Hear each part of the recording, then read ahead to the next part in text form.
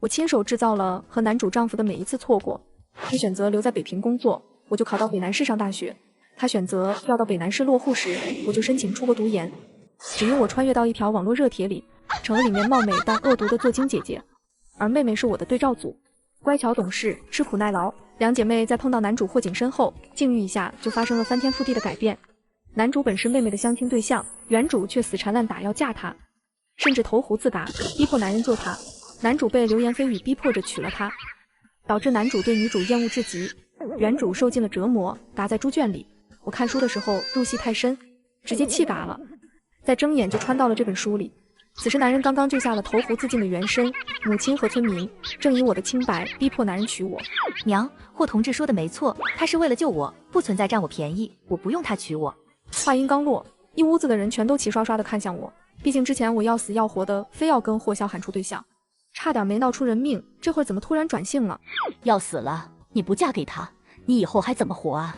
你闹了这么多天，这不就是你想要的结果吗？霍同志，谢谢你救了我，这些医疗常识我是懂的，只是我还有1年就要高考了，出了这样的事，原来的学校应该不能去了，同学们肯定会在背后议论我的。你看能不能跟霍叔叔说一下，我想去北平念完高中。霍萧寒目光冷锐地看着我，并不觉得这是我的真实想法。你要是真的想去北平上高中的话，我会帮你转学。我希望你不要有其他的心思。小霍同志，你这说的什么话？本来你们这样就是要结婚的，你大小也是一个军官，不能这么不负责任。娘，霍同志是军官，我把妹妹的腿给弄伤了，这种情况是过不了政审的，就是霍同志愿意娶我也没用。苏母明显愣了一下，就连霍萧寒也有些意外地看向苏婉。确实这种情况是打不了结婚报告的，除非他转业或者退伍才能结婚。我想去北平上高中，远离钱塘村，这样就不会有人知道这件事。等我努力考上大学后，就可以分配在当地工作，到时候我就可以在北平找个好对象。前面的话苏母没听进去，但是后面那句话苏母是听得真的。就她这个女儿长得跟天仙似的，肯定能找到一个比霍萧寒条件还要好的结婚对象。于是苏母连连点头，拉着苏爹一块同意下来。那叔叔阿姨，我现在就回部队给我爸通个电话，开介绍信，等明天开好后，我就来接他们去北平。小慧，你相亲对象长得又高又帅，不会真的被你那个坏姐姐抢去了吧？他真的讨厌死了。没有，霍大哥不肯娶我姐。他还真的挺怕霍大哥会答应，也更害怕姐姐会做会闹，不然苏小慧低下头看着被牛踩伤的右腿，不然她就白遭这个罪了。那真的太好了，那你姐姐以后可能就嫁不出去了，要嫁也只能嫁远一点。你不要把这件事告诉别人哦，家里人不让往外说的。放心，我不会跟别人说的。第二天，苏母站在家门口，就看到停在村口的吉普车，赶忙招呼我和妹妹收拾行李往村口赶。正好与往苏家走的霍萧寒在半路碰上。霍大哥好。霍萧寒同苏母和苏家大哥打了声招呼后，视线直接掠过我，落在苏小慧的身上。小慧妹妹你好。霍同志好。霍萧寒只淡淡的点了点头，将介绍信递给我。霍大哥，那我的介绍信呢？在我这儿，我先替你保管。我看得出霍萧寒对我的戒备和排斥，似是生怕我会把苏小慧的介绍信撕掉一般。不过以原身那种做劲，也确实能做出这种事来。好，谢谢霍大哥。霍大哥应该是看上自己了吧？他好像是想保护我，给我撑腰吧。苏婉只是目视着前方，计划着到北平的生活。到了北平，一切只能靠自己了。霍家那边肯定知道原身为了抢对象害妹妹，还跳河自杀的事情，对我不会有什么好态度。况且我也不想过寄人篱下的生活。等到了北平，看能不能找份包住包吃的工作，这样还能挣点学费、生活费。开学后就直接住校，只要熬到考上大学就好了。你可一定要在北平找到对象结婚啊！要是高中念完还嫁不出去，再回到钱塘村，可就真的只能嫁给老光棍了。好，我知道了。苏婉的思绪被打乱，知道跟苏母解释她要考大学也没啥用，就顺着她的意点了点头。娘，你放心，到了北平我肯定能在3个月内找到对象。为了能安心上学备战高考，考个好大学，她决定就先撒个美丽的谎言，先稳住苏母的情绪，考上大学后再说出实情。好，这我就放心了。还想3个月就找到好对象，攀上高枝？霍萧寒漆黑冷沉的眸中是一片讽刺和漠然。到了村口的车前，苏母依依不舍地嘱咐两人许多话，眼睛红红的看着远去的汽车。很快车子就行驶到了火车站。看到苏婉从车上下来的时候，2名战士的眼睛都不由一亮。同志你好，请问你知道厕所往哪边走吗？就在前面。霍团，小嫂子说要上厕所，你陪着去吧。谁是小嫂子？哪位女同志让你这样称呼的？霍团，我错了，我以为刚才下车的那位女同志是你的相亲对象。注意纪律，不要随便乱称呼女同志。你带苏婉同志去一趟。是。他怎么会想到那么漂亮，跟天仙似的苏婉同志，竟然不是霍团的相亲对象？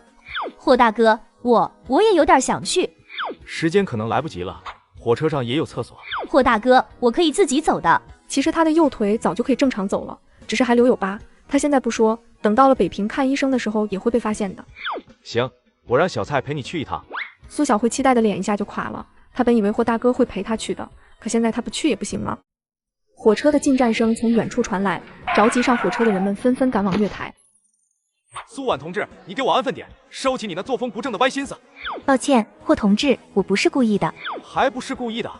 大庭广众之下公然的往男人的怀里摸，简直不要脸至极。从现在开始，给我注意保持男女同志之间的距离，再敢越界，我立马就让人送你回钱塘村。抱歉，霍同志，我不是故意的。还不是故意的？大庭广众之下公然的往男人的怀里摸，简直不要脸至极。不知道苏家到底是怎么教育他的，他就不该答应帮他转学到北平，等到了北平还不知道会做出怎样不知检点的事情出来。从现在开始，给我注意保持男女同志之间的距离，再敢越界，我立马就让人送你回钱塘村。霍大哥，你别生气，姐可能是因为太喜欢霍大哥你了，现在人这么多，你就不要再说姐了，你就原谅姐这一次吧。姐，我不和霍大哥像就是了，你不要这样损坏自己的清白和名声，我愿意成全你和霍大哥。霍萧寒虽然训斥得很凶，但也刻意压低了声音，周围的人也不知道发生了什么，但苏小慧却故意大声地说出来，让人以为是姐姐看上了妹妹的相亲对象，故意投怀送抱的逼迫人家娶她。啧，这么一个漂漂亮亮的小姑娘，怎么这么不要脸，抢自己妹妹的男人？就是故意在公共场所大庭广众之下对军人同志搂搂抱抱，就是想诬陷军人同志，这种人太坏了。对，赶紧报公安，告他耍流氓，把他抓起来，这种坏分子就要抓进去好好思想改造，免得再祸害其他无辜的人。苏小慧心里满是得意，她就是不想苏婉跟她一起去北平，她就应该嫁给村里40多岁的老光棍。苏婉冷冷地勾起唇，眼角瞬间变红。小慧，你可是我亲妹妹，刚才你也不在场，你怎么能这样误会我？我刚刚是被人推倒了，我也不知道站在前面的人是霍同志，只看到前面的人穿着绿色军装，出于老百姓对军人的信任，这才抓住霍同志，只是不想要摔倒，仅此而已。对，霍团，你真的误会苏婉同志了，苏婉同志真的不是故意的。韩卫立刻在旁解释着，将刚才的事情又详细的描述了一遍。苏小慧也没想到竟然会出现反转，立即一脸自责愧疚地说，对不起姐，我听到霍大哥警告你注意男女同志关系，就以为你还喜欢霍大哥，想和霍大哥处对象，都是我不好。小慧，虽然一开始和霍同志相亲的人是我，可后面爹娘让霍同志娶我，我也说不嫁了的。我要是想和霍同志处对象，又为什么要跟爹娘那样说呢？你怎么还要这样误解我呢？他就知道苏小慧会拿这个说事，故意一开始不把这件事挑出，就等着他自己往坑里跳。对付这种绿茶小白莲，就要比他更柔弱、可怜、无辜。原来一开始和军官同志相亲的就是姐姐啊，是姐姐没相上军官同志，才轮到妹妹的。我就说姐姐长得可比妹妹漂亮多了，跟仙女似的，怎么会做出这种事情来呢？是啊，姐姐和军官同志两人看上去就十分登对，是不是军官同志也没相上她，故意这样说的，还真蛮有心机的。听着周遭的议论声，刚才有多得意的苏小慧脸色就有多难看，立马做出一副可怜兮兮的样子。姐，对不起，都是我的错，你打我吧，我不该误会你的。没事，既然事情已经说开了，那小慧以后应该不会再误会我了吧？不仅没让苏小慧成功卖凄惨，反而还衬得她十分通情达理，爱护妹妹。这事是我的错，我会跟苏婉同志你做检讨。火车马上就要开了，我们先上火车再说。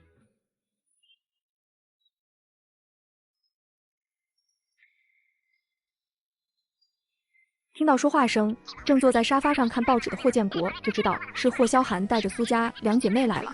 为了苏婉来北平上学这件事，霍建国的爱人谢白灵和他大吵了一架，坚决不同意一个差点害打自己亲妹妹的人到北平上学，还要寄住在霍家。谢白灵被气得直接回了娘家，让霍建国自己收拾自己弄出来的烂摊子。奶奶，爸，我回来了，这是苏婉同志和苏小慧妹妹。妈带着心仪睡了。回来了，学校让你妈去外省出差几天，心怡也带去了。即便霍萧寒不介绍，他也在两姐妹中一眼认出了苏婉。17年前，他到钱塘村附近，不幸在山林中被毒蛇咬到，是苏爹将他背回来，将他救活的。当时苏婉还不满1岁，冲着他咯咯的笑，可爱软萌极了。奶奶，霍叔叔你们好，我这次来北平上学，给你们添麻烦了。面对霍建国久居军中高位的锐利威严眼神，苏婉镇定从容地打招呼。你是妹妹苏小慧。霍叔叔，我是苏小慧，我来北平念中专，给你们添麻烦了。一旁的苏小慧连忙出声，但到底只是一个没见过世面的农村小姑娘，学着苏婉的话说，紧张的有些结巴。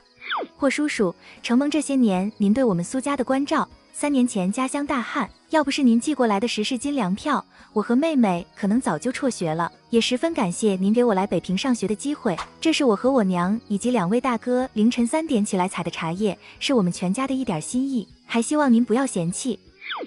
你们家真是有心啊，当年也多亏了你父亲，我才能捡回这条命。霍建国目光落在苏婉身上，带着一丝赞许以及探究，随后又看向自己的2儿子，似是在询问你电话中说的苏婉和现在的这个苏婉是同一个人吗？霍萧寒听到苏婉这一口流利标准不带有乡音的普通话，尤其她落落大方的表现，完全不像是一个从穷苦农村出来的姑娘，倒像是接受过良好教育、知识分子家庭中的女儿。苏婉，你普通话这么流利，学习成绩应该很好，班里考第几名？霍老太太推了推鼻梁上的老花镜，老一辈的革命家从尸山血海中爬出来的，仿佛是一个照妖镜，能在瞬间照出你的原形。正在苏婉斟酌用词的时候，霍萧寒就递来了苏婉的转学证明材料，上面不仅有苏婉期末各科的考试成绩，还有班主任的评语。数学9，化学23，语文54，外语3。学习上缺乏内在自觉性与动力，自制力极差，时间观念不足，玩心重，注意力不集中，迟到15次，逃课5次，建议退学。即使常年泰山压顶也面不改色的霍建国听后，威严的唇角微微动了一下。罢了，反正本身就不是来上学的，考什么成绩也不重要了，只要到时候能顺利高中毕业就好。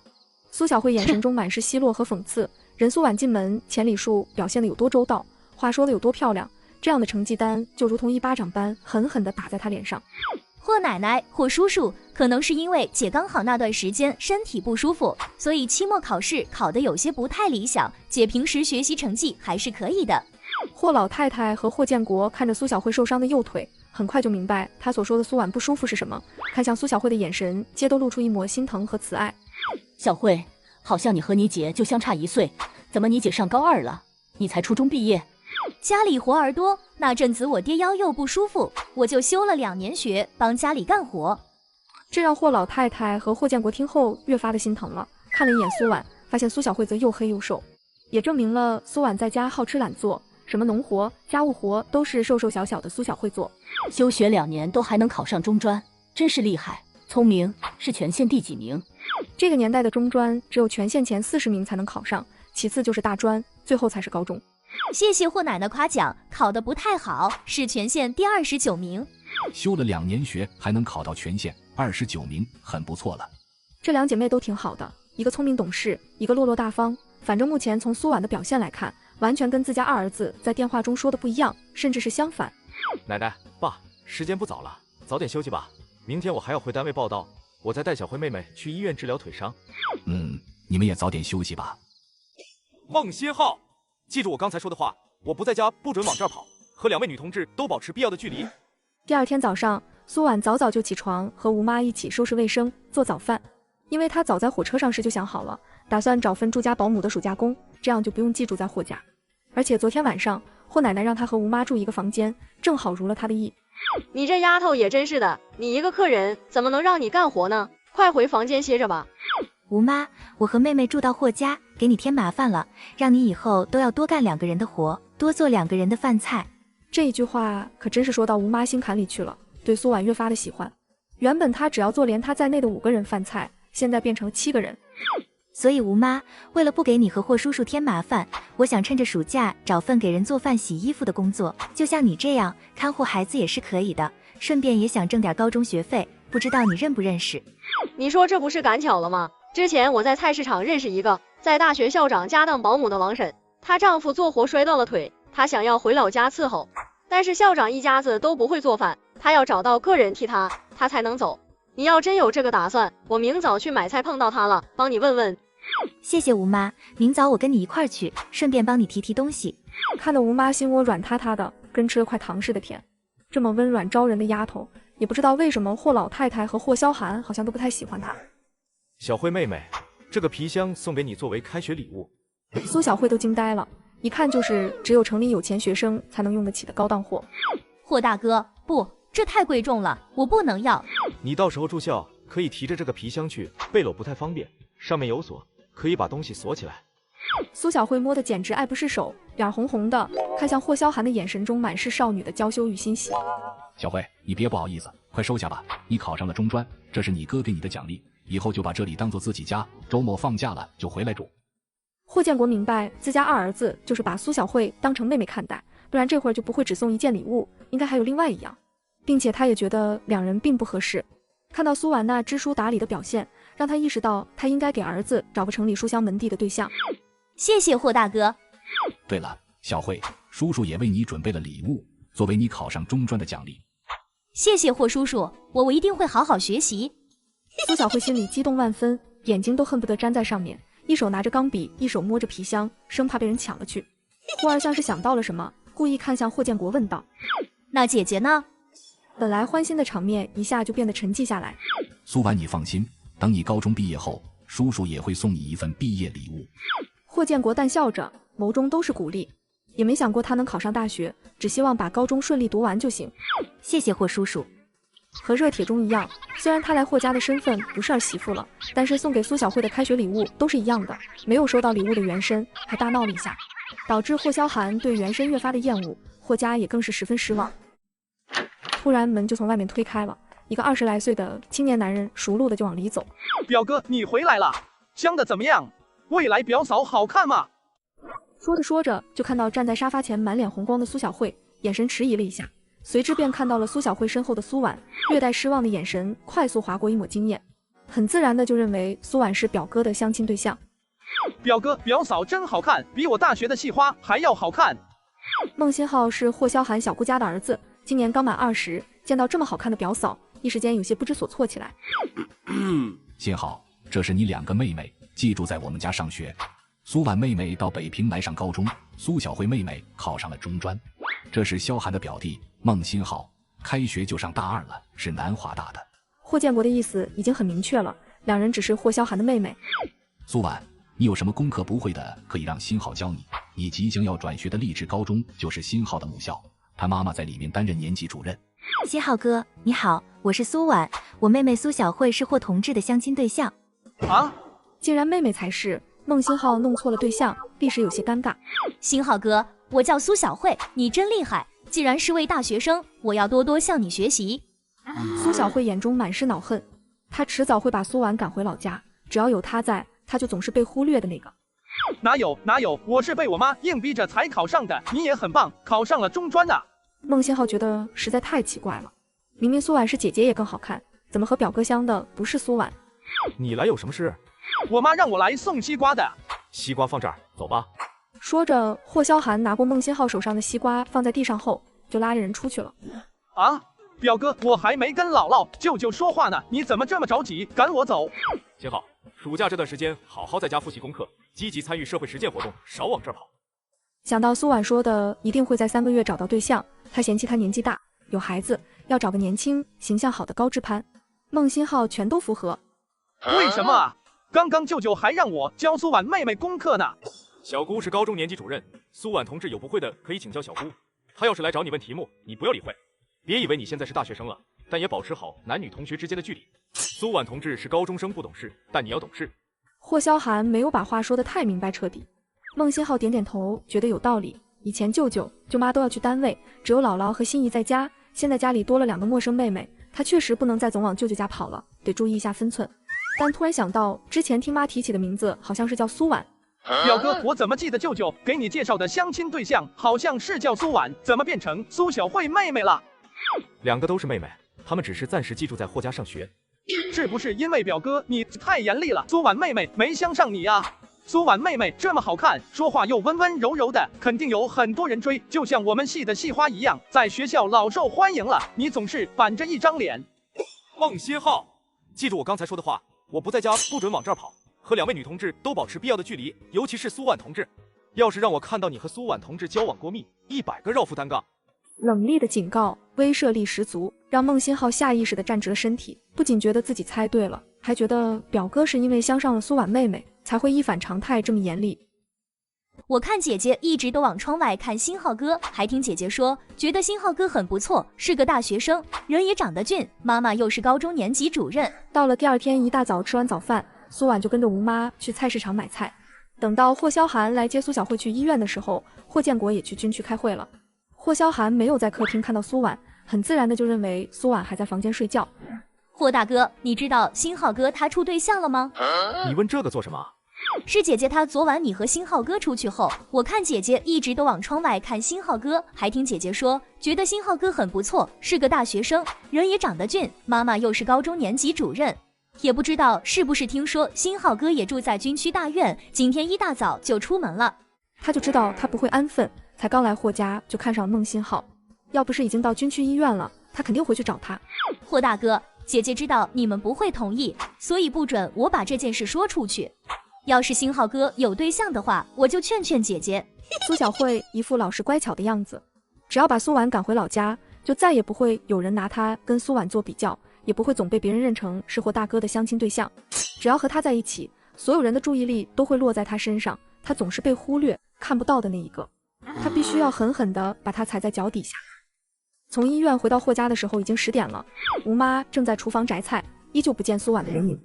霍萧寒又去了一趟孟家，只有小姑霍红一个人在。得知一早孟新浩就约了高中同学去郊外捕鱼去了，希望孟新浩将他的警告听进去了，没有和苏婉待在一起。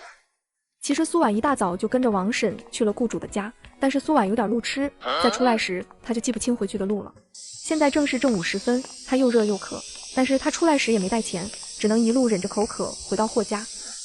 怎么样，成了吗？成了。原本雇主觉得他太年轻，是不打算要的，后来看到他的介绍信是部队开的，又听说他还在上高中，是在趁暑假打工挣学费后，就立马同意将他留下了。明天一早他就可以收拾行李过去。等晚上大家吃完了晚饭，苏婉就去了书房，将自己明天要去做保姆的事情跟霍建国说了。苏婉，学费的事你不用担心，你想趁着暑假锻炼一下也没关系，不过可别忘了学习，等你高中毕业后，想要在北平找一份工作不是一件难事。霍叔叔，您请放心，我会努力学习，复习功课的。苏婉洗完澡后，就把大家换下来的脏衣服分类泡在木盆里，关上灯，借着窗外照射进来的月光，开始搓洗衣服。他这么做也是想感谢吴妈帮他介绍这份工作，吴妈可是帮了他一个大忙。洗着洗着，卫生间的门突然被人拉开。霍叔叔，您要用卫生间吗？您等一下。苏婉上身穿着棉质的背心，下身是短裤，让站在门外的人身形顿僵，转身就往书房的方向走去。霍萧寒从小到大都鲜少接触女生，这突如其来的一幕，尤其还是在私密湿漉的卫生间，让他喉咙一阵紧涩，不知道该如何处理。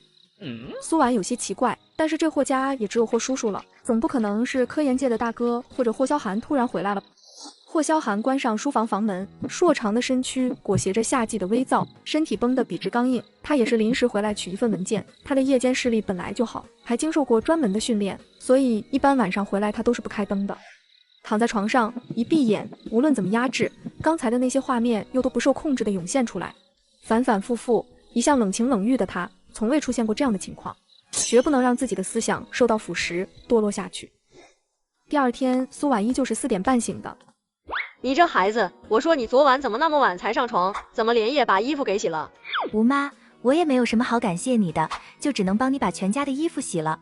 我现在帮你去做早饭，做完我就要去宋校长家了，到时候等霍奶奶和霍叔叔醒了，麻烦你跟他们说一声。不用，我自己来就行了，你快去宋校长家吧，这2根玉米你拿着路上吃。这2天霍家的活都是苏婉帮着他做，但除了霍首长，霍老太太一直都对他不冷不淡的，而他的妹妹苏小慧就陪着霍老太太看电视读报纸。苏婉见推辞不过，就拿着玉米和行李走出了院子。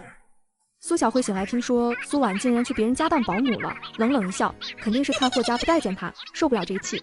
但听到是吴妈介绍的，雇主还是霍大哥军校的校长，苏小慧一脸担忧地说道：“霍奶奶，霍叔叔，可我姐姐她不会做饭啊。之前农忙的时候实在没办法了，让姐姐做了一顿，结果全家吃完都上吐下泻的。还有一次，娘让姐姐炒菜，只走了一会儿，差点把厨房给烧了。后来家里人再也没让姐姐做过。”苏小慧说的这些都是事实，霍建国显然也没有想到，但还是选择相信苏婉。要是苏婉不会做饭的话，那宋校长家也不会留下她。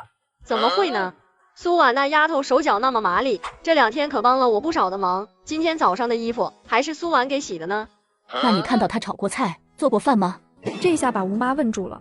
确实饭菜都是她做的，苏婉只是帮着打下手，剥个蒜、淘个米什么的。简直是胡闹！要是让宋校长一家吃出什么好歹，或者把房子烧了，萧寒以后的升迁路也就掉头了。要闹出更严重的事，整个霍家都要被牵连。怎么把一个四肢不勤、到处惹事的懒货给介绍去当保姆？吴妈，你还不赶紧去把人给找回来？你赶紧打电话给萧寒，让他联系宋校长，把人撵回来。霍建国是相信苏婉的，但是苏小慧也不可能说谎，去了书房就给霍萧寒打电话。这个女人炒个菜，差点把厨房给烧了，只是让她做了一顿饭，结果全家吃完都上吐下泻的。但是女人还是自信的要去别人家做保姆。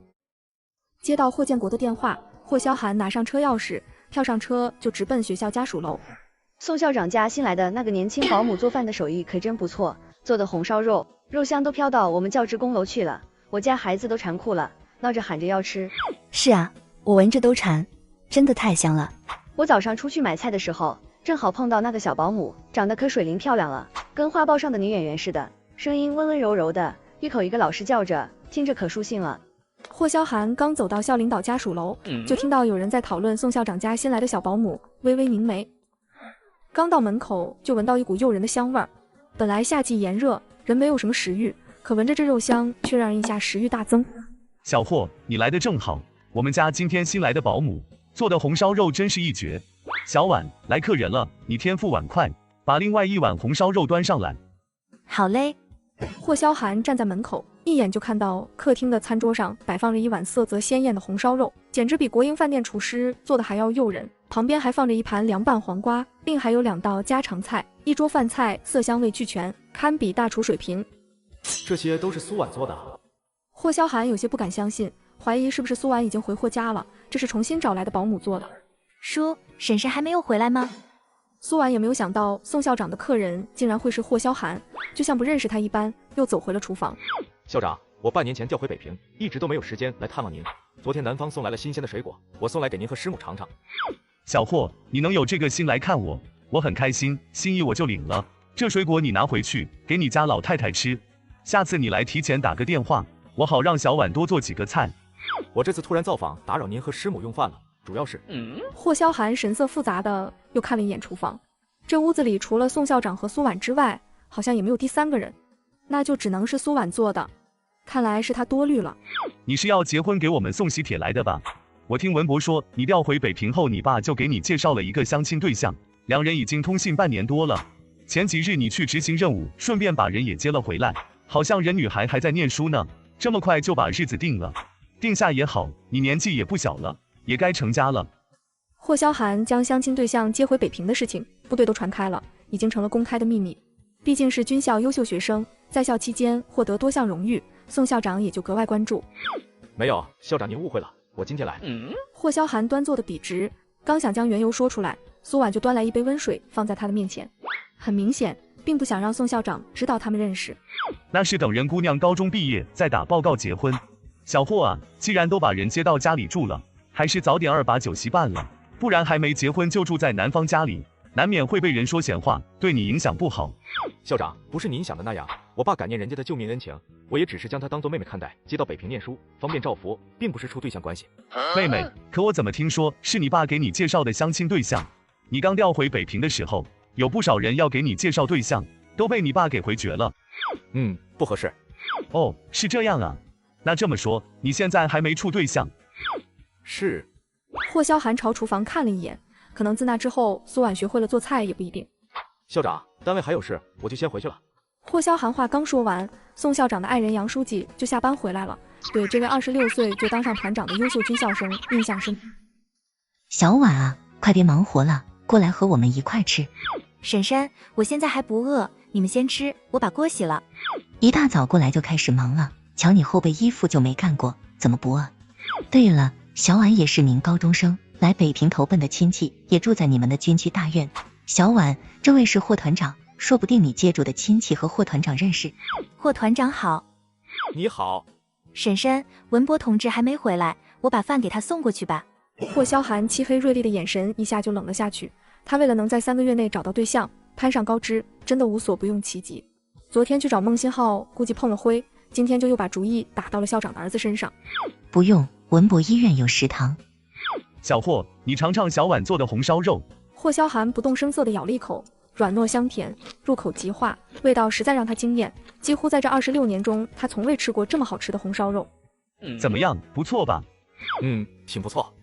喜欢下次再来，我让小婉多做一点儿。对了，你们都相亲通信半年多了，是怎么不合适啊？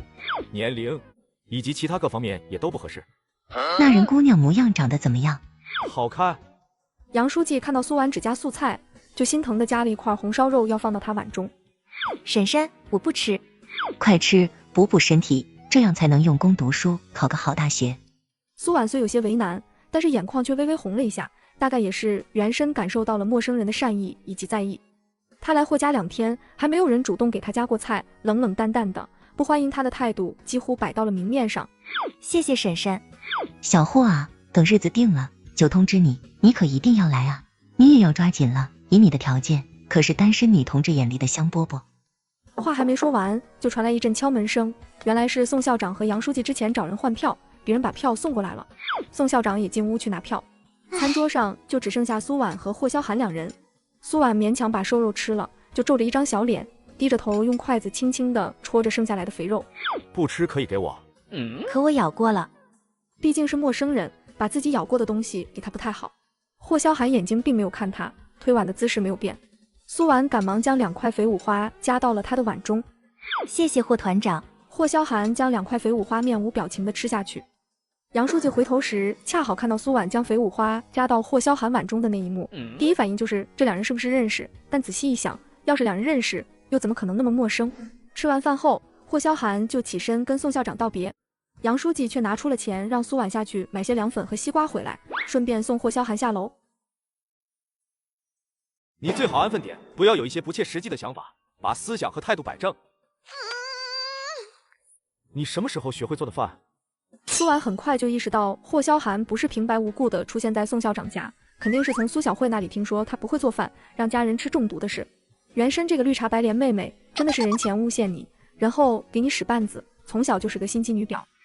我一直都会啊，只是不知道是谁把装过农药的碗洗完后又放回了碗橱里，导致家里人吃了身体不适，我也差点没命。后来家里人就再也不让我做了。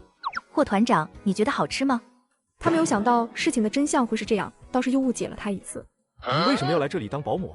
本身我那样的成绩，你和霍叔叔还能帮我转学到北平上学，我已经很感激你们了，不想再给你和霍叔叔添麻烦。正好吴妈说宋校长家缺个保姆，我就过来了。爹娘跟亲戚借了不少钱，我也想给他们减轻负担，自己挣学费。这可和他在钱塘村村口跟苏母说的不一样，他信誓旦旦地说要在3个月内找到对象。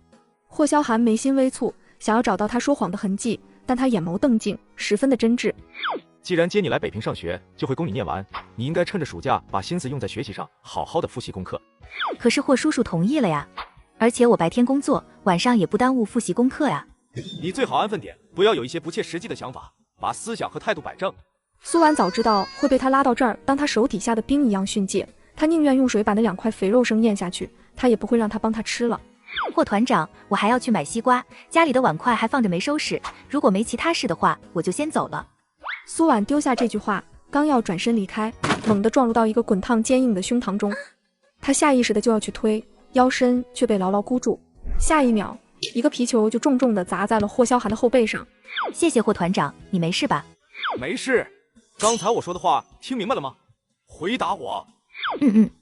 霍萧寒见状没再说什么，希望他是真的听进去了，不再打什么歪主意。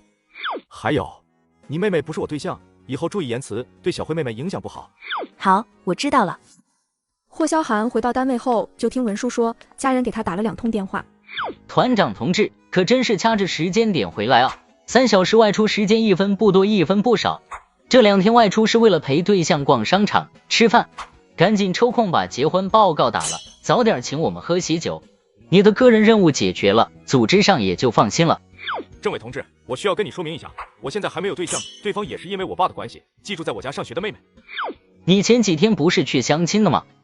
这2天霍萧寒一直外出，所有人都认为他是去陪对象了，结果告诉他只是妹妹。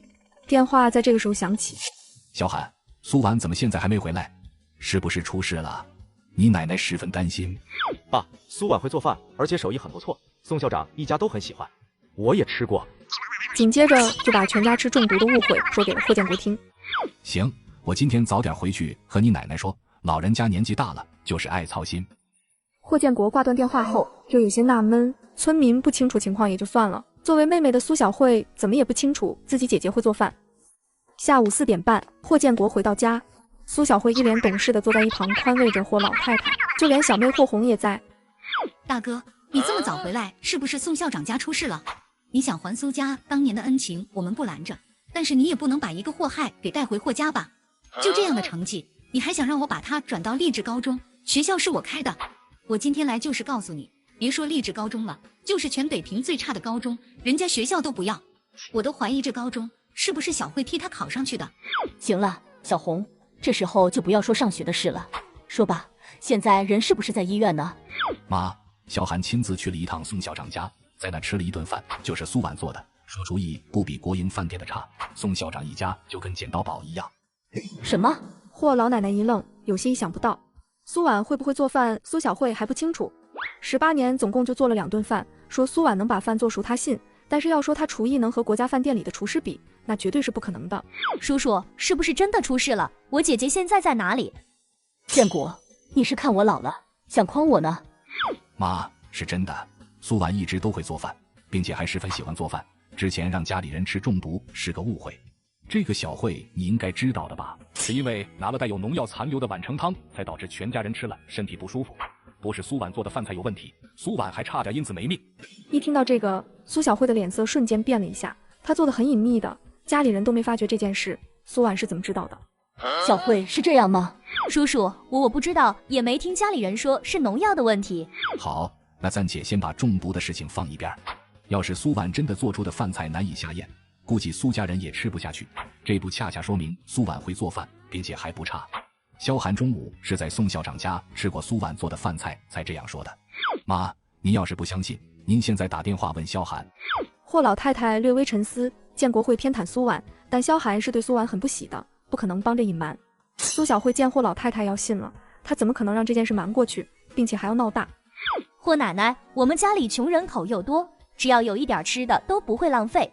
自从姐姐把厨房烧了之后，娘连厨房都没让姐姐进过，我真的没见过姐姐后面有做过饭。会不会霍大哥吃的饭菜是上一个保姆做的？他可以肯定苏婉那个懒货是绝对不会做饭的，做出来的比猪食还难吃。对呀，是萧寒亲眼看到他下厨做的吗？这个萧寒倒是没说。要不这样，妈，明天不正好是您的小生日吗？让萧寒去跟宋校长说一声，接苏婉回来给您做顿饭，到时候不就知道苏婉究竟会不会做饭了吗？霍建国见解释不清，索性让苏婉展示一下厨艺，更能让人信服。对，霍老太太，霍首长说的对，不能说什么就是什么，万一真的冤枉苏婉了呢？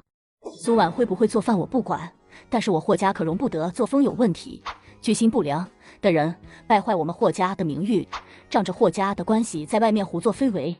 既然你们都相信苏婉会做饭，那就明天晚上让她回来做一顿，我倒要看看一个从来不进厨房的人怎么能做出一顿比国营饭店还要好吃的饭菜。我丑话也说到前头，他要是做不出来，反正北平也没有学校肯要他，就早点儿送回去，重新找个高中给他念。苏小慧听到这翘起的嘴角简直比 AK 还难压，心里高兴极了。这可是苏婉自己非要往枪口上撞，谁让她虚荣又爱装的？小学的时候拿着她画的画，非告诉老师是她画的，现在踢到铁板了，霍家可不是那么好糊弄的。一个女孩子要注意影响，要午休就回房间睡。霍萧寒不知道要以什么样的理由开口把苏婉接出来回家做饭，主要是他今天去并没有表明和苏婉的关系，宋校长师母都以为他们不认识。直到军区医院快下班了，才把电话拨过去，跟宋医生说明自己的来意。宋文博下班回到家之后，就把这件事跟宋校长说了。爸，霍团说明天他奶奶过小生日，今天中午在我们家吃饭时，觉得小婉同志的手艺很不错，就问我们能不能把人借回去半天，给他奶奶做顿晚饭。正好明天我们要和敏敏父母商量婚期的事情，我就答应了。这霍萧寒做事也太雷厉风行了吧，这才见了一面就找借口要把人领回家见家长。两人都觉得不对，霍萧寒和小婉之前肯定认识。小婉啊，你和霍团长之前是不是在军区大院见过啊？苏婉在商界浮沉多年，一下就听出这话语里的潜在意思，并不只是闲聊问问，应该是中午的时候看到霍萧寒和他说话了。军区大院好多穿军装的，感觉都长一个样，我不记得了。怎么了，婶婶？就是霍团奶奶明天过小生日，觉得你手艺不错，想请你去霍家给霍奶奶做顿晚饭。我以为你们之前认识呢。杨书记说完，仔细观察着苏婉的表情，试探着问：觉得不应该呀？要是两人之前没见过，不认识，小霍这样未免太冒失了，总不能才见一次面就匆忙的确定恋爱关系。苏婉早就想到以原身之前的名声，不会轻易被相信，再加上苏小慧在那挑拨离间，不想让他好过。让我明天回去做饭，就是苏小慧笃定了我做不出来，好让霍家将我赶回老家。可惜苏小慧要失望了。婶婶，我不认识霍团长，不过今天中午我送霍团长下楼的时候，霍团长确实跟我提过这件事，但我是您家的保姆，肯定需要宋校长和您同意才行。小霍把你带到小树林，就是为了跟你说这件事。杨书记没有想到事情竟然会朝着不一样的方向发展，这样一来，一切都好像说通了。对呀，霍团长十分孝顺，让我写了一些老年人喜欢吃的菜谱，好回去让家里的保姆做。杨书记颇有些失望，还以为小霍瞧上小婉了呢。不对，这又何尝不是一种接近小婉的方式呢？毕竟小霍帮他吃肥肉这一幕，他可看得真真的。你这丫头，回来怎么不跟我们说啊？我还正要跟你说，明天周六我们一家都要去文博对象家，晚上才回来。你明天就跟着小霍去霍家，给霍奶奶做顿生日晚饭。好的，婶婶。这可是苏小慧非要贴脸跟我开大的，到时候不知道她要以什么样的理由收场。到了第二天一早9点，宋校长一家3口就提着早前买好的礼品去了未来亲家家。苏婉将家里收拾干净之后，就拿出高中课本坐在沙发上复习，看着看着就打起了呵欠，放下书就在沙发上睡午觉。下午2点，霍萧寒来到家属楼，走到宋校长家门口的时候，就看到在沙发睡着的苏婉。霍萧寒黑眸迅速一沉，视线像是被烈火灼过一般，快速转过身。这个女人就这样衣衫不整的睡在客厅。也幸好这栋楼一梯只有2户，除非有事来找宋校长，不然不会从旁经过。霍团长，你怎么来了？睡醒就收拾一下走吧。现在几点了？2点15，还要去拿订的蛋糕，到霍家差不多3点。好，转身将高中课本收起来，然后又去卫生间上了一个厕所。看到苏婉收拾高中课本，她还真的在复习功课，有些意外。一个女孩子要注意影响，要午休就回房间睡。可忽然又在想，她是不是故意这样的？知道她要来，但是这么点尺度放在后世也不算什么尺度。况且这一栋楼住的都是校领导，文化素质水平都很高，她也没有什么好担心的。就这也要被训，幸好当初没嫁给他，不然这日子真没法过了。到了楼下，霍萧寒径直地朝停在树荫下的28大杠走去。这次外出是私事，没有紧急的要事或者任务，肯定不能开部队的车出来。身为团长，他更要以身作则。到霍家的时候，将近3点半。既然上不了学，那我就只好嫁人。姐，你要嫁给谁？当然是霍团长。苏婉跟着霍萧寒走进客厅，苏小慧正坐在沙发前给霍老太太读报纸。尽管努力的纠正读音，但是乡村口音还是很重。萧寒回来了，就是个小生日，还买什么蛋糕？奶奶，霍奶奶好。霍老太太只是淡淡的看了一眼苏婉。霍大哥，姐，你们回来了。苏小慧乖巧的脸上满脸堆笑，看向苏婉时，眸底不由划过一抹等着看好戏的嘲讽。我倒要看看他怎么收场，欺骗了整个霍家，霍叔叔也不会再为他说话，以后他肯定会臭名昭著。霍奶奶，那我就去厨房做饭了。苏小慧假模假样的站起身要去厨房帮忙，却被霍老太太给拦住了。明显是怕苏小慧帮苏婉做饭，而这也是苏小慧想要的，正好她可以和霍大哥待一会儿。霍大哥，这个是生僻字，我上学的时候还没有学到，你知道怎么念吗？霍大哥，你真厉害！身体不由自主地朝霍萧寒靠近，看着霍萧寒的眼神满是娇羞与迷恋。听说军区大院有电影院，不少情侣都会去那里约会，不知道霍大哥什么时候有时间带我去看电影。而且我都来霍家好几天了，霍大哥什么时候会跟我谈论结婚的事情呢？难道是要等我上完中专？霍大哥，昨天小红姑姑来的时候给我带了一本古典名著，上面有一些汉字都是我之前没学过的，也不知道是什么意思。霍大哥，你能不能再教下我？你等一下，我给你拿样东西。这是新华字典，有不认识的字查一下就知道了。苏小慧有些傻眼，本以为霍大哥会让他拿书来，一个字一个字的教他呢。这是霍大哥上学时用的书吗？谢谢霍大哥，这算不算定情信物呢？厨房内，吴妈将这2天的事情都跟苏婉说了，尤其是霍老太太最后放下的那一句话狠话。老太太说，你要是做不出来饭，就让霍首长送你回老家。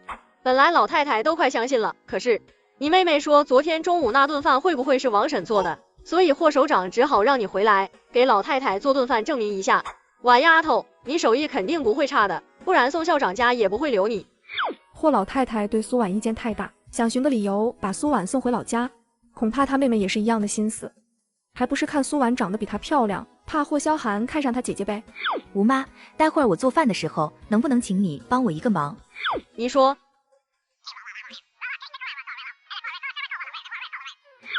姐，我来帮你摘菜。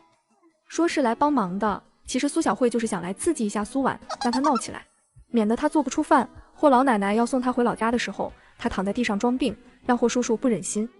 姐，昨天红姑姑来过了，跟霍叔叔说你成绩太差，励志高中是进不去的，就连北平最普通的高中恐怕也不会收你。苏小慧知道苏婉来北平上高中，就是想在学校找个优高之攀，嫁到北平。现在这唯一找对象的机会没有了，苏婉怎么会忍得了？肯定会冲出去一顿质问，大吵大闹。昨晚霍奶奶和霍叔叔商量要把你送回老家，我也求霍奶奶了，但是闹吧，快去闹吧！霍奶奶身体不好，要是把霍奶奶气到医院就更好了。苏婉怎么会不知道苏小慧的心思，轻勾了勾唇，故意说道：既然上不了学，那我就只好嫁人了。姐，你要嫁给谁？当然是霍团长啊。苏小慧比她还清楚，爹娘都是向着她的，要是她真的要嫁，直接写一封信给爹娘，到时候爹娘肯定会拿落水的事跟霍家说事。更何况霍萧寒明确表示苏小慧不是他的对象，喜欢戳心，想怂恿我跟霍家作对，胡闹是吧？看谁戳得过谁。苏小慧刚准备说你过不了政审，就瞥到霍大哥的身影正站在门口。吴妈，晚上小姑一家3口也会来，你多做点饭。那谢教授和心怡晚上回来吗？我妈带着心怡去外地进修了，还需要半个月才能回来。霍萧寒说完，眼神在苏婉身上扫视了一眼，就走了出去。他刚才走到门口的时候，就听到苏婉说的那句，当然是嫁给霍团长啊。果然在宋校长家，他就是故意那样睡的。我是绝对不可能接受这样一个心机女人的。霍大哥，姐知道了她不能在北平上高中的事，说她要嫁给你。我不可能娶她的。这个时候，霍老太太将霍萧寒叫进房间说话。萧寒，你进来一下。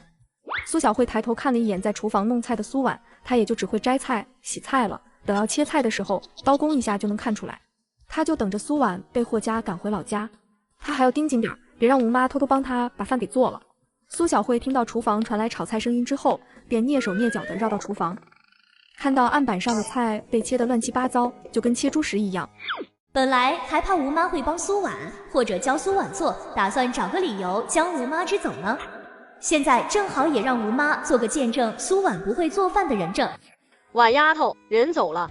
好，要是让苏小慧提前发现她会做饭，指不定会在捣什么乱，在菜里加些什么，所以她就让吴妈帮她盯着。这期间，苏婉还会故意制造一些碗碟碰撞的声音，那叮叮当当的声音吵得就连房间中的霍老太太和霍萧寒都听见。听听，这就是你说的会做饭，就差没把锅给砸了。反正过完今天赶紧给他爹娘发封电报，把他送回老家去。你小姑给你介绍的那位励志高中老师，家里是教育局的，今年刚从师范中专毕业，书香门第，你爸也觉得不错。你看看什么时候休假去见见，早点儿把个人问题解决了。上面刚下了文件下来，马上就有任务，我个人问题先放在一边。什么任务？你就抽空去见一见，然后把日子定下来就行。你今年都26了，和你同龄的孩子都能打酱油了。现在小慧住在霍家，你也不方便再回来住，还不抓紧申请家属院结婚。今年你必须把你个人问题解决了。奶奶，我现在一切要以国家下达的任务为先，支持党和国家的建设工作。说完就走了出去。刚打开门，就闻到一股类似饭菜烧焦的糊味，他的眉头一下皱紧，难不成宋校长家的饭菜真的不是苏婉做的？我亲手制造了和男主丈夫的每一次错过。他选择留在北平工作，我就考到北南市上大学；他选择要到北南市落户时，我就申请出国读研。只因我穿越到一条网络热帖里，成了里面貌美但恶毒的作精姐姐，而妹妹是我的对照组，乖巧懂事，吃苦耐劳。两姐妹在碰到男主霍景深后，境遇一下就发生了翻天覆地的改变。男主本是妹妹的相亲对象，原主却死缠烂打要嫁他，甚至投湖自打，逼迫男人救她。男主被流言蜚语逼迫着娶了她，导致男主对女主厌恶至极，原主受尽了折磨，打在猪圈里。我看书的时候入戏太深，直接气嘎了，再睁眼就穿到了这本书里。5点多的时候，霍建国和霍红丈夫孟经国两人一块儿下班回来，一家人给霍奶奶过生日。建国和萧寒说，这苏家的大女儿厨艺很不错，有国营饭店的水平，趁着我今天小生日，大家来尝尝。真的，姥姥，那看来我今天有口福了吧？这糖醋排骨看上去做的比国营饭店还要香啊！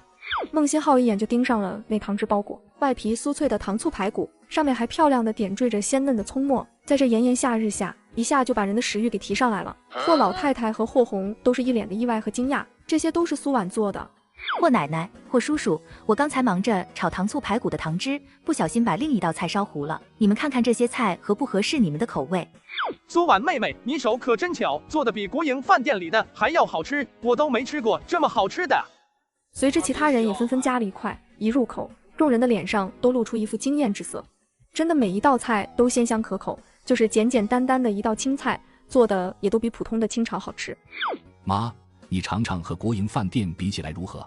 霍老太太牙口不好，吃入嘴中完全没有一点鸡腿的血腥味，有的只有肉质的鲜美，味道浓郁。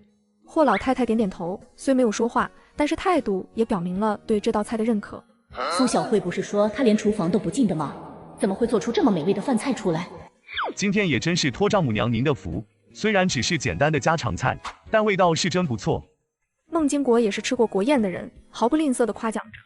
霍红也是不由得抬头，好奇地打量着苏婉，第一眼就被她的容貌给惊艳到了，还有这一口流利的普通话，温良俭让、贤惠柔婉的样子，完全不像是一个差生该有的。就是给霍萧寒介绍的那位书香门第出生的高中老师，和苏婉比起来，他都觉得有些差点意思。你们喜欢就好，厨房还有菜，我去端来。我去帮忙。苏小慧还一脸难以置信地站在那里，脸上的神情也十分的精彩，一会儿白，一会儿红，恨不得将眼前的菜全都打烂，甚至吐上几口口水，但是她不能。我明明看到苏婉将菜切成了猪食，蠢得无可救药的样子。为什么会这样？我不相信这些菜是苏婉一个人做的，我不相信。苏小慧看着众人吃得津津有味的样子，强忍着愤恨，一副惊讶又疑惑的样子。姐，这些都是你一个人做的吗？那不是婉丫头做的，还能是我做的啊？我来霍家7年了，会做什么菜，老太太最清楚了。姐，对不起，我没想到你竟然真的学会了做饭。以前家里农活不管多忙，都没有看到姐你做过，再加上之前让家里人吃了身体不舒服，还差点把厨房给烧了，我就一直以为你不会。要是爹娘知道你能做出这么好吃的菜，一定会十分高兴。这茶言茶语的说着他的黑料，就是在阴阳他明明会做饭，却故意下毒烧厨房，从而逃避劳动干活，躲懒偷闲。小慧丫头啊，那不都是小时候的事了吗？又不是现在，谁家6、7岁小孩第一次上灶能把饭做好的？你怎么老是把小时候的事挂嘴边？爹娘知道我会做饭啊，之前暑假割麦子、浇水灌田，爹娘和3个哥哥他们忙不过来，都是我在家做的饭啊。你每天一大早就帮别人家割麦子，吃完晚饭才回来，自然就不知道了。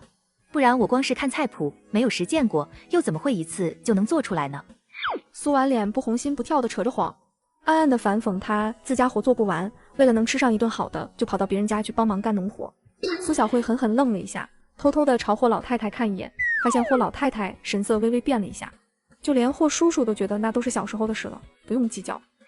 我去帮别人家干活，也是想给自己家省点儿口粮，让爹娘能吃饱。我一直以为家里的饭菜都是娘和哥哥们做的呢，姐，我真的不知道你会做饭，爹娘也从来都没有跟我提过。苏小慧极力的想要向众人澄清，她不知情，并且还十分的无辜。可尽管她确实不知情，但是印象已经造成了，就无可挽回。以后苏小慧说的话就不会再那么的让人相信，她想要挑拨离间也没有那么容易。同时也差不多让众人明白，两姐妹私下的感情并不好。既然那都是小时候的事，以后咱们都不提了。都说女大十八变，就算之前有错，只要及时改正就好了。妈，你看苏婉这顿饭做的色香味俱全，经济又实惠，去国营饭店吃估计要花不少钱和票呢。来，苏婉、小慧，你们快吃饭吧。谢谢霍叔叔。苏小慧紧咬着唇，恼恨极了，不仅没能让霍家把苏婉赶走，反倒让苏婉在众人面前狠狠展示了一把，获得大家的好印象。吃完晚饭，苏小慧看到苏婉去卫生间，想到之前孟新浩也去了还没出来，立即记从心来。苏婉进去后赶忙上前就把卫生间的门把手拧死。恰好这个时候大家都到院外坐在凉席板凳上乘凉，没人看到她的举动。哎，新浩哪去了？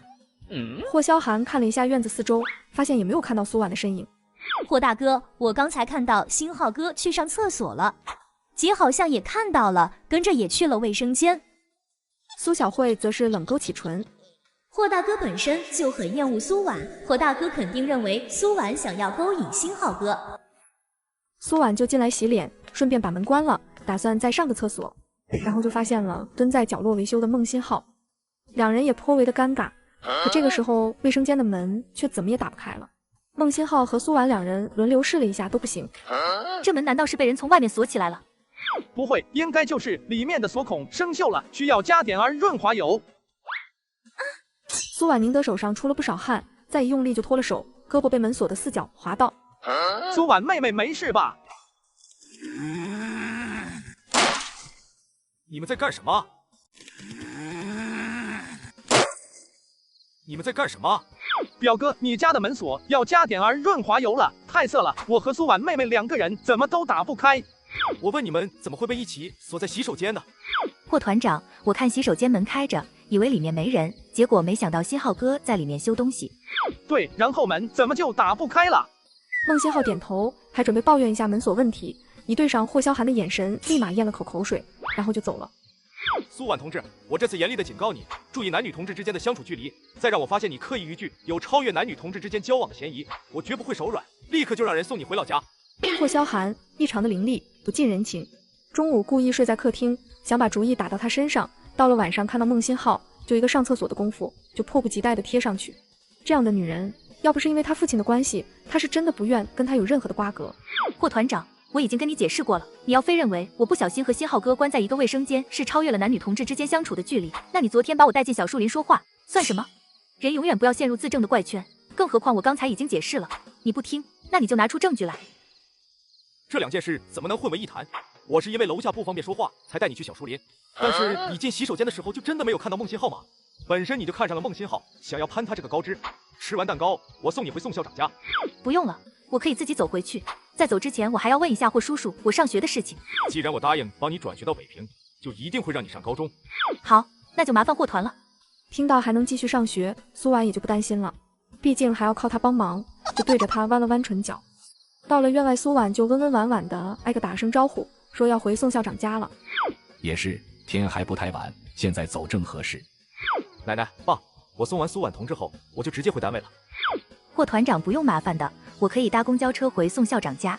那就让新浩送苏婉去公交站台。萧寒，我有话跟你说。霍红说的当然是相亲的事。这刚毕业的方宇老师等开学了，肯定还有更多的人介绍。就是现在暑假期间，估计也有不少人做媒。他和大哥以及妈都觉得这方宇老师不论家世还是职业都非常的适合，所以他得赶紧让两人见面。就是霍萧寒在忙，那也得抽空，哪怕他把人带到他单位去见也成。妈，让表哥去吧。孟新浩哪敢啊，他不小心和苏婉妹妹关在一个卫生间，表哥就凶成那样，这要是送苏婉妹妹去公交站台，岂不是真的要做100个绕腹单杠？让你去就去，怎么还学会偷懒呢？我带他去。说完就朝院外走去，苏婉也只能跟上去。霍红有些纳闷，萧寒调回北平后对结婚态度不是挺积极的吗？想结婚后把心仪接到家属院去住，现在怎么有点逃避相亲了？霍团长，你回去吧，我自己去站台就行了。苏婉也没真的打算坐公交回去，毕竟能省一点是一点，她现在认识路了，一路小跑回去。霍萧寒没说话，一直将他带到公交站台后也没有走，反而从口袋里拿出1张1元纸币。这是你的工资，给霍奶奶做饭是应该的，不用给我钱的。收着。苏婉只好接过那张1元纸币。很快到学校家属楼的公交车就到了，门一打开，霍萧寒就跟售票员买了1张公交车票，把公交车票交给苏婉，就身姿笔挺冷峻的离开。杨书记看到苏婉回来，还特地朝窗外看了看，笑着问道：这么快就回来了？是霍团送你回来的？没有，婶婶，我是坐公交车回来的，霍团长给了我回来车票的钱。想着怎么不是小霍把人给人送回来的，只是给了他坐公交车的钱。难不成真是我想多了？小霍对小婉没意思，可是没意思又怎么会吃一个陌生人吃过的肥肉呢？不过也不急，要是小霍对小婉有意思，以后肯定还会找机会来他们家的。霍萧寒离开站台后，并没有直接回部队，而是回到霍家，跟小姑了解苏婉转学的事情。霍红一听这事就直接摆手，表示绝无可能，想不明白这么一个好看水灵的姑娘，成绩怎么差成这样，就是数学选择题瞎蒙也不至于考那么低。励志高中可是全市排名前5的重点高中，中考的人有多少人挤破头都上不去呢？苏婉这好几门个位数的成绩，连校门都进不去，但凡她每门功课及格，我也能去跟校长磨一磨，反正她就是冲着来北平找对象来的，上不上也无所谓，干脆就给她找个对象，抓紧让她结婚算了。反正她模样不错，又做得一手好饭，肯定不愁嫁。我同事家妹妹的儿子是纺织厂的工人，年龄比苏婉大5岁。小姑，既然我答应他的父母帮他转学到北平，就不能食言。霍红也从霍老太太那里听说了苏婉以跳河威逼要嫁给萧寒的事情，后来醒来后又改成了要来北平上学。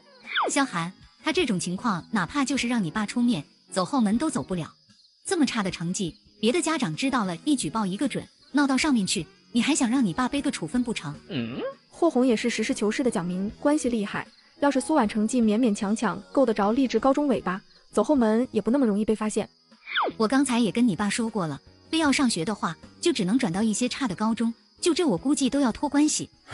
霍萧寒抿着唇，那些差的高中他也了解，不仅在郊区，而且教资力量以及学校管理都十分的松散，都是一些家里有钱有背景的2世祖去的。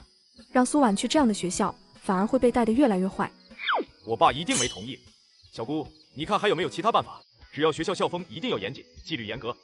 除非是烈士子女和一等功臣家属，不然稍微好点的学校是进不去的。这2个条件显然苏婉都不符合。如果苏婉的成绩能够达到励志高中的要求呢？短短2个月想要成绩提高那么多，这简直是天方夜谭。我觉得他应该重新去念小学，他考这么低，我估计他卷面上有些字都不认识。萧寒，这是你爸该操的心，你跟着掺和什么？他跟你可没任何关系。你现在的主要任务就是抽空和我说的方宇老师见一面，把你的个人问题给解决了。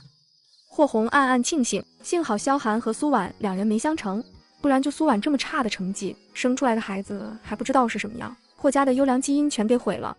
小姑，我已经和奶奶说了，上面下达了一个任务，我现在没有时间去解决我的个人问题。有些恨铁不成钢，这要是自己的儿子还不得气死。知道霍萧寒从小就极有主见，也不再劝说什么，直接扭头去找霍建国。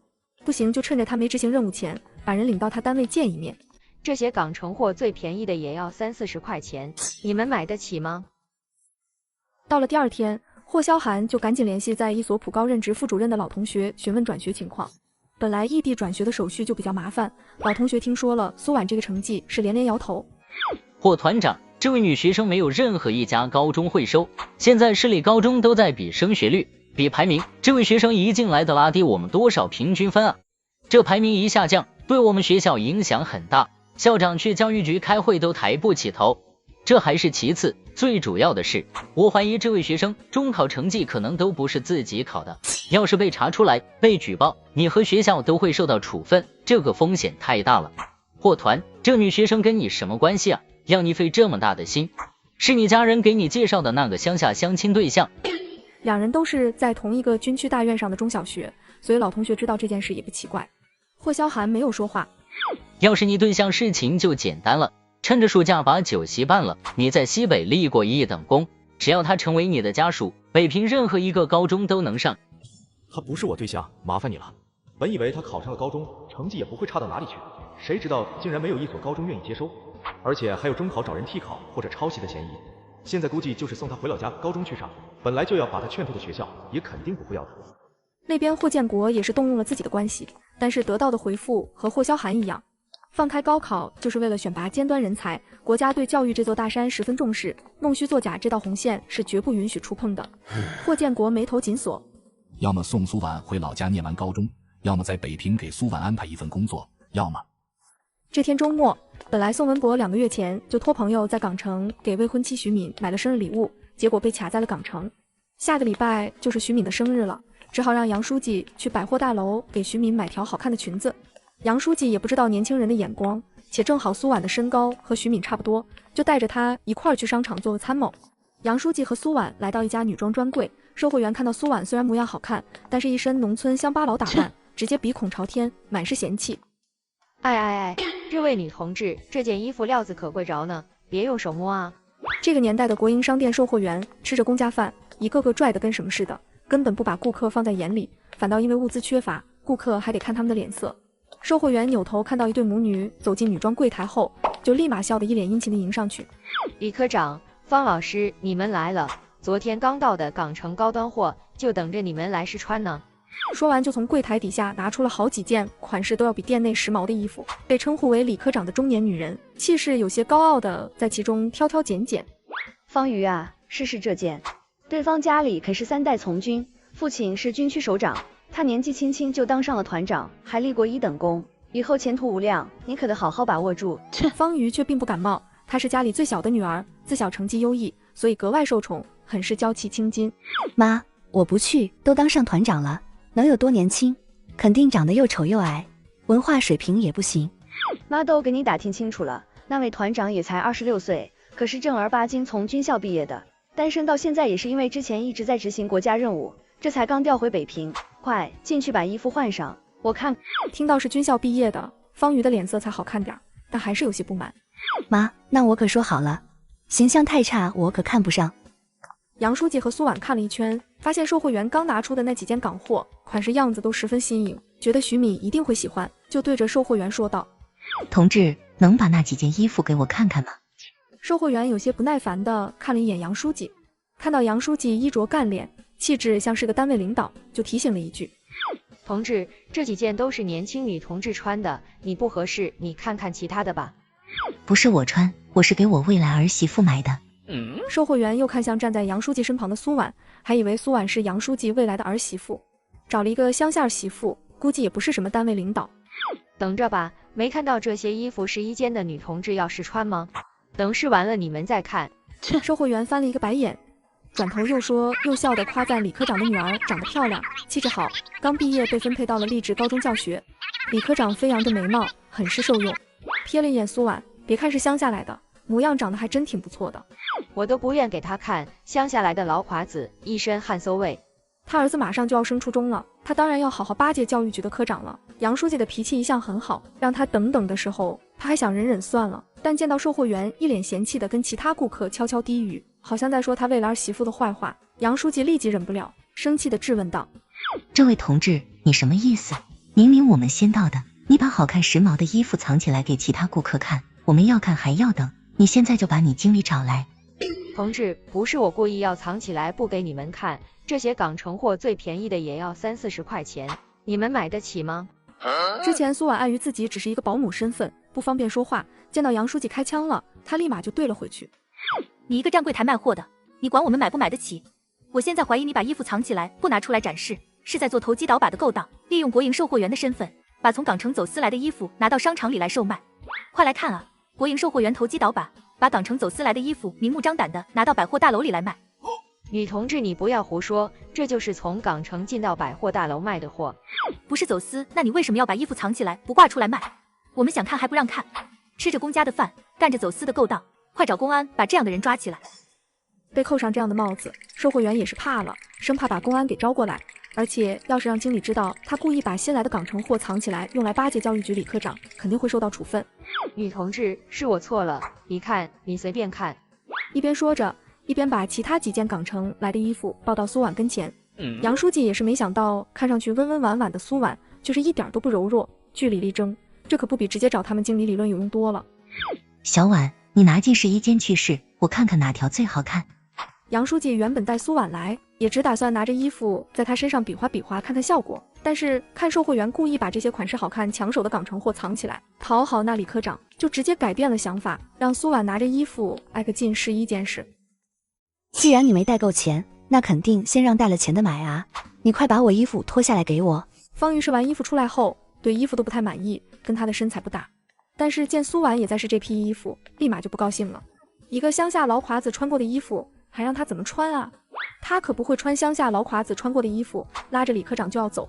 李科长，方老师，这些衣服都是港城卖的最好、最时髦的，全北平不会再有第二件，我可是特意留着给你们来选的。这些还没被那乡巴佬穿过。李科长也不愿意让自己的娇娇女儿和乡巴佬一起试穿这些衣服，但是这些衣服也确实漂亮、时髦。为了这次相亲成功，就哄着方瑜继续去试。方瑜皱了皱眉头，不愿自降身份，高傲地抬起头。既然你跟我妈说，保证最新最好看的衣服先由我来试穿挑选，我不要的才能轮到别人穿。你要么把那乡巴佬赶走，要么我就不买了。哼！售货员才刚差点被扣上走私犯罪的帽子，哪里敢去招惹那个乡巴佬？但是李科长也觉得自己女儿说的对，这乡巴佬根本就买不起，就是过穿新衣服的瘾，你自己想想办法。苏婉穿着长裙从试衣间出来后，那张白嫩温婉的小脸，哪里还有半点乡下人的样子？眼神坚定自信，全身上下透露着一种古典的韵味，袅袅挪挪，就跟从画报中走出来的模特一样，让人眼前一亮。小婉，这身长裙看着款式简单，没有多余的装饰，但是这穿在身上真的好看极了，这又显腰细又显腿长的。杨书记十分的满意，这条裙子将身体曲线勾勒得恰到好处，修身典雅，又带着一丝俏皮温婉，和他未来儿媳妇的身份气质十分的搭。杨书记见状，当即拍板下来，就买这条裙子了。方瑜也没有想到这件长裙穿在身上这么好看，衬得皮肤又白又细腻，而且她的个头比那乡巴佬还高，肯定穿起来比她还要好看。妈，我要那件长裙。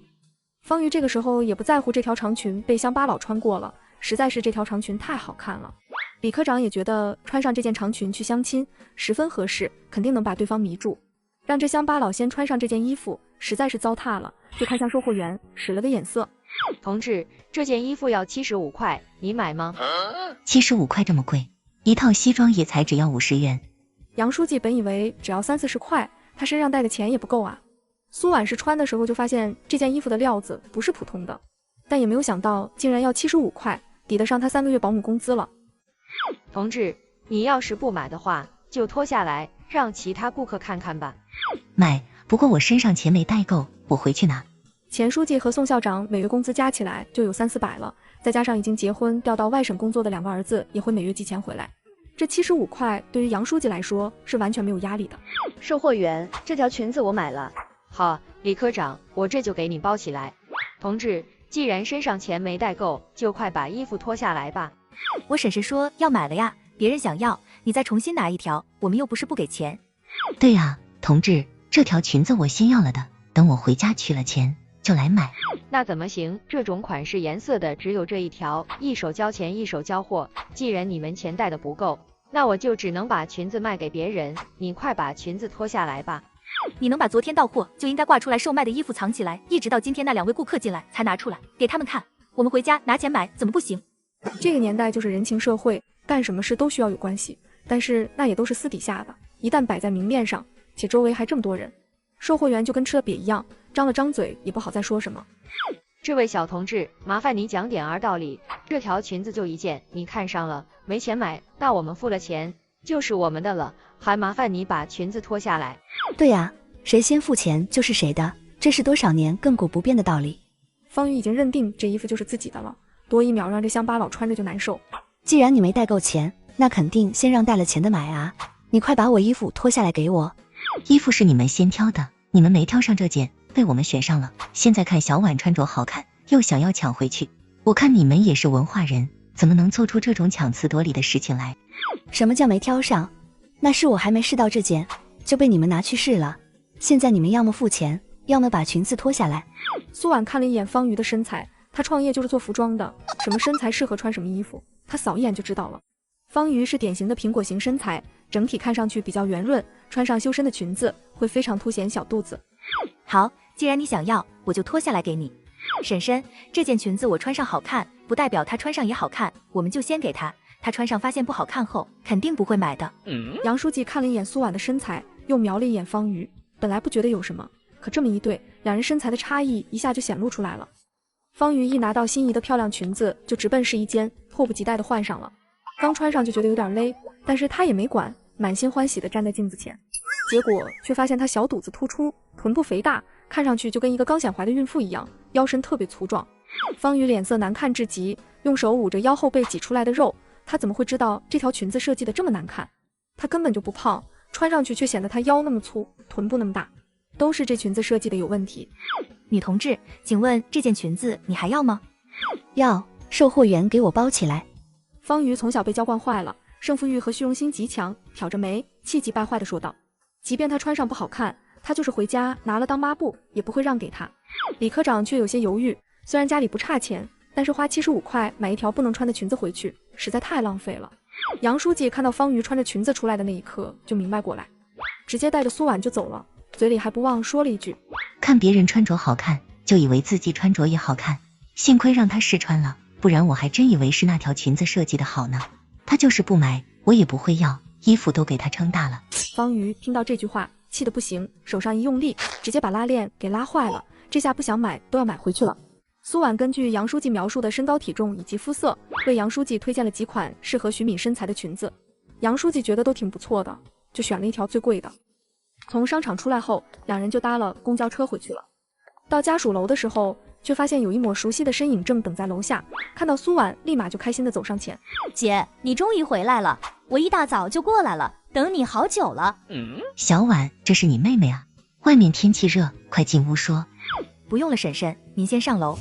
苏婉拉着苏小慧就走到了那片小树林。小慧，你来这里做什么？好，苏婉，你给我等着。小慧，你来这里做什么？姐，我可是特意趁霍奶奶不在来告诉你这个消息的，你可别生气，也别怪霍叔叔。你可能没办法在北平上学，并且也嫁不了霍大哥了。什么意思？苏婉更关心的是他怎么没办法在北平上学了。霍萧寒可是信誓旦旦地跟他说能帮他上学的。姐，你的成绩太差了，而且中考分数与你高2期末成绩严重不符，被怀疑中考时作弊或者找人替考了，所以北平任何一个学校都不肯收，你只能回老家去上。而且你上个礼拜在厨房说你上不了高中就嫁给霍大哥的话，正好被霍大哥给听见了，所以霍叔叔明天安排了一位高中老师来家里跟霍大哥相亲。你不是厨艺很好吗？就想让你回去做顿午饭。看样子霍叔叔一家都很重视女方。苏小慧听到霍叔叔给霍大哥安排了一位书香门第的高中老师相亲时，她真的恨死了。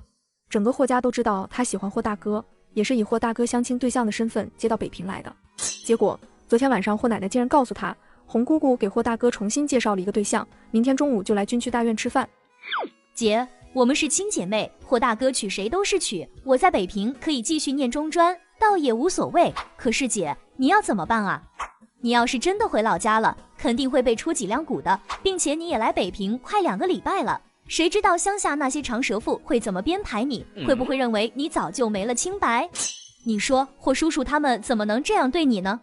霍萧寒只拿苏小慧当妹妹看待，整个霍家人第一天就看得出来了，苏小慧竟然一直到霍家人要重新给霍萧寒安排相亲对象了，她才反应过来，还想怂恿我明天回霍家大吵大闹，毁了霍萧寒的相亲，顺便还能让霍家人将我赶回老家，这可真是一举两得的事情啊！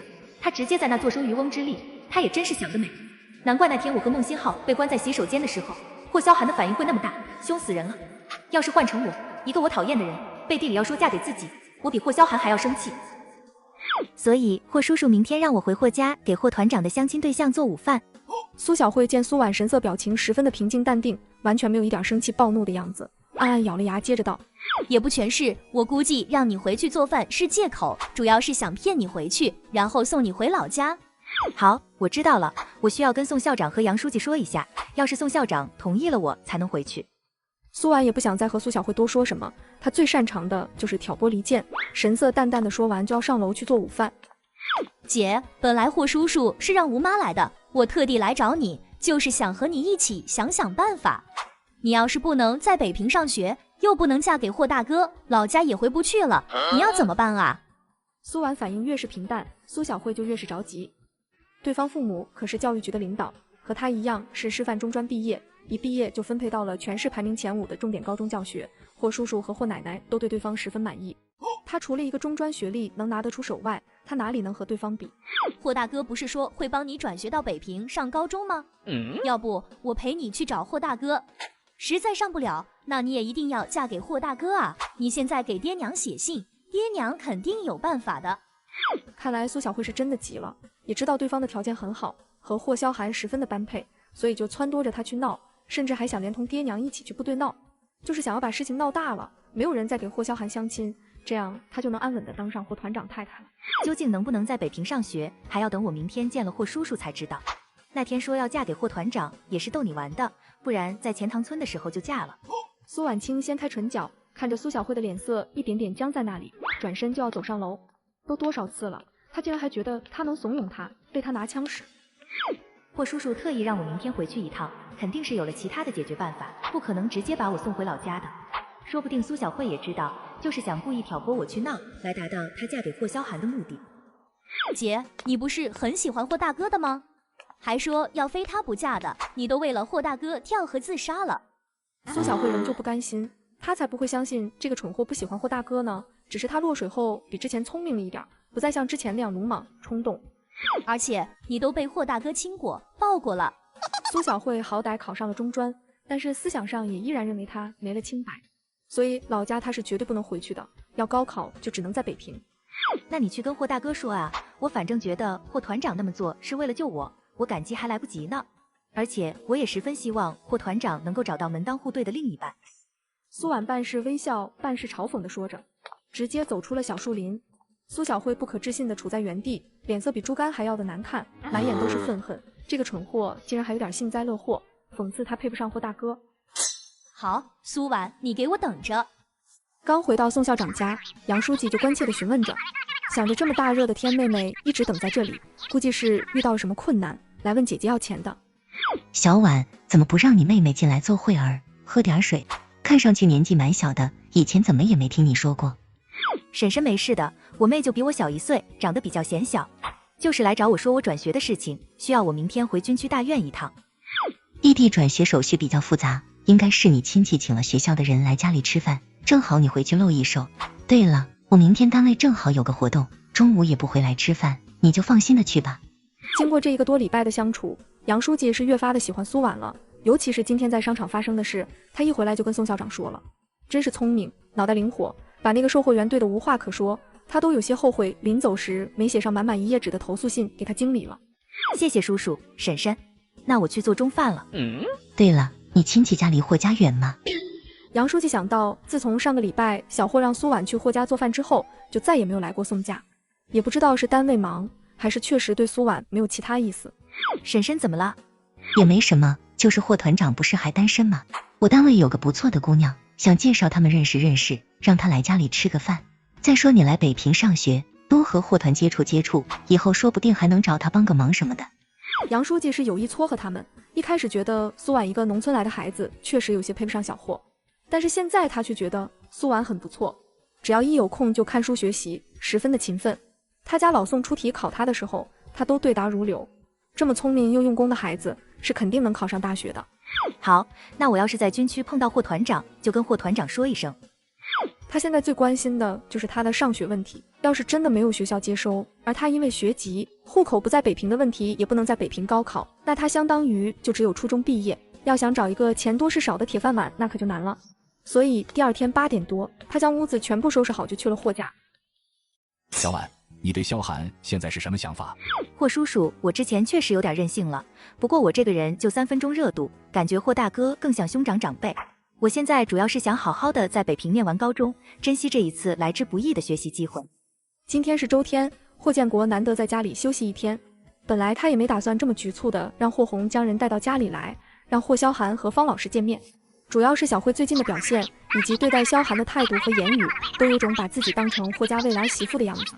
他和霍奶奶也都委婉地表示过两人不合适，但是小慧这孩子可能性情单纯淳朴，一根筋地认为霍家将她接到北平来就是嫁人的，思想上一时转变不过来，所以霍建国才做出这个决定，免得小慧多想，越陷越深。霍叔叔好，今天宋校长和杨书记都要出去，不在家里吃饭，我就过来了。既然宋校长和杨书记中午不在家，那到时候就吃完中饭再回去。小婉，你对萧寒现在是什么想法？毕竟之前为了嫁给霍萧寒都跳河自嘎了，苏小慧已经知道了，她也要给苏婉提前打个预防针。苏婉很快明白霍建国话语中的意思。霍叔叔，我之前确实有点任性了，不过我这个人就3分钟热度，感觉霍大哥更像兄长长辈。我现在主要是想好好的在北平念完高中，珍惜这一次来之不易的学习机会。霍建国点点头，苏婉这样想，他也就放心了。只是转学的事，他这1个礼拜也是想尽了各种办法。既然没有学校愿意接收，那就干脆给苏婉找份好的工作，然后再给他介绍一个不错的对象，以后扎根在北平，他们霍家多多照拂。小婉啊，你的保姆工作是只做到8月底是吗？你看等8月份的时候，叔叔重新给你安排一份更好的工作怎么样？你有没有想去的单位？电影放映员或者去粮站工作？果然是真的没有学校接收他。这些行业在这个年代是很吃香，但是等再过个20-30年，遍地都是。霍叔叔，我还是想上学。我期末成绩确实是因为生病受到了影响，我中考成绩是不错的，我有信心进入学校后排名不会差的。苏婉的眼神十分的坚定，她有拿过宋文博以前上高中时的试卷做过，不说满分，但是90分还是能考到的。你真的有信心？霍叔叔，您看这样怎么样？要是到时候我的学习成绩跟不上或者太差，我就退学，不给您添麻烦。霍建国很喜欢苏婉的态度，不是简简单单的说一句有信心，而是打算用实际行动来证明。好，那到时候等你红姑姑过来，我跟她说一声，只要学校看到你的学习成绩跟得上，应该是会同意接受的。谢谢霍叔叔，让您费心了。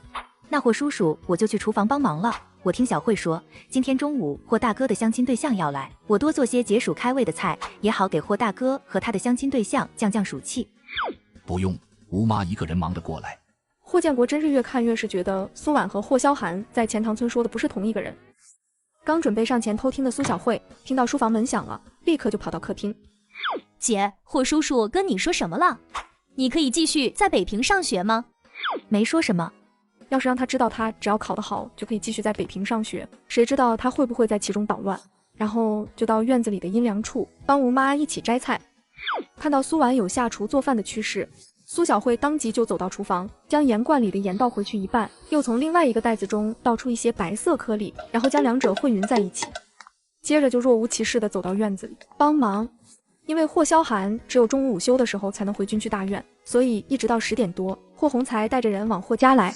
在霍红的带领下，两人进到霍家院子，就看到2个农村打扮的少女，其中一个衣着就跟昨天在商场上碰到的那个乡巴佬一样。老太太，霍首长，人来了。李科长，这是我大哥家的保姆，叫吴妈。李素梅和方瑜笑着点点头，两人都很满意。以后嫁到霍家来，就不用她做饭洗衣，也不用带孩子，只需要专心的备课上课就行。当苏婉听到声音抬起头准备打声招呼时，李素梅和方瑜的眼神也朝这边看来，双方视线一下在空气中相交，两边都愣了一下，显然都没有想到那个害他丢脸，让他不得不咬牙花费75元买下一件不能穿的长裙的老垮子。回家后本想让裁缝改大一点，可是谁知道竟然没有相同的布料，改出来也会很丑，根本就没法穿。这2位也是保姆。李科长，这2姐妹是寄住在我们霍家上学的，她们的爹对我大哥有救命之恩。小慧成绩很不错，和小芳老师考上了同一所中专。阿姨，小芳姐姐你们好。李科长，小芳老师。他也没有想到霍萧寒的相亲对象会是这种鼻孔看人、不可一世的人民教师。听到这2姐妹的爹曾经救过霍首长的命，第一时间想到的就是昨天乡巴佬陪在身边的那个中年女人，不会就是霍团长的妈吧？两人的脸色顿时就变得极为的尴尬，这次相亲肯定是要黄了。李科长，我嫂子带着我侄孙女去外地进修了，暂时还没回来。听到霍红这么一说，李素梅和方瑜两人都不免松了一口气，看来昨天那个人不是霍团长的妈。继而微笑端庄的回了招呼，方瑜也彬彬有礼的叫着人，但母女俩心里却还不免担忧，昨天那个被乡巴佬称呼婶婶的人也在，到时候被当面说出来，那可就真难看了。尽管他们并没有错。苏小慧在背后眼神近乎刻薄的将方瑜从上到下打量了一个遍。切，不就是家里是教育局的领导，是城里人，穿得时髦一点吗？长相身材都不如苏婉，霍大哥都没看上苏婉，那也肯定不会看上她。之后想到即将发生的事，他就收敛起脸上的表情，跟着一块进屋。李素梅装作不经意间的问起苏婉的情况。怎么进门的时候只听你介绍这位小姑娘，另外一位呢，也在上中专，那可真厉害，长得可真漂亮，招人，估计在学校应该有很多人追吧。霍家人都阅历丰富，很轻易的听出李素梅看似是在客套夸赞苏婉，其实是在变相的打听苏婉的情况。苏婉的成绩没有小慧的好，她自己的心思也不在学习上，所以来北平的第2天就找了一份保姆的工作，今天回来也是帮忙的，过一阵子她也就会回老家结婚了。那看来昨天遇到的那个中年妇女只是苏婉的雇主，而且也看得出霍家人似乎对苏婉也不太重视，让苏婉去做保姆以后，还让她回老家结婚，却让苏小慧住在霍家，供她吃喝上学。没有了任何顾虑后，李素梅的眉毛扬了扬，跟着霍红寒暄着，说着自家女儿在学校时的优异表现，年年都是3好学生，不仅在读者文摘发表过好几篇文章作品，还曾代表学校去过部队文艺汇演呢。霍红也拿来了霍萧寒的照片，是霍萧寒当时军校毕业时的敬礼单人照。方瑜是一个颜控，对未来对象要求很高，不仅仅是家境、学历、形象、身高上也是诸多要求。看到气宇轩昂的霍首长时，他就隐约猜到他这次的相亲对象应该不会丑到哪里去。我去打个电话，让萧寒快点回来。看着他们聊得如此热络，苏小慧转身就走进了厨房，但她也只是站在门外看了一眼，并没有进去。再次确认了做饭的人是苏婉，吴妈只是打下手后，苏小慧这才冷勾着唇，邪恶地回到客厅找一些事情做。这个女人想要破坏男人的相亲，竟然不惜给全家的饭菜下毒。原本苏婉是想好好的做一顿美味的午饭，撮合一下霍萧寒和他的相亲对象，可现在已经没有了刚才的心情，也不用那么上心，用吴妈准备的食材，简简单单的做几道就行。婉丫头，你说你也真是的，你和小慧丫头都是霍家的客人，你也跟小慧丫头去客厅坐着，这厨房多热啊！上次你走之后，小慧就一个劲儿的往厨房钻，一大早就起来和我一块洗衣做饭。今天来客人了，她反倒厨房一步都不踏入。我上学的事需要霍叔叔多多费心，所以下厨做饭是应该的。也是小慧那丫头表现的太过明显了，我都看出来萧寒就只拿她当妹妹看待。霍首长也是怕她不明白，所以这才让霍主任尽快安排人来家里给萧寒相亲。这会儿他看着人家教师那么优秀，应该死心了。吴妈有意暗示着苏婉，就霍家在北平的地位，要不是因为苏家曾经救过霍首长，是不可能和一个乡下女孩相亲的。以苏小慧那个嫉妒心和心眼，可不会死心，搞不好在憋什么坏水呢。苏婉才不管这些，正好也省得他把所有心眼全都用在他身上。苏婉拿出盐罐，却眼尖的发现这盐巴有的细腻，有的却有着晶体颗粒感。他有些疑惑的翻了翻盐罐，这些颗粒与细盐混合在一起，不仔细看还分辨不出来。吴妈，这盐罐是刚补充的新盐吗？对呀，今天来客人了，我重新开了一袋新盐倒进去的。那这些盐怎么不一样啊？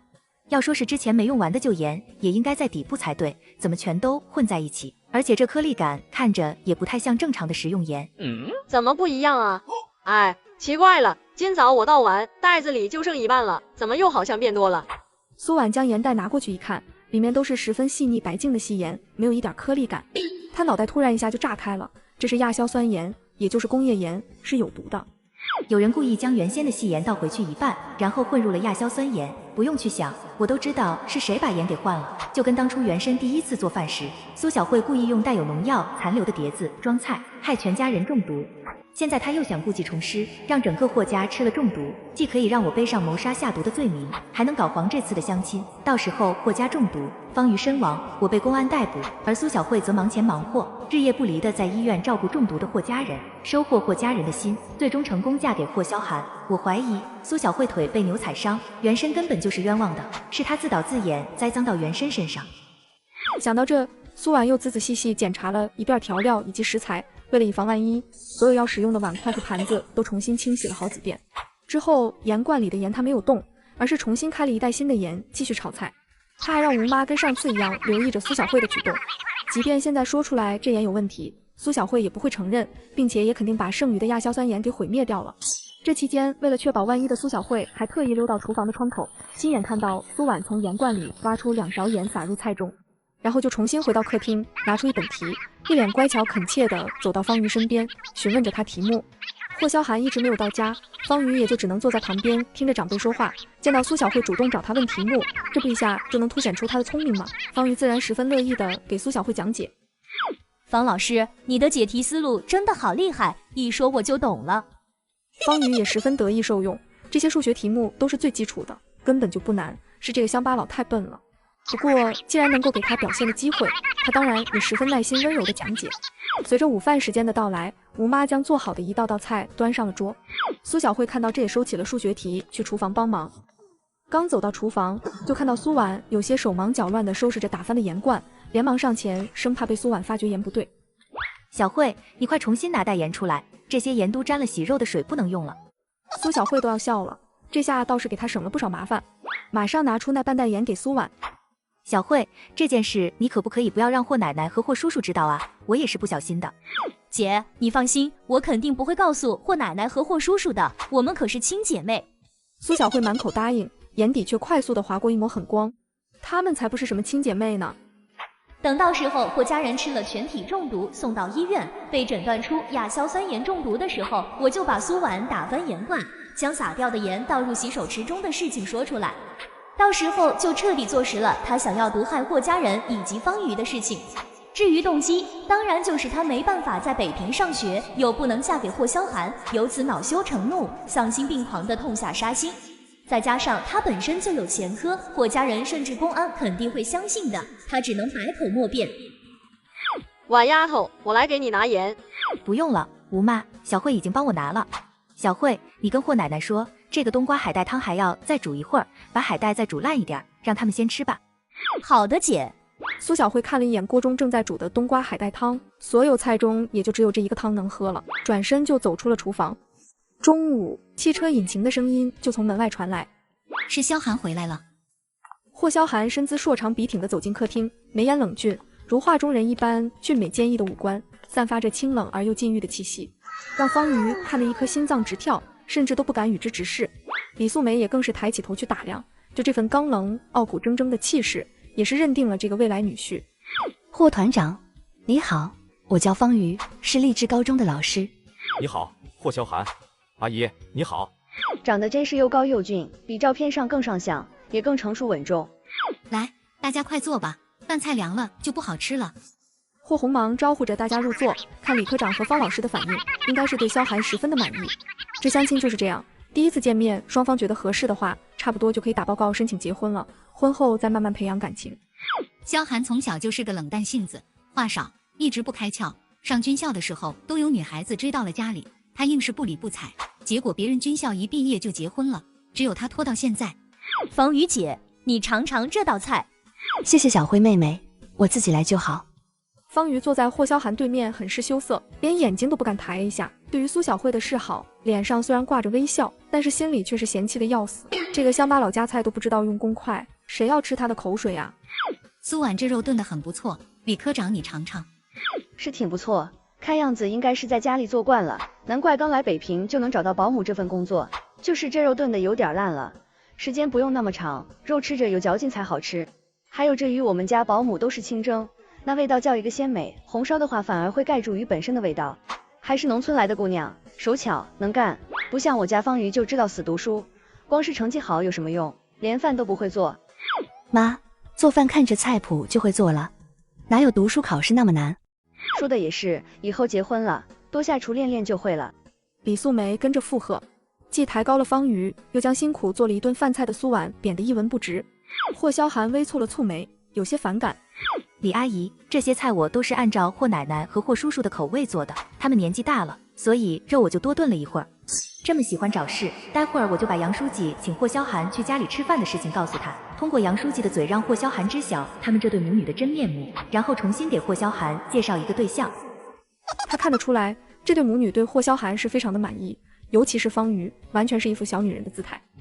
李素梅被苏婉对了回去，脸上有些无光，想不到一个乡下丫头这么牙尖嘴利的。等方瑜和霍家的亲事定了，他就立马让霍家将这个乡巴佬送回老家，连同那个苏小慧一起。你竟然在菜里下毒，你真的好歹毒的心啊！姐，你不能因为不能在北平上学，霍家人不喜欢你，就怀恨在心。苏小慧从头到尾就只加一些蔬菜吃，而且夹一筷子吃好几口饭，期间还不断的喝水，但是却不断的给旁边的方瑜夹菜，什么菜汤汁多、炉子多就给方瑜夹。苏婉将苏小慧的举动都尽收眼底，事实也真的如她所想的那样。她不明白，苏家人虽然宠元深，但是对苏小慧也不差，一家子也都是敦厚老实的人，为什么苏小慧的心思会这么恶毒？苏婉见大家吃的差不多了，这才起身走进厨房，将煮好的汤端上桌。苏婉丫头，这汤好像有点淡了，霍团刚从外面回来，应该出了不少汗，就需要多补充点盐水。这样啊，那我再添点儿。苏婉很是听话，转身拿了盐罐子过来，就往汤里面加了一勺。霍萧寒刚好吃完一碗饭，也要去盛汤。苏婉纤长的睫羽微微轻颤了一下，快速的从霍萧寒手中拿过汤勺。李阿姨，您再尝尝咸淡合不合适？接着，苏婉又帮霍老太太、霍建国以及霍红盛了一碗，先放在一边等电风扇吹凉了再喝。这个乡巴佬做饭还真的蛮好吃的。方宇也跟着舀了一碗，一边吹一边喝了一口，又迫不及待地喝了第二口。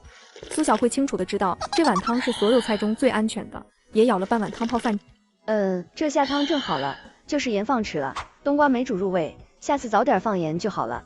可能阿姨年纪大了，味觉有些退化，我吃着正好。这让李素梅脸上不由露出一抹尴尬，没有想到这霍团长竟然这么维护这个乡巴佬。霍红见状打着圆场，方瑜却突然胃里一阵难受，张嘴就吐了出来，整个嘴巴都泛着不正常的黑。方瑜，你怎么了？妈，我感觉呼吸有点困难。紧跟着苏小慧也觉得一阵恶心，同时肚子还有些不舒服。没想到亚硝酸盐毒性这么厉害，她都没怎么吃，竟然反应这么重。不过她的意识还是清醒的。李科长，方老师，你们的手和嘴巴。他们好像中毒了，快打120找救护车。一听中毒，李素梅一下想到是苏婉因为昨天在商场的事情故意报复他们，立即指着苏婉说道：你竟然在菜里下毒，你真的好歹毒的心啊！姐，你不能因为不能在北平上学，或家人不喜欢你，就怀恨在心，在饭菜里动手脚啊！姐，所以在厨房的时候，你是故意把盐罐子打翻，然后把盐全都倒进洗手台，用水冲走，就是因为那盐有问题。是亚硝酸盐，这种工业盐有剧毒，中毒后的反应就是上吐下泻、呼吸困难、唇角发黑。大哥，你这是带回来一条毒蛇呀？苏婉，这是怎么回事？霍叔叔，这盐罐子里的盐是小慧拿给我的呀，是这汤有问题，是李阿姨他们喝了加了这盐的汤才出现中毒反应的。好像是啊，我们没喝过那汤，都没什么反应。霍家人也才意识到，他们好像都没有什么不舒服的地方。正在做痛苦呕吐状的苏小慧一下愣在那里，瞪大了眼睛，怎么会？我明明亲眼看到苏婉将盐罐里的盐全都倒进水池冲走，那盐罐子里怎么会又有亚硝酸盐的？那亚硝什么盐是什么，我都不知道。之前我做菜的时候用的就是盐罐子里的盐，烧汤的时候我不小心把盐罐子弄洒了，正好小慧过来了，拿了一袋盐给我，我就用小慧给我的盐烧的汤。这些吴妈都看到了。是的，这汤就是用小慧丫头给的那袋盐做的。当时我还觉得有些奇怪，早上的时候明明只剩下小半袋了，但小慧拿出来的时候却又变多了。霍叔叔都答应我，只要我考得好，就能帮我转学，而且也许诺我，就算我考不上，也会为我找一份好的工作，给我介绍对象，让我在北平安家。我为什么要那么做？小慧，我知道你和霍团长相亲半年没有结果，而你又十分喜欢霍团长，但你怎么能这样做呢？坐在椅子上一脸虚弱、嘴唇泛黑的方瑜一下明白过来，原来你之前和霍团长相过亲啊，难怪你会对我这么热情，一直挨着我给我夹菜，自己却没吃多少。你一个小丫头，年纪轻轻的竟然有着这么狠毒的心肠，没被霍团看上，竟然就想毒死我女儿，我一定要报公安。比起苏婉，明显苏小慧更有作案动机以及条件。苏婉成绩差，化学就只考了23分，估计连元素周期表都背不全，又怎么可能知道亚硝酸盐是什么？苏小慧的脸色瞬间变得异常苍白，死死地咬着唇，瞳孔紧缩。她清楚地意识到，她的计谋被苏婉识破了。从一开始，苏婉就认出了被她掺在食用盐里的亚硝酸盐，所以她将计就计，故意当着她的面弄洒盐罐，又让她重新拿一袋盐过来，让吴妈看到这一幕之后，将她拿的食用盐换成了她掺在里面的亚硝酸盐。她诬陷没成功，反倒被反杀了。她真的没有想到，她那个蠢货姐姐竟然有一天会变得这么聪明。霍叔叔，霍大哥，我不是故意的，这个盐是我路过一家熟食店捡来的，我看上面写着亚硝酸盐，就以为是盐，我还尝了一下，确实是咸的，我就把这袋盐带回了家，然后倒在了盐袋子里。我真的不知道亚硝酸盐有毒，如果我要是知道的话，我又怎么会拿冬瓜海带汤泡饭吃？苏小慧一边痛哭流涕地解释着，接着又开始冲着方瑜道歉，砰砰的磕着头。方瑜姐，我是真的不知道亚硝酸盐有毒，都是我的错，我不应该乱捡路边的东西。我也是看你是我的学姐，我才对你格外的亲切，我真的没有坏心的。苏小慧最擅长的就是装可怜卖惨，现在的她是要多凄惨就有多凄惨，额头都磕出了一道红印。谁是你的学姐？亚硝酸盐是什么你都不知道，你就是想害死我。方瑜恨不得动手打他，但看在霍家人尤其霍团长正看着他的份上，他只能强忍着。李素梅也更是连搭嘎了苏小慧的心都有，勃然大怒的指着苏小慧就开骂。你说你不知道就是不知道，谁信啊？就这么巧的，在我和女儿来霍家相亲的时候，你就捡到了亚硝酸盐。你一个乡下来的野丫头，也不掂量几斤几两，什么高枝都想攀，我一定让公安查清楚，绝不会放过你。李阿姨，对不起，我真的不知道。苏小慧哭得越发凄惨，见霍家没人来阻止劝说，她索性抬起手就用力地扇着自己的脸，那一巴掌下去几乎将她半张脸都打红了，啪啪啪的左右开弓，丝毫不留情面。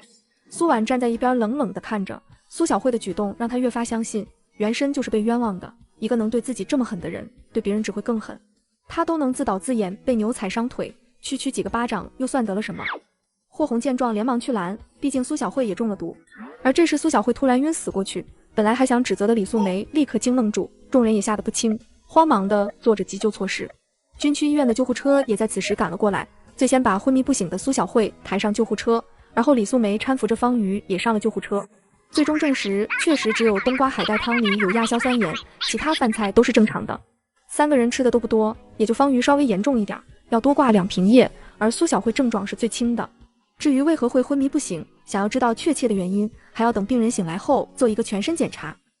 就先把小慧送回老家，等开学前几天再接来北平去学校报到，也不是不可以。一天下来，霍家人又是赔礼道歉，又是亲自送回，承担全部医药费，还送上了礼品作为赔罪。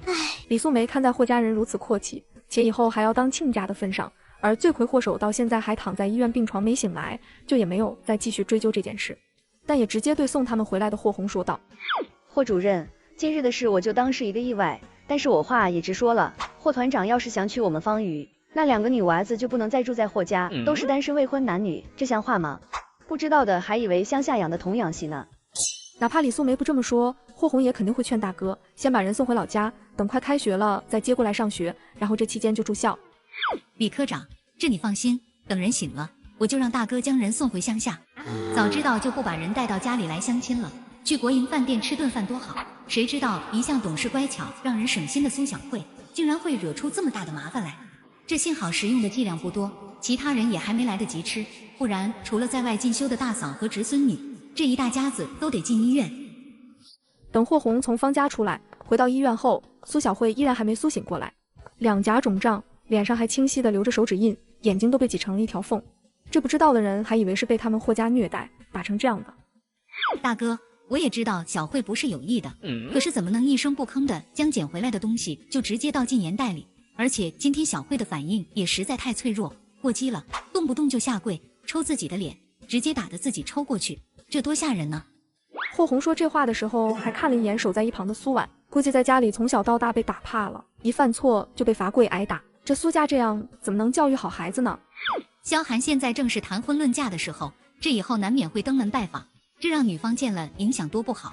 反正离开学还有段时间，大哥你就先把小慧送回老家，等快开学了再把人接到学校，偶尔周末放假叫回来吃个饭也不是不可以。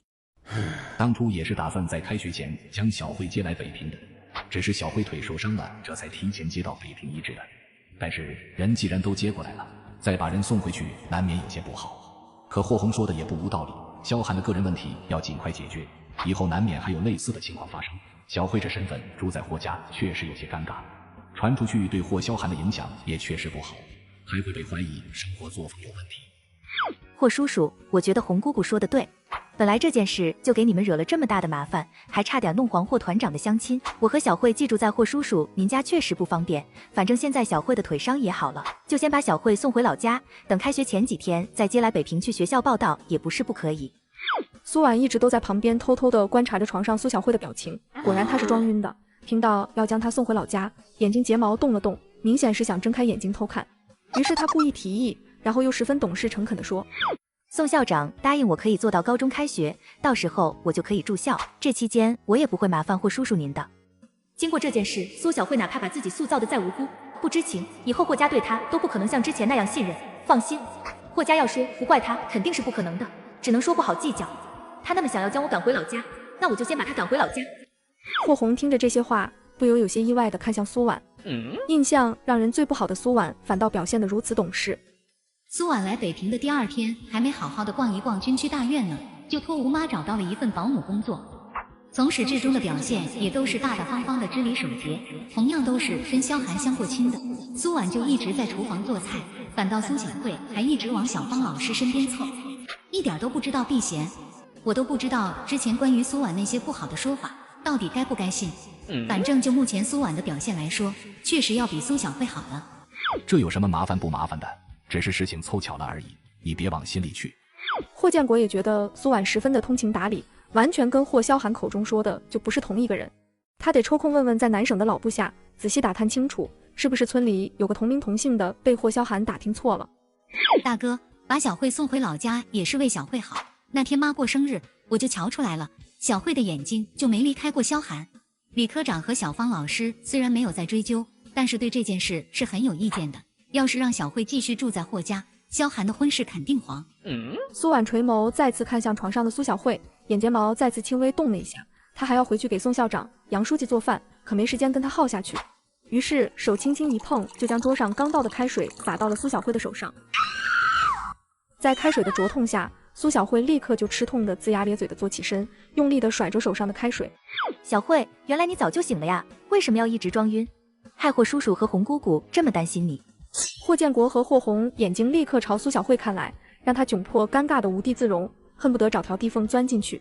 霍叔叔，对不起，我也是刚醒，看到你们都在，我犯了这么大的错，我实在不知道该怎么面对你们。既然醒了，没事就好。苏婉，你也早点回宋校长家吧，别让宋小长回家没有饭吃。那霍叔叔、红姑姑，我就先走了。霍萧寒开完会后，就又立刻赶到了医院。李科长和小芳老师都回家了。你小姑刚送人家回去。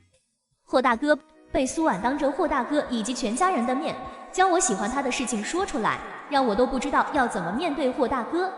如果霍家要将我送回老家的话，那我也绝对不会让苏婉留在北平，我就要和苏婉死死地绑在一起，我不好受，他也别想好受。爸，小姑，那既然没事的话，我就回单位了。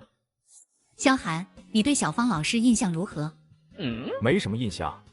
以前上学的时候不开窍也就算了，怎么都26岁当上团长了，怎么还不开窍？军校一毕业就去了西北，在部队这么多年，换成其他男的，就是看透母猪都觉得眉清目秀的。他倒好，人就坐在他对面，他竟然说没印象。萧寒，我看小芳老师挺好的，对你也比较中意，你年纪也不小了，不能再拖了。什么时候有空了，约小芳老师逛逛商场，看看电影，两个人多接触接触。没时间也不合适，小姑，我先回单位了。也不给霍红反应的时间，转身就走，3步2跨就下了楼梯。霍红只得看着他高大笔直的背影干瞪眼，这个大侄子真的是要把他给气死。霍萧寒快速走出医院，眸光在医院四周搜寻了一下，很快就看到一抹熟悉的身影朝医院大门口走去。霍萧寒犹豫了片刻，跟了上去，很快就追上了苏婉。苏婉同志，我在霍家待不下去，也要让他在宋家待不下去，到时候丢了工作，跟我一样不得不过着寄人篱下的生活。苏婉同志，霍团长。苏婉回过身，看到霍萧寒有些意外，刚才在医院他不方便说，就给了他一个眼神，没有想到他竟然看懂了，竟然还真的追了过来。你刚才看我那眼是什么意思？杨书记知道我今天要回军区大院，所以让我碰到你的时候跟你说一声，想问问你什么时候有空去吃顿便饭。后面杨书记要给他介绍对象的事情他没说，万一他眼光不好看上了方瑜，不愿意去怎么办？本身特意告诉他这件事，就是想通过杨书记的嘴让他知道方瑜的人品的。明天中午。苏婉原本以为至少也要过个10天半个月的，甚至是下个月，却没有想到明天就行。他作为团长，权力这么大的吗？可以随意外出。好，那我回去就跟杨书记说一声。我送你回去。好，那谢谢霍团长了。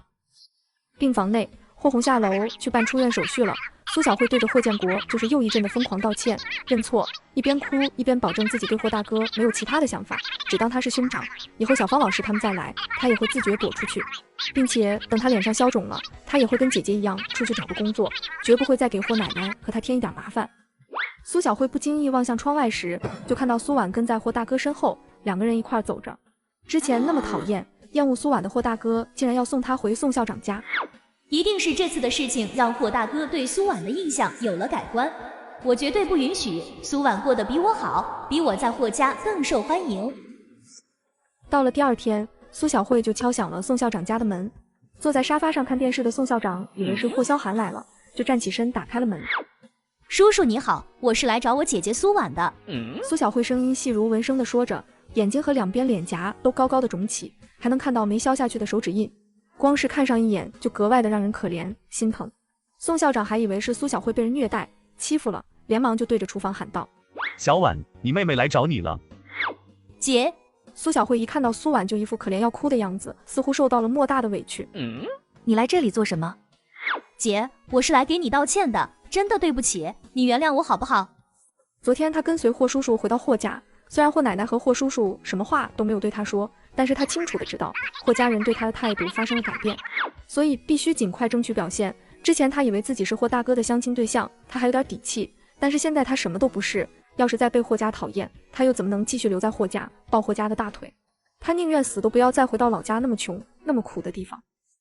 于是一大早他去找吴妈，想要让吴妈帮他找一份白天出去晚上回来住的工作，但是吴妈能给姐姐介绍保姆工作，却不能给她介绍，连霍家的一个保姆都敢这样对她。干脆他索性一不做二不休，就直接来苏婉这里。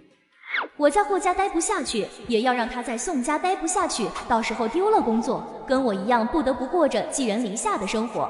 相信在苏婉的衬托下，霍家人肯定会认为我更懂事乖巧一点。苏婉看着苏小慧那鳄鱼的眼泪，他们两个都清楚的知道对方在眼里做的手脚，差不多是撕破了脸，但是却谁也不会主动把这层纸捅破。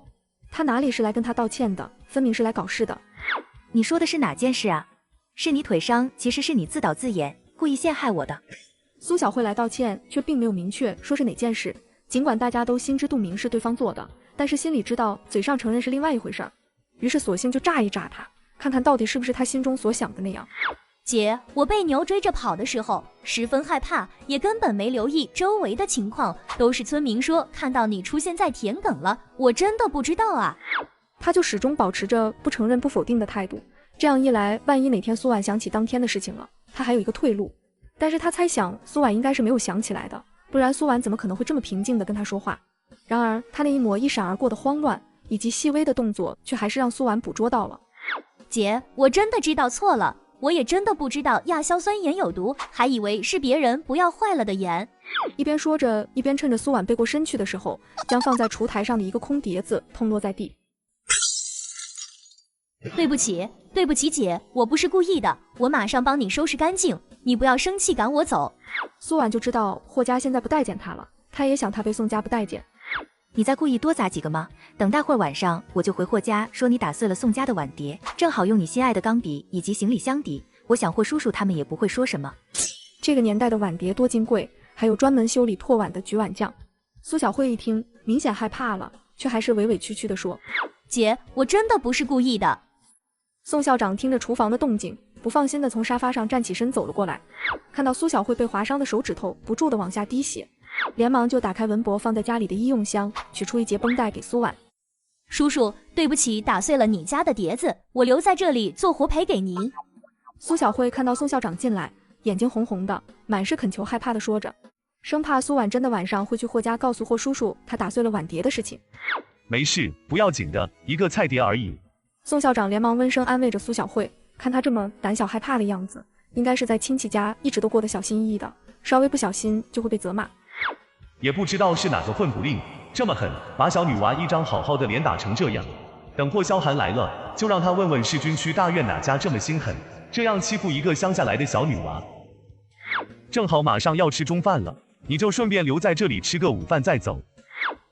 不用了，叔叔，我就不麻烦你了。苏小慧十分小心害怕地看向站在旁边的苏婉，有意地暗示她十分惧怕苏婉，她这脸就是苏婉打的，苏婉是什么性子，宋校长最为清楚，自然不会往那方面想，就抬起头做出了决定。苏婉，就让你妹留在这吃午饭，你饭多煮点饭儿。好，真的不好意思，宋叔叔给您添麻烦了。苏婉看着苏小慧这一副赖着不会走的样子，轻勾了勾唇。即便苏小慧今天走了，明天她也一定会来，就算什么事情也不做。时间一长，宋校长和杨书记哪怕再热心和善良，也会觉得生活被打扰。苏小慧是铁了心想要把我好不容易得来的工作搞没。本来我还挺害怕霍萧寒来了，看到苏小慧会让宋校长知道我跟霍家的关系。现在我就等着霍萧寒来，大不了跟宋校长一家认错道歉，不该欺骗他们不认识霍萧寒。谢谢叔叔姐。你要是有空，可以来这边找你姐。苏小慧用宋校长给她的绷带捂着被划伤的手，翘着唇角站在厨房门边上，看着苏婉干活。反正这句话是宋校长自己亲口说的，他当然也知道这是客套话，以后白天他就来宋家，就挑在饭点的时候来。这家人可能一开始不会说什么，但是时间长了肯定会嫌弃苏婉，不会让苏婉再干下去。苏小慧看到一个小房间门半开着，里面还放着苏婉的包，这应该就是苏婉的房间了。于是他就蹑手蹑脚地走了进去。钥匙插进锁孔的声音在这时从客厅传来，苏小慧立刻就从小房间里走了出来，正好看到霍大哥硕长挺拔的身姿跟在杨书记身后从门外走进来。霍大哥怎么会来宋家的？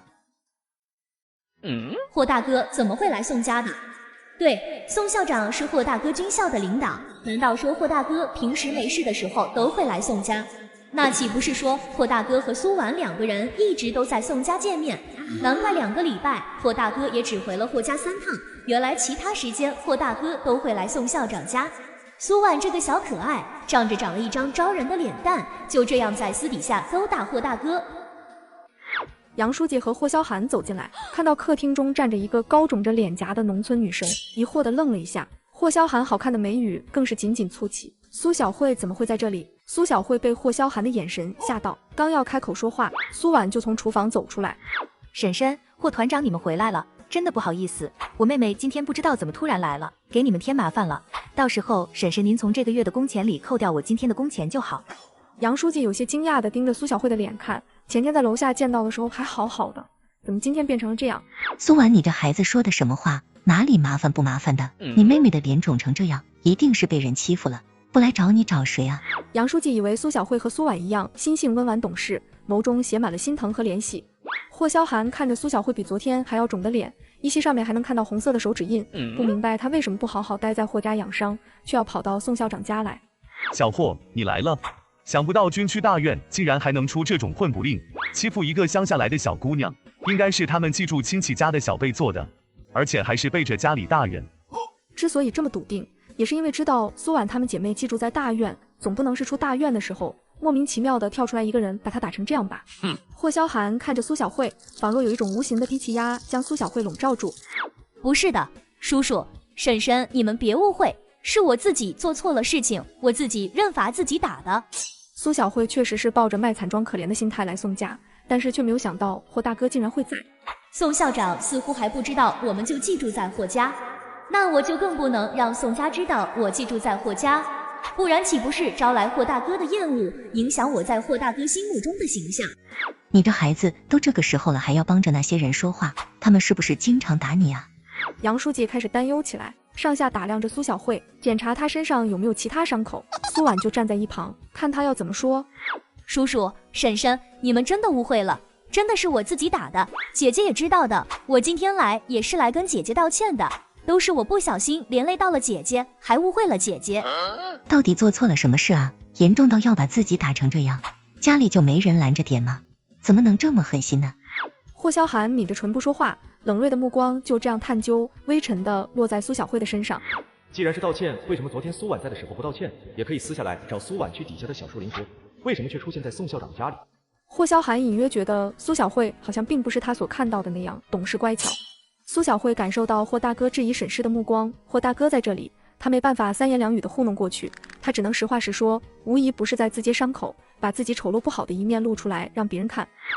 是我在路上捡到了一袋盐，我以为就是普通的食用盐，就带了回去，也没跟家里任何人说，倒进了盐袋里，没想到是亚硝酸盐，是有毒的，是我害家里人进了医院。亚硝酸盐，这食用过量可是会致人死亡的啊。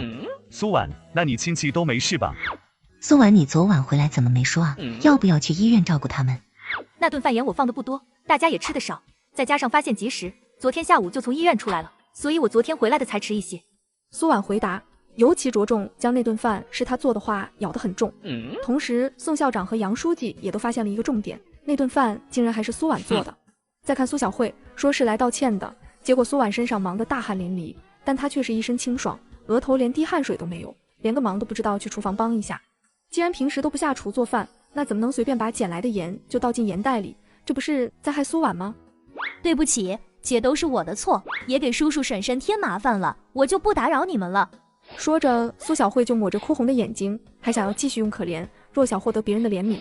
但是宋校长和杨书记的内心想法却全都变了，看着确实可怜，但是要不是苏婉放的盐少，那岂不是就要出人命了？留下来吃过饭再回去吧。不了，婶婶。苏小慧就要出去，也更是没有勇气去看霍大哥。但是苏婉怎么可能会让他走？霍萧寒可是他心心念念喜欢的人，有什么是比在自己喜欢的人面前丢脸难堪更痛苦的呢？尤其现在他还肿着一个大猪头，要多难看有多难看。小慧，刚才宋叔叔留你吃饭，你也同意了，我也多煮了你的饭，反正事情也过去了，奶奶叔叔他们也没怪你，你下次注意一点就是。你也不要太自责难受，你毕竟是我亲妹妹，一家人不说两家话，我不会怪你的。苏婉上前一把拉住苏小慧的手，就把她拉到餐桌前，语气温婉柔和地说着，像是一位知心疼爱对妹妹无限包容的姐姐。小慧，这位是霍团长，你不用太紧张害怕，霍团长人挺好的。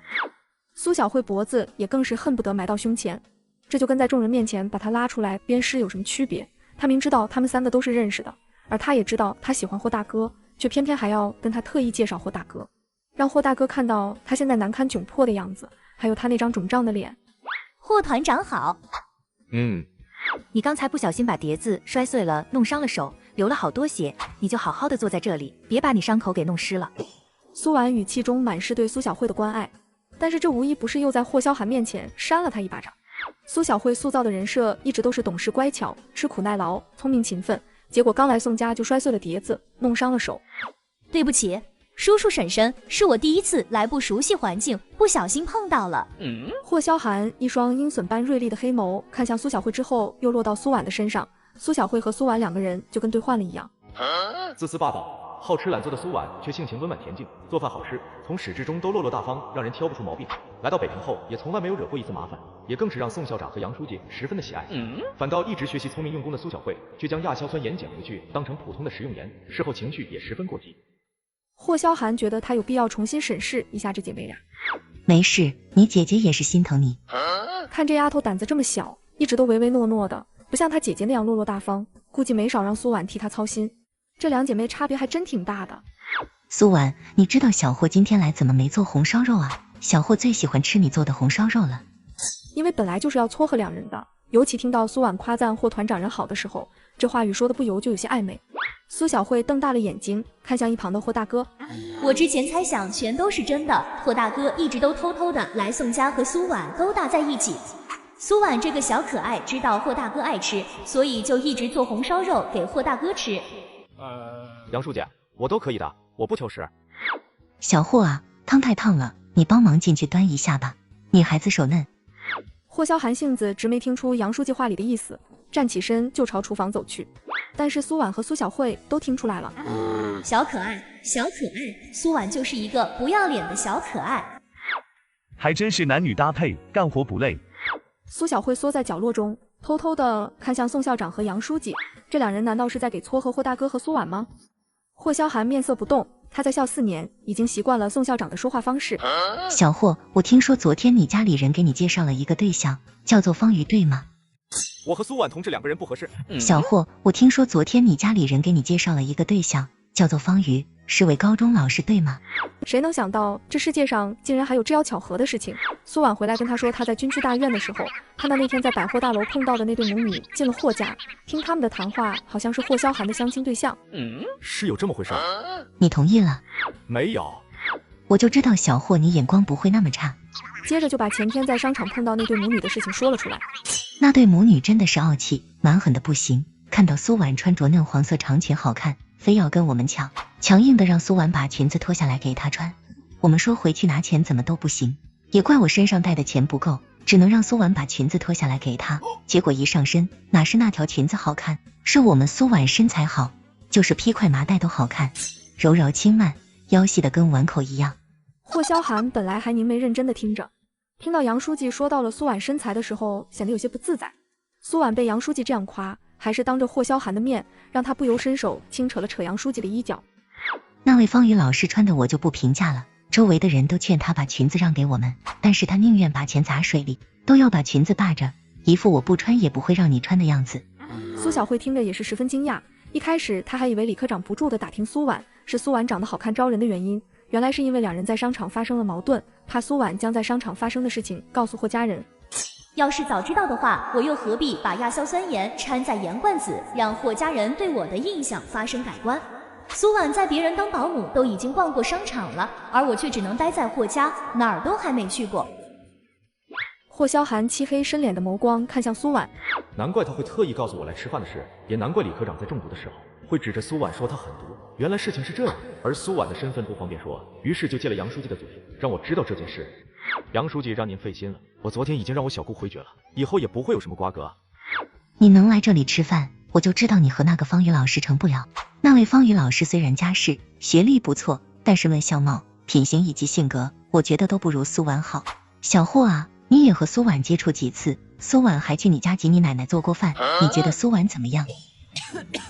说是介绍单位的女同志，怎么变成她了？苏小慧更是瞪大了眼睛，紧接着就转头去看霍大哥的反应。霍大哥不会因为苏婉做饭好吃，又一直被宋校长家夸赞，对他印象产生了改观，要继续和苏婉处对象吧？那我成什么了？苏婉成了霍大哥的对象，那我还能待在霍家吗？苏婉肯定会想方设法的把我送回老家的。我不太理解杨书记您的意思。你师母是打算把苏婉介绍给你，问问你的意见呢？叔叔婶婶，我现在还在念高中，想要争取考上大学，没打算谈对象。苏婉立刻抢先说道，声音清嫩懵懂，给人一种青涩的学生气，还没开窍，不会谈对象的感觉。但杨书记和宋校长都在等霍萧寒表态，倒不是忽视苏婉的意见，而是他们很清楚，苏婉一个乡下来的学生，即便以后考上了大学，再想要找到霍萧寒这么优质的对象，几乎是不可能的。校长、书记，我暂时没有考虑我个人问题的想法，心思也全都放在工作中。他怎么都没有想到，宋校长和杨书记竟然将他以前的相亲对象又介绍了他，想要撮合他和苏婉两人。叔叔婶婶，霍团长这么优秀，自然要找个同样优秀的对象。我就一个农村来的姑娘，你们就别羞我了。真的还挺蛮尴尬的。难道是因为上次在小树林的时候被宋校长和杨书记看到了，所以就产生了撮合他们的想法？小霍啊，你现在是领导，要起到带头作用，组织上任命你也才能放心。你的个人问题是你第一要务，要抓紧解决。你刚才一直不说话，听到苏婉说要上学，所以你才这样说的。他一个农村来的，心思单纯质朴，还没开窍，没有考虑过这个问题。但是你肯定是有这方面的想法。你堂堂一个团长，难道还怕丢面子？怎么能顺着他的话说？宋校长单纯的以为是苏婉还小，还在上学，所以对处对象结婚的事情懵懵懂懂的。第一反应就是惧怕，再者农村来的姑娘，婚事都是由父母做主，苏婉肯定不敢应下。要是给他农村的父母写封信，霍萧寒这条件，苏婉的父母肯定是100个同意。苏小慧眼缝中的眼珠子就左右来回的看着霍大哥和苏婉，恨不得将他们早就认识，并且苏婉就是霍大哥之前的相亲对象给说出来。叔叔，我姐姐上初中的时候就收到了好几封情书，在镇上上高中的时候都来过好几波来我们家提亲的人。一直没说话的苏小慧开口了，就是想说苏婉一点都不单纯质朴，甚至对于处对象的事比谁都经历得多。苏婉也是没想到宋校长和杨书记两人是在硬撮合他们俩，也附和着苏小慧说，是这样的，叔叔婶婶，我好不容易有一个机会能来北平上学，只想好好学习，考上大学，不能辜负了爹娘对我的期望。小婉啊，你结婚也不耽误你考大学啊，相信小霍也肯定会支持你的。而且小霍可是当年高考的师状元，以第1名的成绩考上的军校。你白天去上课，晚上回到家属院，还能让小霍给你辅导功课，这多好啊。杨书记只当是苏婉害羞，并且在镇上上高中的时候聚了好几波来提亲的，说明苏婉心性坚韧，有自己的目标，没有因为男人的几句甜言蜜语就被骗走了。你以后毕业了总归也是要找对象结婚的，婶婶是真心觉得霍团长很不错。小霍我也实话跟你直说，要不是因为我们文博有了对象，我肯定是要把小婉介绍给我们家文博的。校长、书记，我现在确实没有这方面的想法。他也不知道这2个礼拜苏婉在宋家都是如何表现的，竟会让宋校长和杨书记都这么的喜欢他，为他说话，极力的撮合他们2人，仿佛要是错过苏婉这么好的对象，就是他天大的损失。我和苏婉同志2个人不合适。好，也是我和老宋2个人看到文博马上要成亲了，心里高兴，寻思着你们俩合适，就想顺手牵个桥搭个线，成就一段美好的姻缘，倒是我心急了。来，小霍、苏婉吃饭。校长、书记，我还有事，就不多留了，你们慢吃。听到霍大哥坚定的表明不会和苏婉处对象后，苏小慧算是彻底的放下心来。宋家人对苏婉这么好，还这么喜欢她，就是她在霍家都没享受过这个待遇，她必须要想办法让苏婉从宋家离开。苏小慧吃饭也起身告辞，走在回霍家的路上。你个乡巴佬，走路没长眼睛啊！我这双鞋踩坏了，你赔得起吗？我干净的袜子都踩脏了。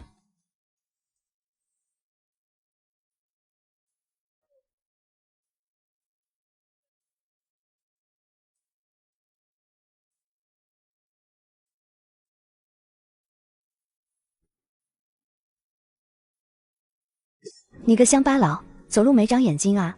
我这双鞋踩坏了，你赔得起吗？我干净的袜子都踩脏了。方宇本来刚听说霍萧寒没相上自己，正憋着一肚子火没处撒，结果在去找朋友抱怨的路上，竟然又被一个乡巴佬踩到了脚。顶着个猪头就出来，想要吓死人啊！活该被人打。方瑜没有认出苏小慧，但是苏小慧却一下就认出了方瑜。果然方瑜的品行和杨书记说的一模一样，来霍家的时候装了一副淑女文静的样子，但真实面目却是恶得不行。对不起，方瑜姐，我刚才没看到你。是你这个乡下文盲，我还没去找你呢，都怪你破坏了我的相亲。你就是故意的，对不对？你个猪八戒也不自己照照镜子，看看你配吗？你把我袜子踩脏了，你给我赔钱，不赔钱你今天别想走。方瑜姐，你误会我了，其实我姐才是霍大哥的相亲对象。一开始我姐仗着自己长得漂亮，嫌弃霍大哥年纪大，家里人没办法才让我给霍大哥回的信。后来知道霍家在北平有权有势后，我姐就一直想方设法的想要和霍大哥重新处对象。我今天去我姐雇主家找我姐的时候，霍大哥也在，我才知道我姐的雇主是霍大哥军校的领导。我姐特地到宋校长家当保姆，应该就是想借着这层关系接近霍大哥，让霍大哥娶她。方瑜听到这脸色一沉，那天商场上遇到的人竟然和霍团长关系这么亲密，他就知道霍主任今天登门来说没有眼缘，肯定是苏婉那个贱人将在商场的事情告诉了霍家人。我爸把我安排到励志高中，开了学之后和霍主任就是同事，而且还是我的领导。这要是让学校其他同事知道了，我还怎么在学校待？学校男老师都疏远我，我还怎么找对象嫁人啊？你们2姐妹真是天生的下贱坯子，一个下毒害人，一个勾搭男人。你姐就在前面的校领导教员家属院里当保姆，是不是？他要是不让人去收拾苏婉一顿，他绝对咽不下这口气。方瑜现在也没空管苏小慧，尤其路边有不少的人往这边看，他暂时也不能拿苏小慧怎么样，满脑子都是想怎么收拾那个贱人苏婉。商场的事情肯定是他说的，搅黄了他的相亲，还想跟他抢霍团长，他一定要他好看。方瑜满脸都是狠厉，狠狠的就回家了。我现在拿苏婉没办法，那就让方瑜对付他。就凭方瑜的家世和他这蛮狠的性格，肯定不会让苏婉好过。第二天，苏婉照常早起买菜，回来的时候去报亭帮宋校长买份今早的报纸。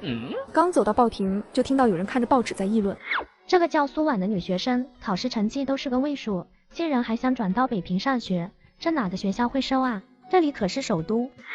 这一看就是要走后门。一个萧县城的学生哪来这么大的后台呀？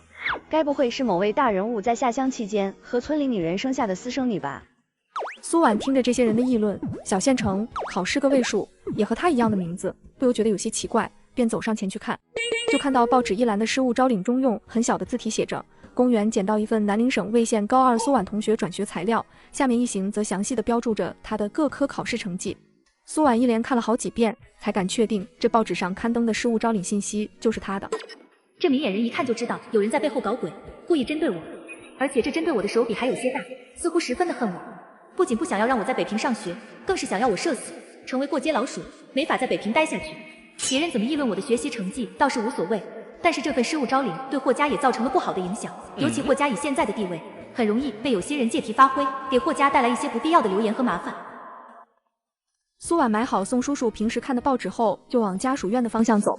刚进家属院聊天的几位教员家属，目光就刷刷的朝苏婉看来。家属院里的人也差不多都认识了苏婉，一是苏婉的厨艺不错，杨书记也更是见人都夸。到宋家后，就跟宋校长说了他晚上要回军区大院的事情，第二天一大早就会赶回宋家做早饭。苏小慧可是等了好几天，每天早上都会去家属院外转一圈，想要看看方瑜什么时候动手报复苏婉。终于今天中午的时候，他看到北平报纸上的这则失物招领，他立马就拿到霍奶奶跟前，装作一脸担心疑惑的询问是不是姐姐的转学证明材料丢了。霍奶奶看到这则失物招领，脸色一下就阴沉了下去，捂着胸口坐在沙发上直喘气。果然还是方瑜那母女俩有手段，竟然直接把苏婉的学习成绩以失物招领的名义给登报了。下午5点钟，霍建国刚到家的霍老太太就转过身，语气不冷不淡地道：这件事你知道了吗？什么事，妈？你还是自己看看吧。霍建国有些不明所以的翻看了一下，很快就看到了失物招领的一栏，又将报纸拿近了看，很快就反应过来是怎么回事。苏婉的各科成绩就被以失物招领的方式刊登在报纸上，显然是想通过这样的方式让学校和他双方陷入舆论压力，让苏婉放弃入学。毕竟每年想考励志高中的学生那么多，学位本来就紧张，凭什么一个外地农村来的学生能被招进去？妈，我没有利用我手中的权力以权谋私，要求学校校长给我开这个后门。只要苏婉开学前的摸底考试能考进前200名，就可以被学校录取就读。如果考不上，我就在北平给他安排一份工作。这很明显是一些道德败坏的人耍的阴谋诡计。建国，现在不是考得上考不上的问题。你知道今天下午大院里的人看到这则失物招领是在背后怎么议论的吗？都在怀疑一个农村女娃考这样的成绩能来首都上学，是不是之前下乡期间留在农村的私生女？简直胡说八道！你要是不想被人这么议论，说你有个私生女，让校长开后门，趁着大院里还没人知道霍家和苏婉的关系，你就赶紧把苏婉送回老家去。老家回不去，也可以送到其他地方去，上学也好，工作也好，都随你，但是绝不能留在北平。你要是不好意思跟苏家人开口，那就由我去开口说。你别忘了，萧寒和苏婉可是相过亲的，你是想让萧寒在单位被人笑话吗？奶奶，叔叔，我不想让你们为难，我之前误把亚硝酸盐捡回来，我一直都很内疚，要不叔叔你把我和姐姐一起送回老家吧，真的对不起。叔叔，我和姐姐可能都不太适应城里的生活，还是让我和姐姐回老家吧。这些年霍叔叔您也帮了我们不少，不然我们苏家早在汉年的时候饿死了，反倒是我们苏家欠了您很多。苏小慧以退为进，到时候被送回老家的肯定就只有苏婉一个人。方瑜母女两人这招真的太绝了，简简单单花点钱在报纸刊登苏婉的学习成绩，就让她没办法在北平立足，让整个霍家的人都觉得她是一颗随时会炸的炸弹，留在北平只会给霍家带来耻辱。妈，这跟和萧寒相亲有什么关系？只要苏婉能够考进前200名，她就有资格在励志高中上学。不就是一个高2期末考试的成绩，谁都有发挥失常的时候，就光凭一个学习成绩单就想让我退缩，这不是我霍建国的风格。明天我就让人去报社调查，看是谁让登的这则失物招领，搞这种阴谋诡计。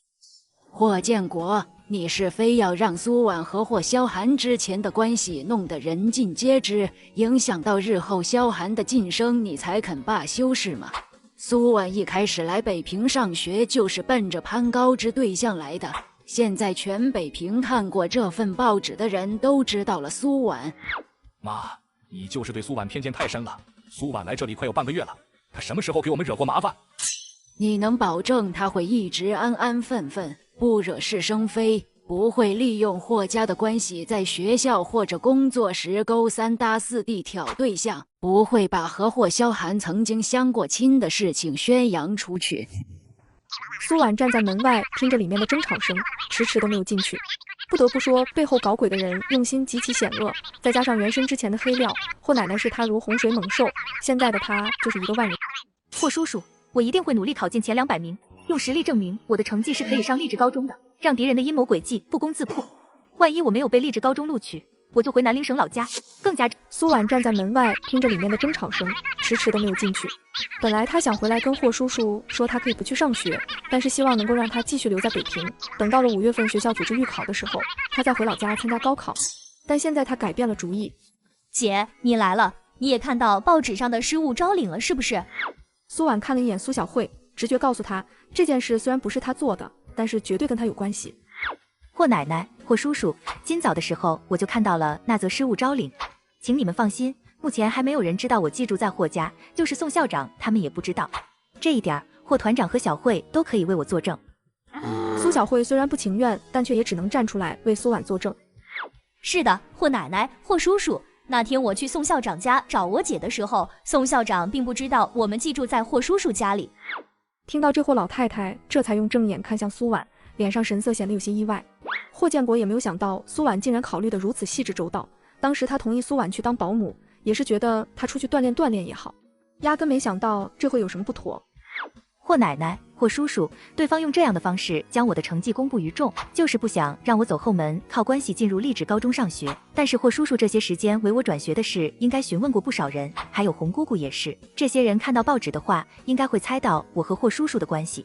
原本学校就是看我的摸底成绩决定是否录取，如果因为这则失物招领而不去参加考试的话，反倒会落人口舌，让人以为霍叔叔本身就是要动用关系帮我走后门上学。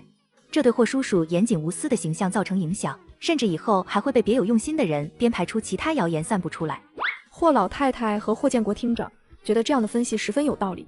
霍建国对自己老战友的孩子以及老部下都是放心的，现在问题应该就是出现在霍红那里。苏婉，你和我的想法一致，敌人越是想从内部瓦解我们，我们就要迎难而上。一旦让敌人尝到了甜头，有一就会有二，我们绝不能让敌人的奸计得逞。所以苏婉，你就认真复习，准备开学前的摸底考试，不管考得好还是考得差，只要你尽力就行。是，霍叔叔，我一定会努力考进前200名，用实力证明我的成绩是可以上励志高中的，让敌人的阴谋诡计不攻自破。万一我没有被励志高中录取，我就回南陵省老家，更加证明了霍叔叔的刚正不阿，没有给我走后门。霍老太太见此并没有反对，既然现在没有人知道苏婉和霍家的关系，那就让她去考，考上了就攻，考不上就回老家。这时候霍红拿着文件袋风风火火的就走了进来。大哥，苏婉上学的事没戏了。今天早上报纸刚出，下午学校就紧急通知了开会。现在励志高中的所有老师都知道苏婉要转学到我们学校的事情，考虑到这件事对励志高中的影响，所以校长决定不予让苏婉参加高3开学的摸底考试。霍建国刚抚平舒展的丽眉再次蹙起，苏婉也是愣然，没有想到这件事竟然发酵的这么严重。霍老太太脸色阴沉，小红，这不都是按照学校的规定和政策走的正常程序吗？只要摸底考试，苏婉考进前200名，是按照学校规定没错，但是苏婉的转学手续一直都是我在处理，而我又是高3的年级主任，即便苏婉考进了前200名，成绩也确实是她真实考出来的，但只要看过苏婉个位数成绩单的人都会认为是我提前泄露了试题或者答案。现在这件事教育局十分的重视，学校为了避嫌不影响破坏学校的声誉，只能拒绝接受苏婉入学。有了这个先入为主的印象观点，苏婉考得越好，就越是证明苏婉背景强大，有一个年级主任帮忙徇私舞弊，重点学校也跟着沆瀣一气。反倒苏婉考得越差，没有被学校录取，才能证明霍家人的清白。洪姑姑真的对不起，连累到您了。霍红在学校风评一向正直严苛，眼里容不下沙子，同事领导都知道他是怎样的人，对他倒也不会造成什么影响。这事跟你没关系，我和你霍叔叔也从来没打算给你走后门。那刊登失物招领的人也不知道是出于什么样的目的。霍红看了一眼苏婉，觉得十分的奇怪，只是让苏婉通过正常的程序转学到励志高中，又不是保送苏婉上名牌大学，根本触及伤害不到任何人的蛋糕和利益。就算眼红嫉妒，也用不着腐败到花费几十块钱去登报纸。霍建国打开文件袋，看到苏婉的转学证明材料好端端的就躺在棕色的纸袋里面，足以可见背后搞鬼的人就是想以这样的方式毁掉苏婉，让她没办法待在北平。小红，你知道看过苏婉转学资料的人都有谁吗？这份资料我都是直接交到校长办公室，这2天也都一直放在校长办公室里，到底被谁看过，我还真的不知道。苏婉，你就照常回去复习功课。励志高中虽然去不了，但是还有其他的学校，只要你能够正常通过学校的测验，就能以借读生的身份上学，把心态放平，也不要胡思乱想。霍叔叔，那会不会其他的学校也因为这件事不接受姐姐啊？苏小慧看似一脸的为苏婉担心，实则就是怕还会有其他学校接受。如果有的话，她也好提前打探到是哪所学校，然后找机会告诉方瑜。国家现在十分重视教育，只要苏婉能够通过学校的测验，学校没有拒绝的理由。之前单是苏婉的成绩单，确实绝大多数的学校不会接受。但是既然苏婉有信心能够通过学校的测验考试，这件事对苏婉的影响不会太大。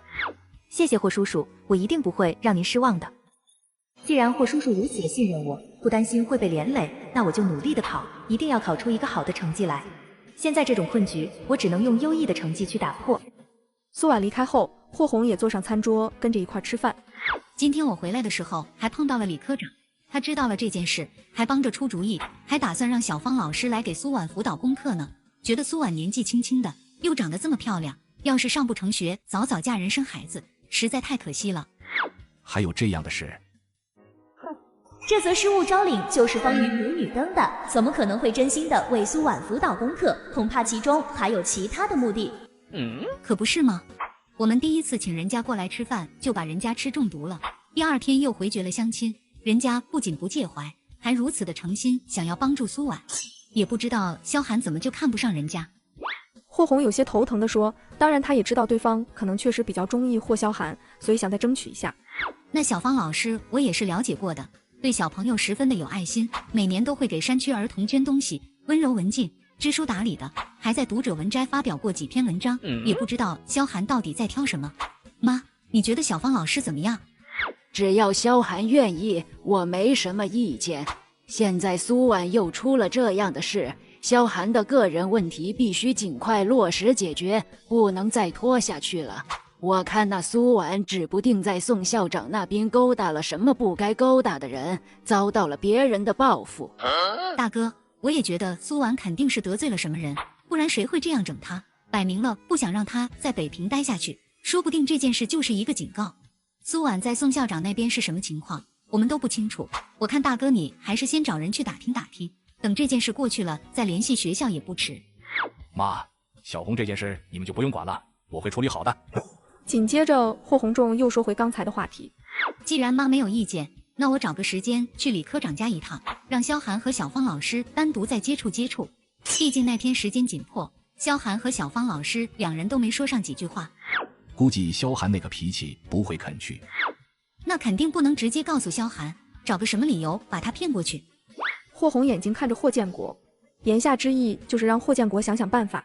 霍建国在家是霍萧寒的父亲，在军区那是霍萧寒的领导，霍萧寒可能不会听霍建国的话，但是霍首长的话是绝对会无条件服从的。既然霍红提出让萧寒和小芳老师两人再见见，那就让两人再接触一下。正好马上要到七夕了，组织上打算为各单位单身或者离婚的领导干部组建一场交谊舞会联谊，到时候就让萧寒和小芳老师参加。苏婉害怕宋家也被他牵连了，毕竟在家属院里的人看来他就是一个农村来的保姆，无权无势，成绩考成那样，竟然还能转学到首都上学，肯定会被以为是宋校长和杨书记托了关系的原因。赶紧赶回宋家。不是说明天一早才回来的吗？还是有什么东西没拿？苏婉本以为杨书记会询问他报纸上成绩单的事情，却没想到态度跟平常一样，什么话也没提，就好像还不知道这件事一样。但是这件事整个家属院的人都知道，杨书记又怎么可能不知道？婶婶，我忘记书早就被我带过来了，我就回来了。行，厨房里有我单位同事给的香瓜，留了一块给你，快去吃吧。要是有什么事就跟我们说，家属院那些人也都不清楚你的情况，我和你叔叔都非常相信你。谢谢婶婶。苏婉内心有一股暖流涌动，因为原身的黑料从来到北平开始，他就做好了会被不喜欢、不被接纳的准备。站在霍家门外，听着霍叔叔和霍奶奶的谈话，他并没有感觉到有一丝难过。但是现在听到杨书记无条件的信任自己、关心自己、坚定的站在自己这边，内心还是被触动到了。晚上，苏婉躺在床上想来想去，唯一一个跟他有过节且有能力这么做的，就只有方瑜那对母女。估计红姑姑前2天把转学证明材料递上去，被他们知道了。为了报复我，也更是担心我会把在商场发生的事情在学校宣扬出去，从而遭到全校师生嘲笑、指点议论，破坏方瑜想要营造的温柔文静的淑女形象。所以这才想出了这样一个阴险的办法，既可以不用得罪霍家，也能让我成为众矢之的，让霍家即便有心想帮，也会被连累沾上一身腥气。想到这，苏婉眸光微动，那他就干脆把这潭水搅浑。第二天，他做完早饭后，跟宋校长打了一声招呼，就搭上衔接式公交车前往报社楼。你好，我是苏婉，是来拿自己丢失的转学证明材料以及放在材料里的30块钱。霍团长，我是方瑜，我之前中毒摔倒的时候，你还扶了我一下的。你想要道歉，可以去霍家，不需要通过我。文博，什么事啊？妈，苏婉现在在家吗？今天我们医院的护士要和军区搞了一个交医5联谊会，结果儿科的一位护卫突然阑尾炎发作，要紧急动手术去不了，医院也没有其他合适的人，现在少一个人，你看能不能让苏婉过来？而且苏婉同学的事情，我也在报纸上看到了，马上就要上高3了，也算是有文化的。这次联谊的都是军区领导干部，我一时实在找不到合适的人，就想让苏婉同学顶替一下儿科的阮婷婷去参加，你看行不行？宋文博也是没有办法了，名单早就报上去了，能去参加这次交谊5联谊会的都是精心挑出来的一批，最低学历就是高中。毕竟这些领导干部要么能力出众，要么是军校毕业的，文化水平要是差太多，被当场发现了，这得多难看。这能行吗？能行的，考虑到女同志到了现场会拘束，所以都会戴面具，等快结束了才会摘下来。苏婉同学到了那里，她就看看，吃些小点心就行。行，那我现在就让苏婉收拾一下，坐公交车赶过去。苏婉，你快换件衣服。杨书记将事情简单的跟苏婉说了一下，就推着她到卫生间去洗脸。你到了那里，有人会教你怎么做。联谊会上还有好多平时商店里没有卖的饼干食品，你就当是去玩的，顺便见见世面。上辈子苏婉是烦死相亲了，但是听说有好吃的，眼睛一下就亮了起来。不是她嘴馋，而是这个年代确实没有什么零嘴零食，再加上这种没钱的苦日子，她可能至少要再过1年。既然能有地方蹭吃的，她干嘛不去？于是换好衣服之后就坐公交来到了军人俱乐部。等在军人俱乐部门口的蒋书记看到从公交车上下来的苏婉，眼睛一亮，衣服虽然看上去有些旧了，但是那张温婉娇美的脸蛋着实招人。得亏是要戴面具，不然就这模样，身段，等联谊结束，不知道得有多少人相上他。苏婉同学，你一定要记得你顶替的人是儿科护士阮婷婷，要是有人问起你名字，你可不能说错了。好，我知道了。到了礼堂你也不要害怕，虽然你是顶替阮婷婷来的，但也要积极参与进去。这次联谊会组织上十分重视，能去参加的人资料都是经过严格审批的。苏婉点了点头，他明白蒋书记的意思，就是他千万不能被军区领导发现是顶替的。婷婷同志刚来，先去那边喝点儿水休息一下吧。谢谢蒋书记。团长同志，任女同志来了，你快点儿跟我出来吧。霍萧寒抿着唇，显得对这样的场合十分的排斥，整个人全身上下又冷又硬，就跟快千年冰块似的。怎么回事？霍团长，难道让任女同志干坐在那没有舞伴？你的个人问题一天不解决，组织上的联谊会你是一个都跑不了，别说你后天要上手术台，就是躺病床上都要像。你可是团级干部，要起到带头作用。那位是婷婷同志，我觉得挺不错的。苏婉喝了几口水，吃了2块小饼干之后，就坐在了舞池旁边的椅子上。实在是所有的人都在舞台上跳舞，就他一个人站在点心桌前，显得十分的尴尬突兀，他也不好意思吃。你好同志，要跳舞吗？苏婉听着这低沉富有磁性的冰冷金属嗓音，抬起头看着面前的霍萧寒，轻盈透亮的乌眸是一片愣然。他倒是忘了，霍萧寒也是单身领导干部，而且还是级别最大的那个。婷婷干嘛呢？苏婉刚想说他和霍萧寒认识，蒋书记就凑过来，低声在他耳边叮嘱了一句：可千万不能掉链子啊，不会跳没关系。本以为霍萧寒应该能够认出他，但是事实上他现在一身城里人打扮，上半张脸被面具遮住，再加上两人也并不熟悉，霍萧寒确实没有认出来。更何况这是军区领导干部与医院护士、学校老师的联谊会，名单都是经过提前审批的，霍萧寒当然也不会往那方面想。不远处戴着面具的方瑜一直都注意着两人的举动，眼睛一刻不停地朝霍萧寒看来。看到霍团长耐心地教着其他女同志舞步，方瑜就极度的酸水直冒。他来的时候找了一圈都没有找到霍团长的身影，反倒便宜了这个迟来的女同志。等待会儿换舞伴的时候，他也要走过去让霍团长教他跳舞。很快悠扬的歌声停止，舞池上的男女同志也分了开来，客气生疏的互相道了声谢意之后，霍团长，能请你跳支舞吗？一般都是男同志邀约，很少有女同志主动邀请的。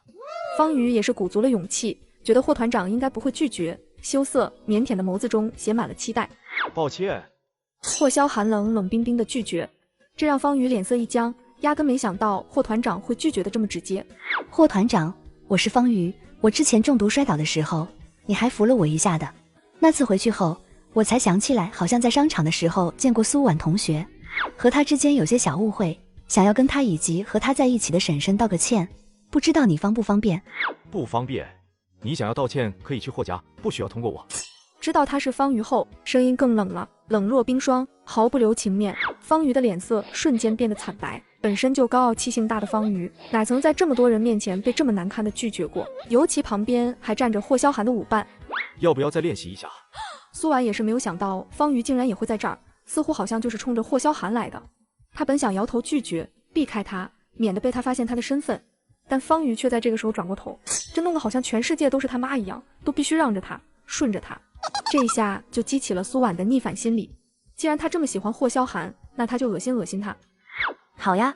方瑜看到霍团长重新牵起那位女同志的手，就跟一巴掌狠狠地抽在他的脸上一样，又气又怒。但是周围还有这么多人，他也不好发作。苏婉那个小可爱想要勾搭霍萧寒，现在又来了这么一个小可爱。方瑜盯着两个人看了一会儿后，很快就想到了一个主意。团长同志，这位女同志怎么样啊？刚才他可是看得清清楚楚，第一首舞曲跳完之后，有一位女同志主动邀请霍萧寒跳舞，却被拒绝了。他就知道肯定有戏。团长同志，你教这位女同志跳舞，教的挺不错的啊，人女同志学的也很快。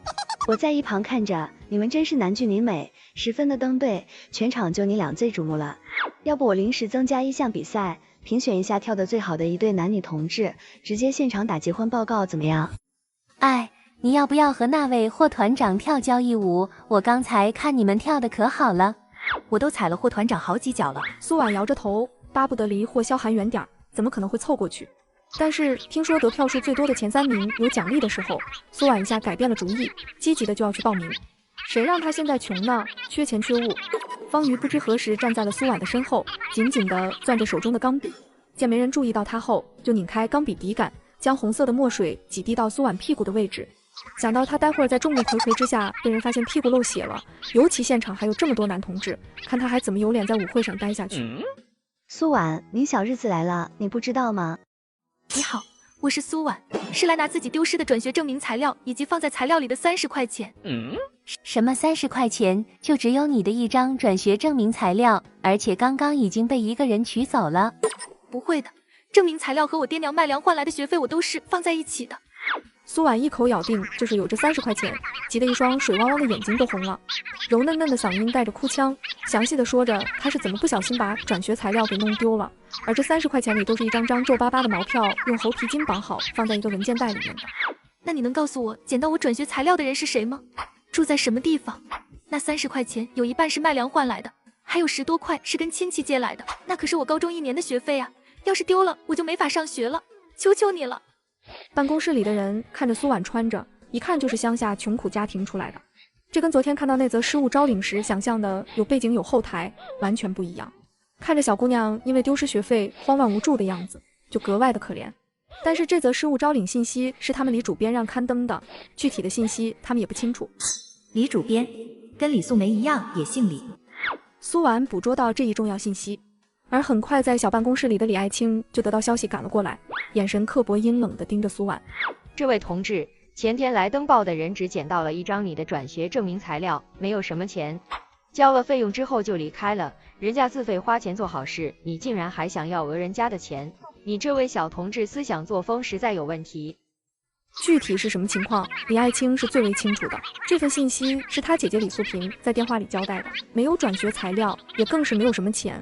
昨天报刊一经发售，就因为这条失物招领销量竟然直接比平时还要多，大街小巷到哪儿都在声讨，痛斥这位有关系、有背景、有后台的学生。按道理这慧儿应该躲在家里不敢出门，连人都不敢见，却没有想到这个苏婉竟然敢上门来领，还无端多出了30块钱。难怪姐姐和外甥女对这个苏婉恨之入骨，一提到这个名字就直磨牙。真的有，我都放在一个文件袋里，就是为了方便上学缴费的。苏婉被李爱卿这一顿指责，鲜嫩的红唇不住地颤抖着，泪水就如同决堤的洪水一般涌出来，却又强自忍着不让自己哭出声来，娇弱的身体可怜的一抽一抽的。那我可不可以也登个寻物启事？苏婉同学，失物招领属于我们报刊公益做好人好事行为，只会象征性的收取一点费用，但是寻物启事可是按字收钱，版面越大收费越贵，要花不少钱的。原来昨天登的失物招领根本就没有花多少钱啊，真是花最小的代价毁他最大的名誉。我现在在别人家做保姆，还没有发工钱，身上只有这么些了，够不够？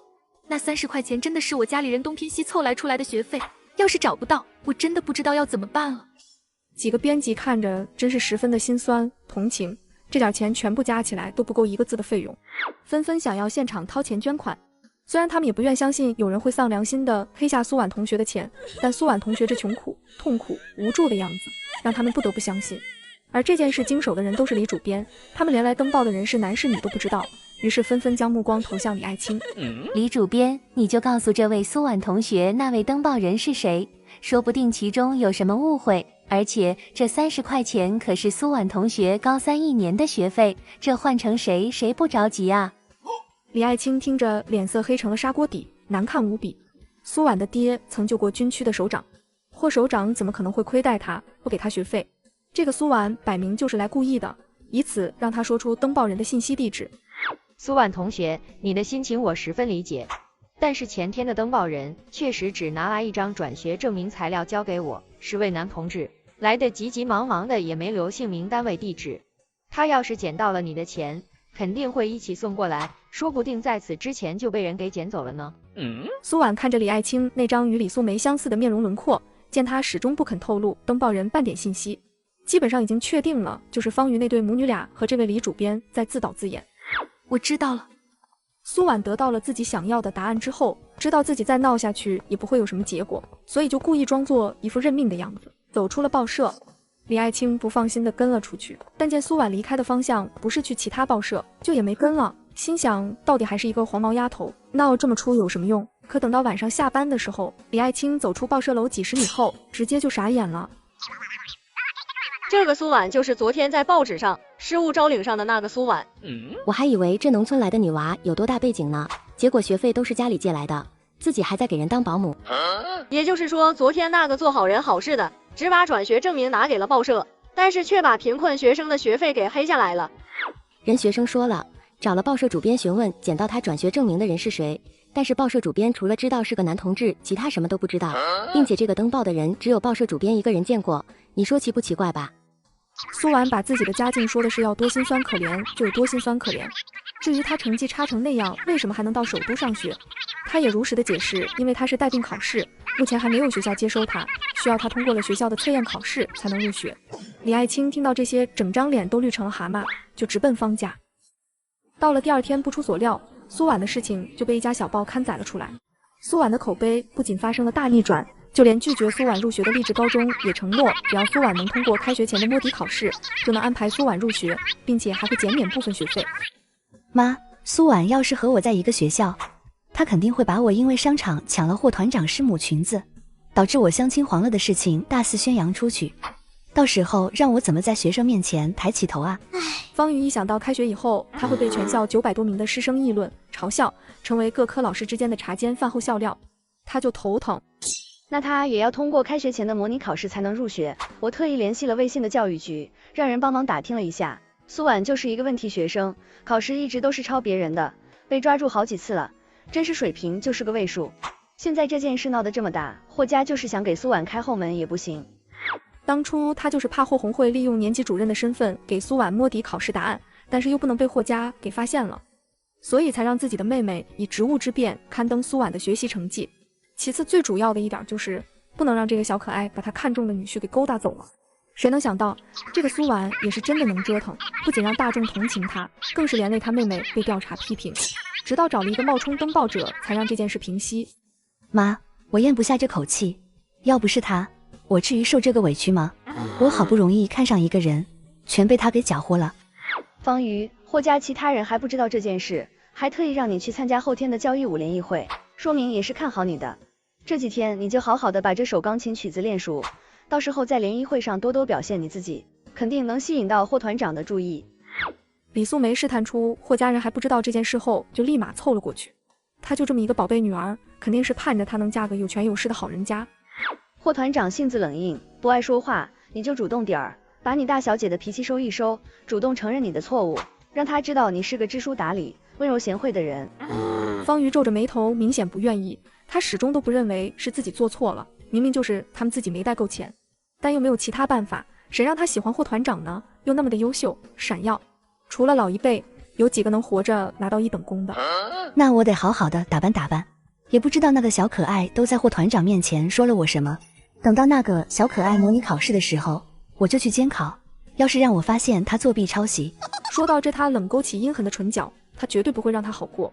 李素梅当然也不会这么轻易的放过苏婉，只是现在最重要的就是方瑜和霍团长相亲的事情。家属院里的人从百姓小报上得知了苏婉贫苦的家世后，对苏婉比以往的更加热情，纷纷跑到宋家给苏婉送吃的喝的，还把家里的旧衣裳、旧鞋子拿来送给苏婉。在这个物资匮乏的年代，别人给的旧衣服就相当于是新衣服。你这孩子什么事都憋心里，也不跟我们说，也不知道你胆子怎么那么大的。婶婶，你看现在大家不都对我改观了吗？我其实被人误会不要紧，我清者自清，主要是我怕连累你和叔叔，尤其文博哥又马上结婚了，我不想给你们惹麻烦。你这孩子说的什么胡话？我巴不得你不走呢，我和你叔叔行得正端的直，才不会理会这莫须有的事情。刺耳的电话铃声响起，杨书记走到客厅接听。喂，文博，什么事啊？妈，苏婉现在在家吗？今天我们医院的护士要和军区搞了一个交医5联谊会，结果儿科的一位护卫突然阑尾炎发作，要紧急动手术去不了，医院也没有其他合适的人，现在少一个人，你看能不能让苏婉过来？就是你拿走我高潮部分乐谱的。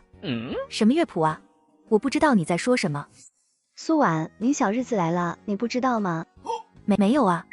苏婉不解地低下头，就看到臀部位置上多了一抹极为显眼的嫣红，就跟刚沁出的鲜血一样。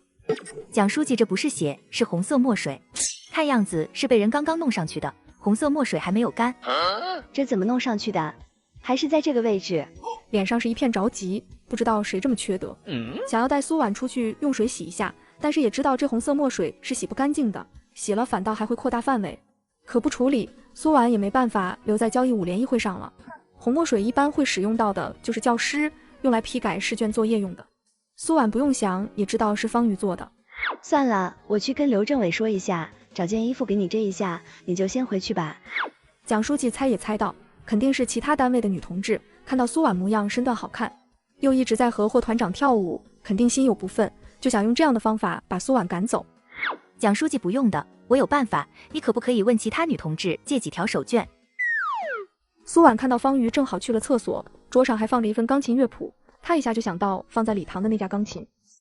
方瑜突然发现中间的乐谱少了一页，可是他昨天还对着琴谱练了一遍，现在怎么就少了中间那一页？一定是这个小可爱把他中间那页琴谱拿走的，这中间除了他进来过，没有其他人。就是你拿走我高潮部分乐谱的。什么乐谱啊？我不知道你在说什么。你还想赖？当时就我们2个，你没进来时我的乐谱还在，你进来后我的那页乐谱就没有了，不是你是谁？方瑜恼怒地说着，也十分肯定他的那页琴谱就在苏婉的身上，只要找到他的琴谱，就可以让大家知道她是个心机坏女人，霍团长也不会再青睐她了。说完就再次扑过去扯苏婉的衣服，几乎都要把苏婉的裙子给掀起来。这位同志，你干什么？你有什么证据吗？这位女同志，我们又不认识，我好端端的为什么要拿你的乐谱啊？这句话一下就把方瑜给问住了，他涨红的脸微微一顿，紧接着就把女儿家羞于见人的私事直接给说出来。还不是因为你来了小日子弄到了身上，我不肯借你衣服穿，你就想故意害我，让我丢脸。明知道有男同志在场，还将女人的这种事情给说出来，尤其苏婉还是一个黄花大姑娘，还没嫁人呢，这不摆明了就是想要苏婉难堪。方同志，你自己的东西不见了，首先要从自己身上找原因，不要随便冤枉别人。蒋书记，麻烦你带几位女同志帮方同志找一下，看看是不是她自己掉在了什么地方。方瑜听到霍萧寒这么为苏婉说话，情绪越发的激动，紧紧地咬着牙，从小被娇惯坏了的她，怎么能忍受这样的委屈？霍团长就是他拿的。不然怎么偏偏中间的那页琴谱不见了？就是他之前的时候挡住我的视线，从琴谱里抽走了一张，那张琴谱肯定就藏在他的身上。霍萧寒一个箭步挡在苏婉的面前，高大挺拔的身姿让方瑜几乎完全不能近身。明明他才是受害者，霍团长却如此的护着苏婉，方瑜几乎要发疯，但仅存的理智告诉他不能那么做。婷婷同志啊，为了解除误会，还希望你能配合一下。好。苏婉点点头，没有任何异议。方瑜则恶狠狠地盯着他。就在这时，一位女同志走了过来，手上拿着的就是方瑜的布袋。方同志那一琴谱掉进了桌角的缝隙，我们在墙角找到了，还有这支装着红色墨水的钢笔是从你布袋里找出来的。婷婷裙子上的那块红色墨汁就是你偷偷滴上去的吧？方瑜还想要抵赖，蒋书记却不给他这个机会，直接抓过他的手，就看到他的食指指头上还残留着红色的墨水印记，显然连方瑜自己都没有注意到。就因为霍团长拒绝你的跳舞邀约，和婷婷跳舞，你就故意把红墨水滴在婷婷的身上，以此想要逼婷婷离开。蒋书记也看到了方瑜邀请霍团长的那一幕，只是之前没有证据，所以他就没有说，现在找到了证据，他丝毫不留情面地将他底细扒光，让方瑜浑身一颤，根本说不出一个字来。他本想给自己找回公道，让霍团长看清这个贱货的面目，却忘记了红墨水这茬。他是哪个单位的？名单不是经过严格的审批吗？怎么会让这样的人来参加联谊会？此时的方瑜就跟被人扒光了衣衫，赤裸裸的丢在地上被人围观一样，脸颊如同被烧开的沸水一般滚烫。他现在就想赶紧离开这里，回家找妈妈。赔钱，把婷婷同志的衣服钱赔给他。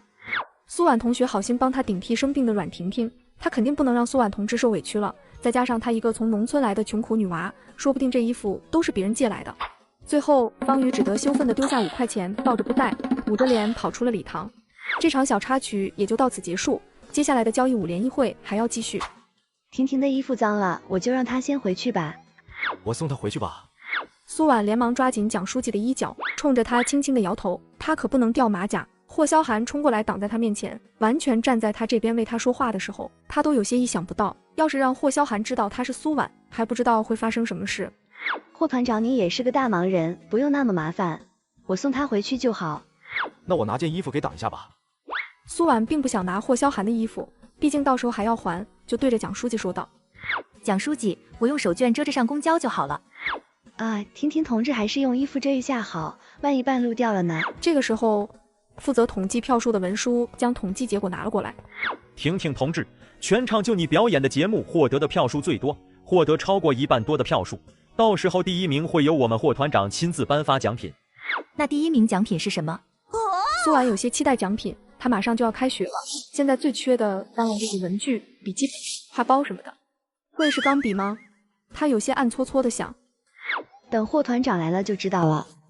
军人俱乐部就挨着部队不远，霍萧寒的体能一向很好，在宿舍衣柜里拿了一件新的没有穿过的衣服，2分钟不到就折返了回来，正好碰到急着往部队赶的文书。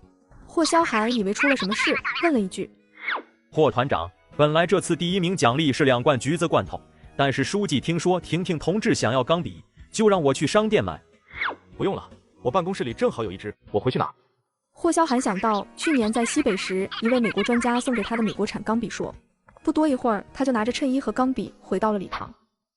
苏婉从霍萧寒手中接过第1名奖品，一个长方形沉甸甸的黑色盒子，看样子里面装的就是他想要的钢笔。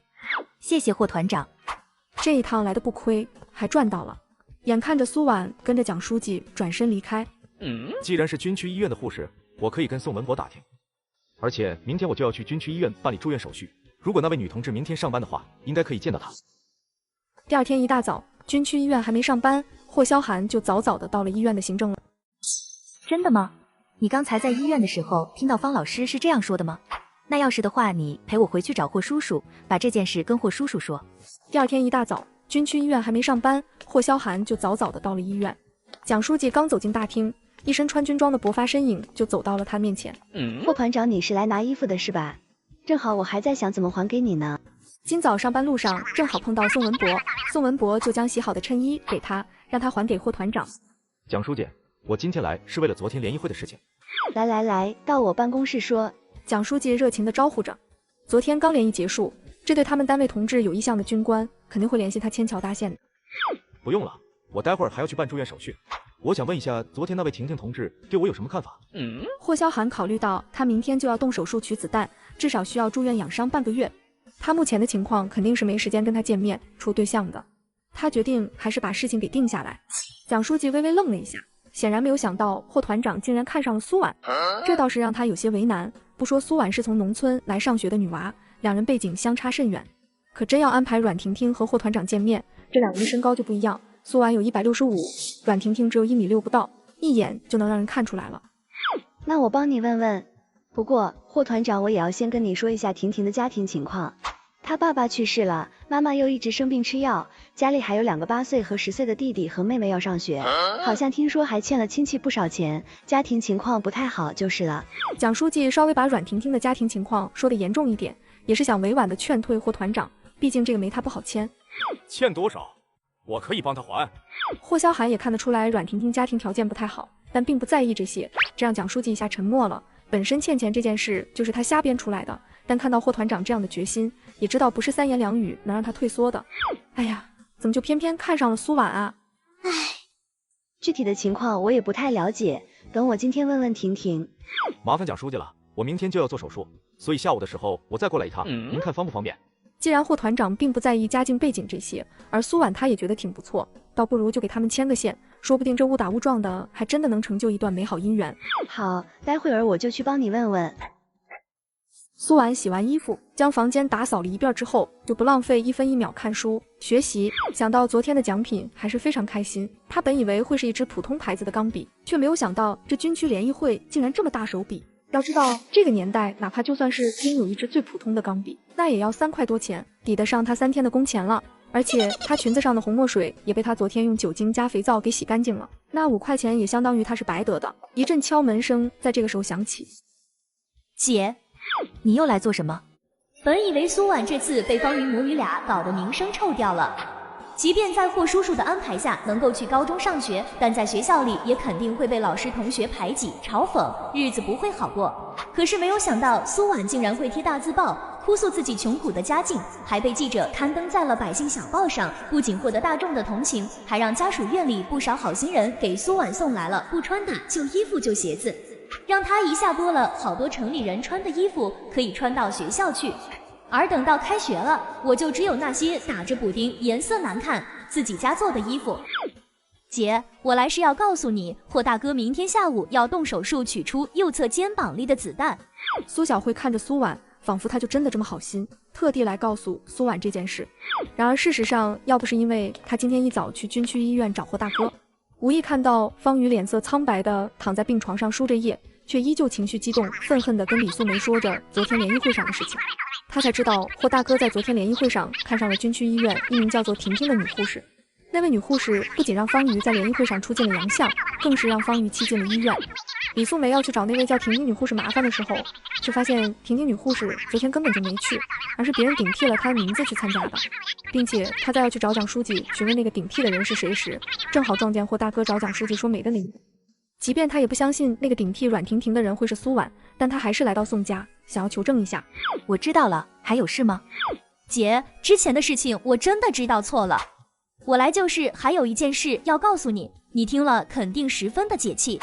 就是在商场上对你盛气凌人抢你衣服的方老师，我今天去医院找霍大哥的时候，看到他生病住院了。听说好像是昨天参见联谊会的时候，看到霍大哥十分护着一位叫婷婷的女护士，并且他妈妈今天还正好撞见霍大哥找蒋书记说媒，那方老师气得直接把手上的输液针都给拔了。苏小慧一边说着，一边仔细地观察着苏婉脸上的表情。苏婉心里狠狠一惊，温婉沉静的乌黑瞳眸中迅速闪过一抹惊慌，显然没有想到会发生这样的事情。她以为这件事从她离开军人俱乐部后就结束了。霍萧寒既然要住院做手术，那只要他想，稍稍打听一下就会知道阮婷婷昨天生病了，是别人顶替她名字去的。解气的不应该是你吗？方老师在霍家的时候那么的瞧不上你，现在看到他被气住了医院，你心里应该比谁都高兴吧？也难为你大老远的跑来跟我分享你的喜悦了。姐，你能不能不要这样？难道姐你就没有怀疑过，你成绩单被登上报纸这件事可能跟方老师他们有关吗？你想啊，方老师的爸妈都是教育局的，他自己也是励志高中的老师，肯定能接触到你的转学材料。而你们之前还在商场发生过矛盾，后面霍大哥就回绝了方老师，方老师肯定认为是你把在商场的事情说出来，才导致他没被霍大哥相上的，所以为了报复你，故意把你学习成绩登在报纸上，让你被人骂。真的吗？你刚才在医院的时候听到方老师是这样说的吗？那要是的话，你陪我回去找霍叔叔，把这件事跟霍叔叔说。我当然知道是方瑜他们做的，但是苏小慧的行为实在太奇怪了。方瑜对于他来说现在已经构不成威胁了，他却还想挑起我和方瑜的矛盾。看来他应该还从方瑜那里听说了其他的事情，觉得我和昨天顶替的那个人很像，撺掇挑拨着我去医院找方瑜算账，想要让方瑜只认出我就是昨天顶替阮婷婷的人。姐，我这也是猜的，我这还不是为了你着想，想要帮你找到那个想要害你的人吗？毕竟除了方老师，我也实在想不出其他的人了。苏婉却不想再跟他闲扯下去，他得尽快去一趟军区医院，让蒋书记千万不要说出他的身份，他是绝对不能掉马的。既然没有证据，你跟我说这些有什么用？我的事情就不用你操心了，你还是多操心操心你自己吧。没了一个方老师，又来了一位婷婷女护士，而且还是霍团长看上的，要是两个人在一起了，霍团长肯定要带回家见长辈的，到时候你要怎么办啊？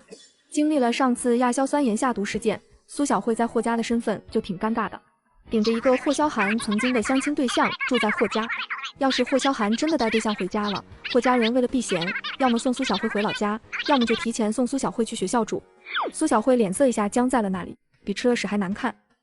现在是9点钟，还有2个小时，杨书记就要下班了。宋校长也一直在楼下醒树林和家属院的人下棋，他得赶快趁这个空档去医院。透过窗户看到苏小慧已经低垂着头下了楼，但是会不会走远他不知道，也是怕待会儿下去的时候会在家属院的人被他看到。苏婉就换上了别人给衣服，与他平常一身补丁乞丐服、农村朴素的形象形成强烈的反差。做好这一切之后，他打开门四处看了看，刚要拿上钥匙锁上门，为了保险起见，他又找出了纱布口罩戴上，赶往军区医院。苏婉到了军区医院，跟护士打听了蒋书记的办公室后，就一刻不停地朝办公室跑去。突然间看到一抹军装身影朝他这边走来，他吓得迅速转过身，心脏狂跳。夏天太热，出了家属院确定没有看到苏小慧之后，他就把口罩摘下来拿在了手上。完了，这下被看到了。不对，就算被看到了，霍萧寒也应该认为我是苏婉，但是我这身衣服怎么解释？方瑜都能看出昨天的人和我有点相似，霍萧寒又不是傻子，看到我这身打扮肯定能猜出来昨天的人是我。直到身着军装的人从他身边擦肩而过，看清不是霍萧寒后，他这才狠狠地松了一口气。这么一会儿的功夫，他又看到了好几个穿军装的，除了高矮不一样外，乍一眼看过去还真的会让人认错的。为了保险起见，苏婉还是把口罩给戴上，光顾着穿这身出来躲苏小慧了，倒是忘记最该躲的人是霍萧寒了。苏婉快要跑办公室的时候，与一道身穿军装挺拔高硕的军人撞了个满怀。霍萧寒手上正拿着检查单看，也没有看路，突然一抹娇软的身体就朝他撞来，让他做不出反应。对不起。婷婷同志，婷婷同志。苏婉当没听见，继续往前走，脚步不受控制的加快。霍萧寒却追了上来，而他脚下的鞋带子却在这时突然断裂开了，因为他走得太急，脚一下就踩在了石子路上，脚心被锋利的石块割伤，鲜红的血就从脚心渗了出来。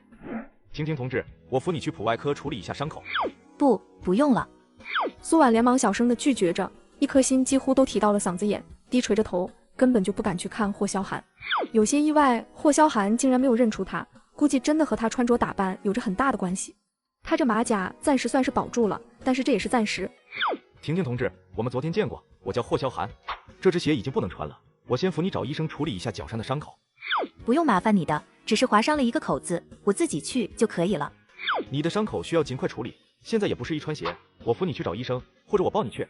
这是让他两者选其一，是在通知他，而不是在询问他的意见，压根没给他拒绝的选项。苏婉真的快要绝望了，他真的不敢想，要是再跟他多待一会儿，被他发现他的身份会怎么样。就在这时，蒋书记从行政楼里出来，看到了霍萧寒和一位女同志站在医院走廊下。霍团长，这是怎么了？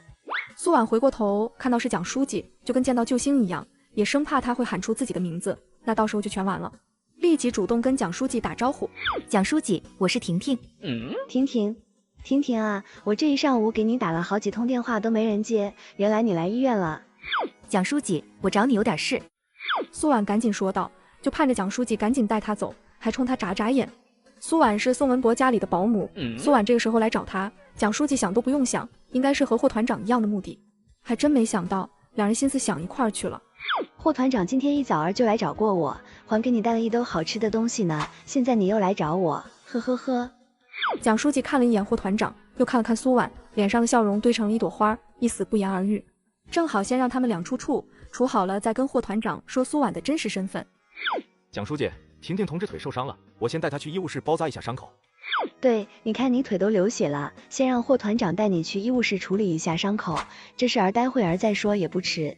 让霍团长抱你去。蒋书记，不用的，您陪我去吧。苏婉感觉要窒息了，直接拉住了蒋书记的手臂，眼神为难不情愿地看着蒋书记，想要跟蒋书记说着什么。蒋书记只当是小姑娘害羞，也是想给两人创造一下独处的时间，就道：婷婷，我待会儿还有事呢，让霍团长抱你去。不用麻烦霍团长的，我脚上流了血，会把霍团长衣服弄脏的。蒋书记，您就陪我去一下吧。蒋书记，耽误您一会儿，陪婷婷同志去一趟。婷婷同志脚上的伤口需要尽快止血处理。蒋书记见霍萧寒这样说，可能苏婉一个学生面对一个军区团长，确实会有点害怕紧张，于是就点了点头。到了医务室，医生检查了一下伤口，伤口并不深，但是伤口里有铁锈，应该是踩到的那块石头旁边有洋钉什么的，最好打一针破伤风，以免伤口感染。霍萧寒拿着检查单就走了出去，不一会儿就缴完费回来了。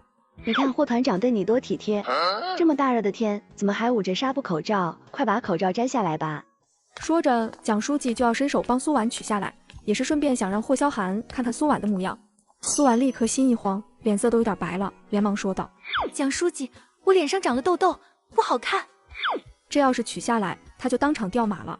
蒋书记笑意更深了，这女孩子就是爱美，尤其是在自己喜欢的人面前格外的注意形象。意有所指的看了一眼霍萧寒。蒋书记，我出去一趟，麻烦您照顾一下婷婷同志。说完，霍萧寒就大步流星的走了出去。蒋书记，麻烦您一定不要把我顶替阮婷婷参加联谊会的事情说出去。这是为什么？你看不出霍团长对你挺照顾的，他要是想查的话，肯定是瞒不住的。蒋书记，只要你别让别人知道是我顶替的阮婷婷就行。我现在只想安心念书，考大学，而且我是有喜欢的人的，打算毕业就跟他结婚的。我以为就只是去凑个人数，吃东西，没有想到会这样。要是让别人知道了这件事，我以后还怎么做人？你放心，这件事我不会告诉任何人，等霍团长回来我就跟他说清楚，不会让你为难的。难怪你一直都在回避霍团长，不愿意跟他接触呢。有了蒋书记这句话，苏婉的心算是安了下来，然后站起身，想要趁着霍萧寒不在赶紧离开。蒋书记，我还要回去做饭，我就先走了。哎呀，这离饭点还有一段时间呢，也不差这几分钟，打完破伤风再走。等霍团长回来我会跟他说清楚的。而且你这些都坏了，你等在这儿，我去办公室拿针线过来，把鞋缝上，不然你也不好回家。前脚蒋书记刚走，护士就给苏婉进去打了破伤风。打完破伤风，苏婉是一刻都不敢多停留，特意绕了远路，从军区医院的后门跑了出去。霍萧寒拿着新买的鞋回来的时候，已经没有了苏婉的身影，蒋书记也不在。护士，请问刚才戴着口罩的女同志去哪儿了？已经走了。你是那位女同志的对象吗？你们是不是吵架了？那位女同志走得急急忙忙的。这个时候，蒋书记也拿着针线回来了，知道苏婉已经走了，不由得说了一句：哎呦，这丫头怎么这么心急？穿着坏鞋怎么回去啊？蒋书记，婷婷同志是不是对我有什么意见？霍萧寒也不是傻子，看得出婷婷同志一而再再而三的在回避他，而且似乎十分的怕他，一直在躲他，给他一种说不上来的感觉，很奇怪。霍团长，我也是刚刚才知道，其实婷婷她有喜欢的人了。那她为什么会去参加交谊舞联谊？我们也是按照规定将符合条件的单身女同志报上去，之前我们也都不知道婷婷有喜欢的人，也是刚刚你走后，我询问婷婷的意思，才听她说的。霍团长，真是不好意思了，待会儿我把你放在我办公室的那网兜东西给你送过来。蒋书记颇为遗憾地说着，确实是挺为霍团长和苏婉两个人遗憾的。不用了，蒋书记。苏婉拖着受伤的左腿，总算有惊无险地回到了宋家。她刚进门，就听到厨房炒菜的声音。同志，你找谁啊？同志，你怎么会有我们家的钥匙？王婶，你不是要到8月底才回来吗？你是苏婉。本来人长得就标致漂亮，又说着一口流利的普通话，现在穿着完全就跟个城里人的大学生一样，一点都看不出她是个农村来的穷苦女娃。果然啊，她要是再晚回来几天，说不定这份工作保姆的工作还真的保不住了。你穿成这样，我都认不出你了。你这是出去了？对，我刚刚有点事出去了一趟。王婶，你怎么突然提前回宋家了呀？苏婉觉得很奇怪，当时她来宋家做活的时候，明明说好了王婶8月底再回宋家。我丈夫的腿恢复的差不多了，能下地走了，但是还不能干活。我就寻思着家里少了一个劳动力，反正也不需要人照顾了，我就赶紧回来了。王婶笑着说，这感人的意思也很明显了。本来她也是想等丈夫的腿完全好了，她再回来的，正好地里也有一大堆农活要干。但是也不知道是谁给她寄了一封信，她看到信的内容，本来还在犹豫呢，毕竟她在宋家干了这么多年，别真的苏婉上不成学，把她保姆工作给抢了。王婶，那叔叔婶婶他们知道你回来了吗？我好像没听他们提起过。苏婉总觉得王婶回来的实在太过突然了。王婶回来，宋家肯定不需要2个保姆，那她就只能回霍家，或者再重新找一份保姆的工作。哎呀，等宋校长和杨书记回家后不就知道了。当时我也是因为丈夫摔断了腿，实在没法要回家里一趟，这才找到你替我一下的嘛。你不是要念书吗？这马上就8月了，你也正好可以回去好好复习功课。王婶话语中若有似无的挤兑，就好似生怕她会抢了她保姆的工作一样。苏婉觉得事情没有那么简单，王婶和宋家人都知道她只是来做暑假工的，她完全对王婶不会造成任何影响，就算王婶家里缺钱，也不至于刚回来字字句句都想赶她走。谁允许你动我东西的？霍大哥，我只是看这件衬衣好像穿过了，我想帮你拿去洗。到了饭点，宋校长和杨书记回来了，看到突然回来的王婶，也是十分的疑惑和意外。可是这人都已经来了，总不能再让人回老家去，况且苏婉还有1个月就要开学了。苏婉也不想让宋校长和杨书记为难，毕竟2个保姆1个月的工资也是一笔不小的支出。叔叔婶婶，既然王婶回来了，也用不着我了，那我明天就搬回我亲戚家吧。杨书记是真的不想让苏婉走，但是家里总共就3口人，也用不着2个保姆，想了想就说，苏婉，反正这个月也没几天了，你就做完这个月再走，明天我在单位和家属院帮你问问，看看哪家需要保姆的，我帮你介绍过去。好，那谢谢婶婶了，那剩下的几天工钱我就拿1半吧。霍萧寒明天就要做手术开刀，他这个接骨眼回霍家住就是给霍家添麻烦，尤其是霍萧寒出院之后肯定是要回家休养的，那这样岂不是要天天见到他？所以他要趁着这几天赶紧在家属院里重新找一份保姆工作。宋校长、杨书记，这事儿也怪我，这几天的工钱我和苏婉一样，就拿1半。王婶现在都有些后悔，怎么能随随便便相信一封匿名的信呢？这宋家完全没有打算将苏婉留下来当保姆啊。晚上王婶收拾完回到房间，王婶，我床铺好了，单人床我们2个人睡太挤了，你睡床上，我睡地上就行。苏婉毫不介意他今天挤兑他的事情，王婶心里有些过意不去，毕竟他也是怕自己的工作被苏婉给抢去，对苏婉并没有什么意见和不满。大妹子啊，也真是对不住你了，本来我也确实是要到8月底再过来的，但是上个礼拜我收到了一封匿名的信，信上说你成绩差上不了学，但做的饭菜十分合宋家人心意，打算让你留下来做保姆。本来我也没当回事儿，可前几天看到报纸上登了你的学习成绩，我就一担心，赶紧就收拾行李过来了。毕竟现在工作多难找啊，要是没了这份保姆工作，我就只能回老家。信？那王婶，那封信你带来了吗？苏婉就知道王婶不可能无缘无故的突然回宋家。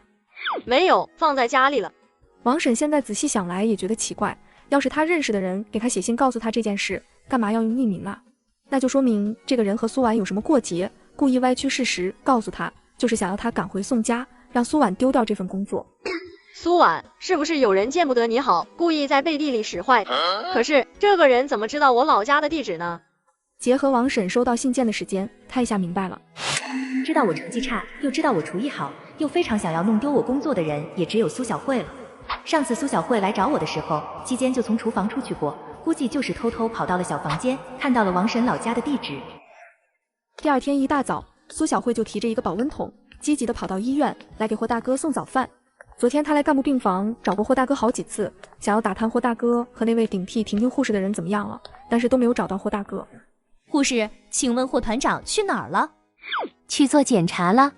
苏小慧听到这稍稍放下心来。也不知道霍大哥知不知道是有人用婷婷女护士的名义参加的联谊会，而那位顶替的人又是谁？会是苏婉吗？苏小慧在病房中扫视了一圈，就看到霍萧寒的衣服放在床上，旁边的袋子里装了一双崭新的鞋子。难不成这是霍大哥买给他的？他到现在都还没穿过城里的这种鞋呢，一直都穿着老家娘做的布鞋，又闷又难看。真的会是买给我的吗？还是买给那位顶替婷婷女护士的人？总不能昨天才1天的时间，两个人就处上了对象，霍大哥就给对方买鞋了吧？37码，我的脚是36码，而苏婉的脚也是37码。不会真的顶替的人是苏婉吧？不可能的。苏小慧重新将鞋放回原位，顶替的人到底是谁？只要他待在医院照顾霍大哥，肯定会知道的。看着床上的衣服，苏小慧就拿着衣服打算拿到卫生间去洗。正在这个时候，做完检查的霍萧寒回来了，后面还跟着一位警卫员。谁允许你动我东西的？霍大哥，我只是看这件衬衣好像穿过了，我想帮你拿去洗。苏小慧愣了一下，脸上笑意变僵。自从霍大哥在宋家见到他后，对他的态度就格外的冷淡疏离。不需要，未经我的同意，不要随意碰我的东西。作为男女同志，请保持好相处的距离，掌握好分寸。霍萧寒眉眼之间满是拒人于千里之外的冷意，将衬衣拿在手上抖了抖，似乎想要甩掉苏小慧残留在衣服上的气味。对于苏小慧的触碰十分的介意。对不起，霍大哥，我下次不会了。霍大哥，你还没有吃早饭吧？这是我凌晨4点起来熬的鸡汤，提前补充一下营养。你拿回去吧。霍萧寒将衣服放到床上，却发现他放在旁边的鞋被人动过。你动过我的东西。霍大哥，我只是想帮你收拾一下东西。这种事我不希望再有下次，你现在就回霍家吧。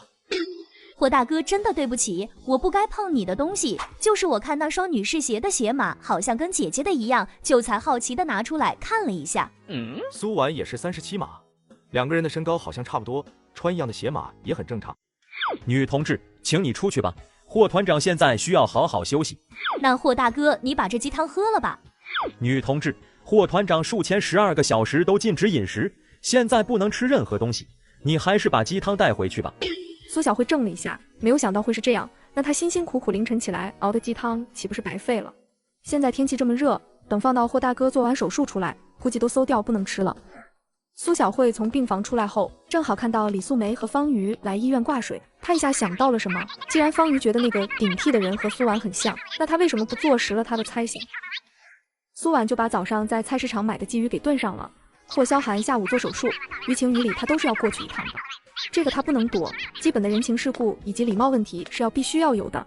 虽然霍家不差他这碗鲫鱼汤，但是也是要表达一下他的心意的。就想着在霍萧寒进手术室的时候去医院，等霍萧寒从手术室出来，麻醉还没醒的时候再离开。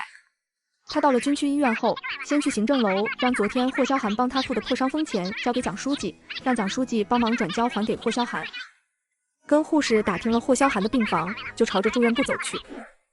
昨天我特地去宋校长家告诉姐姐，今天霍大哥做手术，也不知道为什么姐姐怎么还不来的，会不会是宋校长那边忙走不开呀？你刚刚看到没？我给霍团长喂鱼汤，霍团长都没有反对。霍家人看在我这么辛勤的份上，肯定会对我有一个大的印象改观，说不定还会接纳我呢。昨天我特地去宋校长家告诉姐姐，今天霍大哥做手术，也不知道为什么姐姐怎么还不来的，会不会是宋校长那边忙走不开呀？苏小慧就是故意没有告诉苏婉做手术的时间，等她来了，估计霍奶奶他们都回去了。到时候霍奶奶他们肯定会认为苏婉就是一头喂不熟的白眼狼，霍叔叔知道后也会对她失望。宋校长家就3口人，平时做饭就行，有哪里忙的？前些日子他的成绩被人登在报纸上，他怕没有学上了，立马就找到霍家。现在萧寒做手术，却挤不出时间了，从头到尾都没瞧见他身影，问都不知道问一句。奶奶，宋医生快要结婚了，宋家现在应该挺忙的。再忙也总要抽个时间过来一趟吧。装得再好，本性还是改不了的。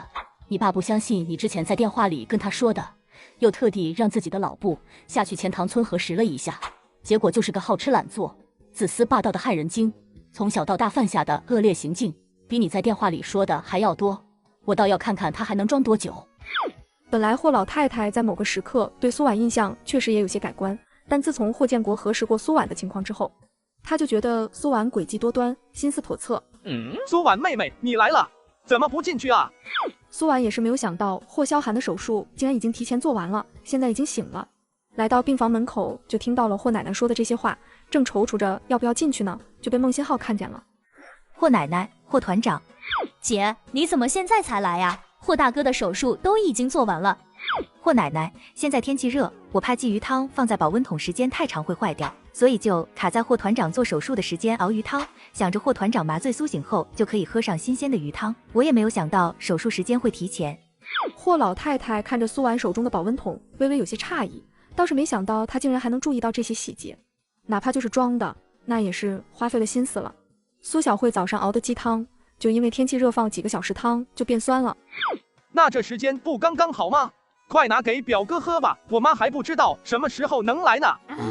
苏小慧捏紧了手，眸底满是气恨，也不知道苏婉时间怎么卡得这么准的。前脚红姑姑回去拿吴妈熬的汤，后脚苏婉就提着熬好的鱼汤过来了。姐，我本来也是想给霍大哥熬鱼汤的，但是鲫鱼刺多，万一把霍大哥卡到了怎么办？不会啊，我已经提前把鱼刺都挑了出来，又用滤网筛了一遍，所以才耽误这么长时间的。鲫鱼是最利于长伤口的，虽然挑刺是麻烦了一点。这后面的这句话俨然是在说苏小慧怕麻烦，不愿意弄。苏小慧脸色僵了一下，但还是一脸乖顺的跑到苏婉跟前，就要去拿苏婉的保温桶。姐，倒是我笨了，没想到这点儿，我来给霍大哥喂鱼汤吧。你一路走来也累了，坐这儿歇会儿吧。不用了，让新浩来。苏婉本来就不想让苏小慧借花谢佛，用她熬的汤到霍萧寒面前表现，但眼下除了她好像也没别的人选。她现在躲霍萧寒还来不及呢，可不敢跟他有近距离的接触。听到霍萧寒这么说，立马就把保温桶拿给了孟欣浩。表哥，我不行的，要是把鱼汤弄洒到你身上，我妈肯定会骂死我的，让苏婉妹妹来吧。这句话说完，病房一时间变得很安静。苏婉本以为霍萧寒会拒绝的，却没有想到霍萧寒并没有说话。快去啊，苏婉妹妹！苏婉只好硬着头皮拿着保温桶来到床前，很是担心会被霍萧寒给认出来，但面上依旧表现出一副从容自然的神情，尤其是注意左脚的走路姿势。苏婉同志，辛苦你了。霍团长，你别这么说，为了我上学的事，霍叔叔和红姑姑费了不少的心，这也是我应该做的。一旁的苏小慧看着苏婉，嫉妒的都快要发疯了。想到今早看到的女士鞋，故意当着霍奶奶的面天真无邪的问：霍大哥，你衣柜里的凉鞋是不是就是买来准备送给姐姐的呀？哇，表哥你给苏婉妹妹买凉鞋了？你连苏婉妹妹鞋码都知道了？不是。小慧，你怎么知道的？你打开霍团长的衣柜看了？不会还是穿了吧？霍老太太这么不喜欢她，苏小慧还偏偏把这件事拿出来说，不就是想让霍奶奶更加的讨厌她吗？当然没有，我怎么可能会随便碰霍大哥的东西？我就是帮霍大哥收拾东西的时候无意看到的。霍大哥，我真的没有。苏小慧肉眼可见的慌乱起来，连忙急切的解释着。她也没有想到竟然会搬起石头砸自己的脚，生怕霍大哥不信。萧寒，那这鞋是送给谁的？霍老太太更加关心这双鞋的主人，她从小就是个极有主见的人，很少将事情告诉家里人。是联谊会跟我跳舞的婷婷同志。霍大哥能有喜欢的人，我真替霍大哥感到高兴。希望霍大哥能早点康复出院，早日结婚。姐姐，你不为霍大哥感到高兴吗？当然高兴了，等霍团长结婚的时候，我一定要下厨为霍大哥做一桌菜。只要蒋书记和宋文博死守这个秘密，他相信霍萧寒应该永远都不可能知道那个人是他。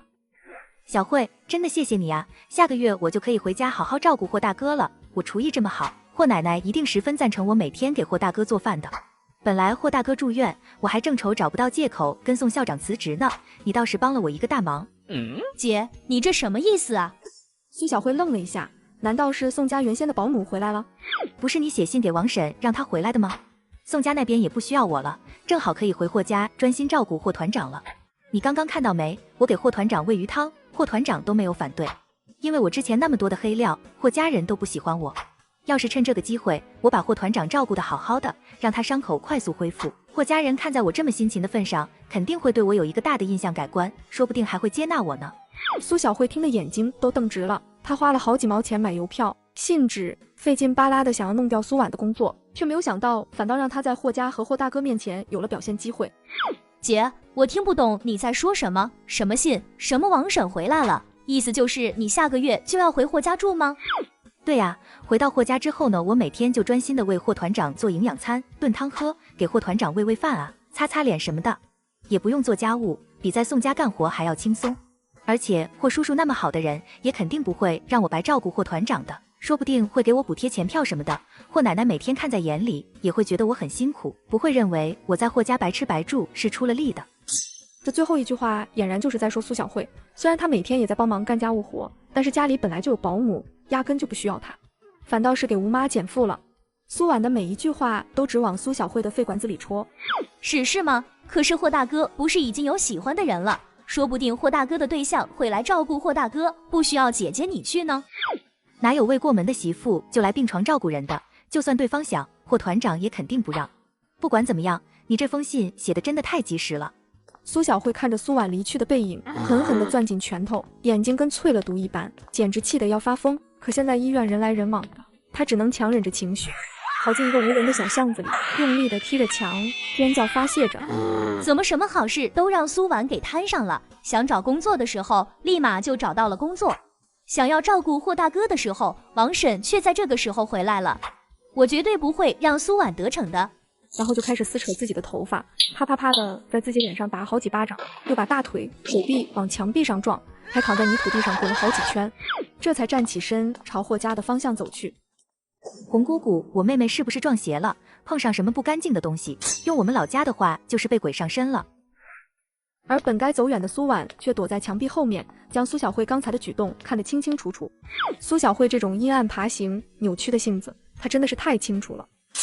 果然他把自己弄成这样，就要回霍家卖惨装可怜去了。原身真的在苏小慧手上吃了太多亏了，名声也是被他这样败坏的。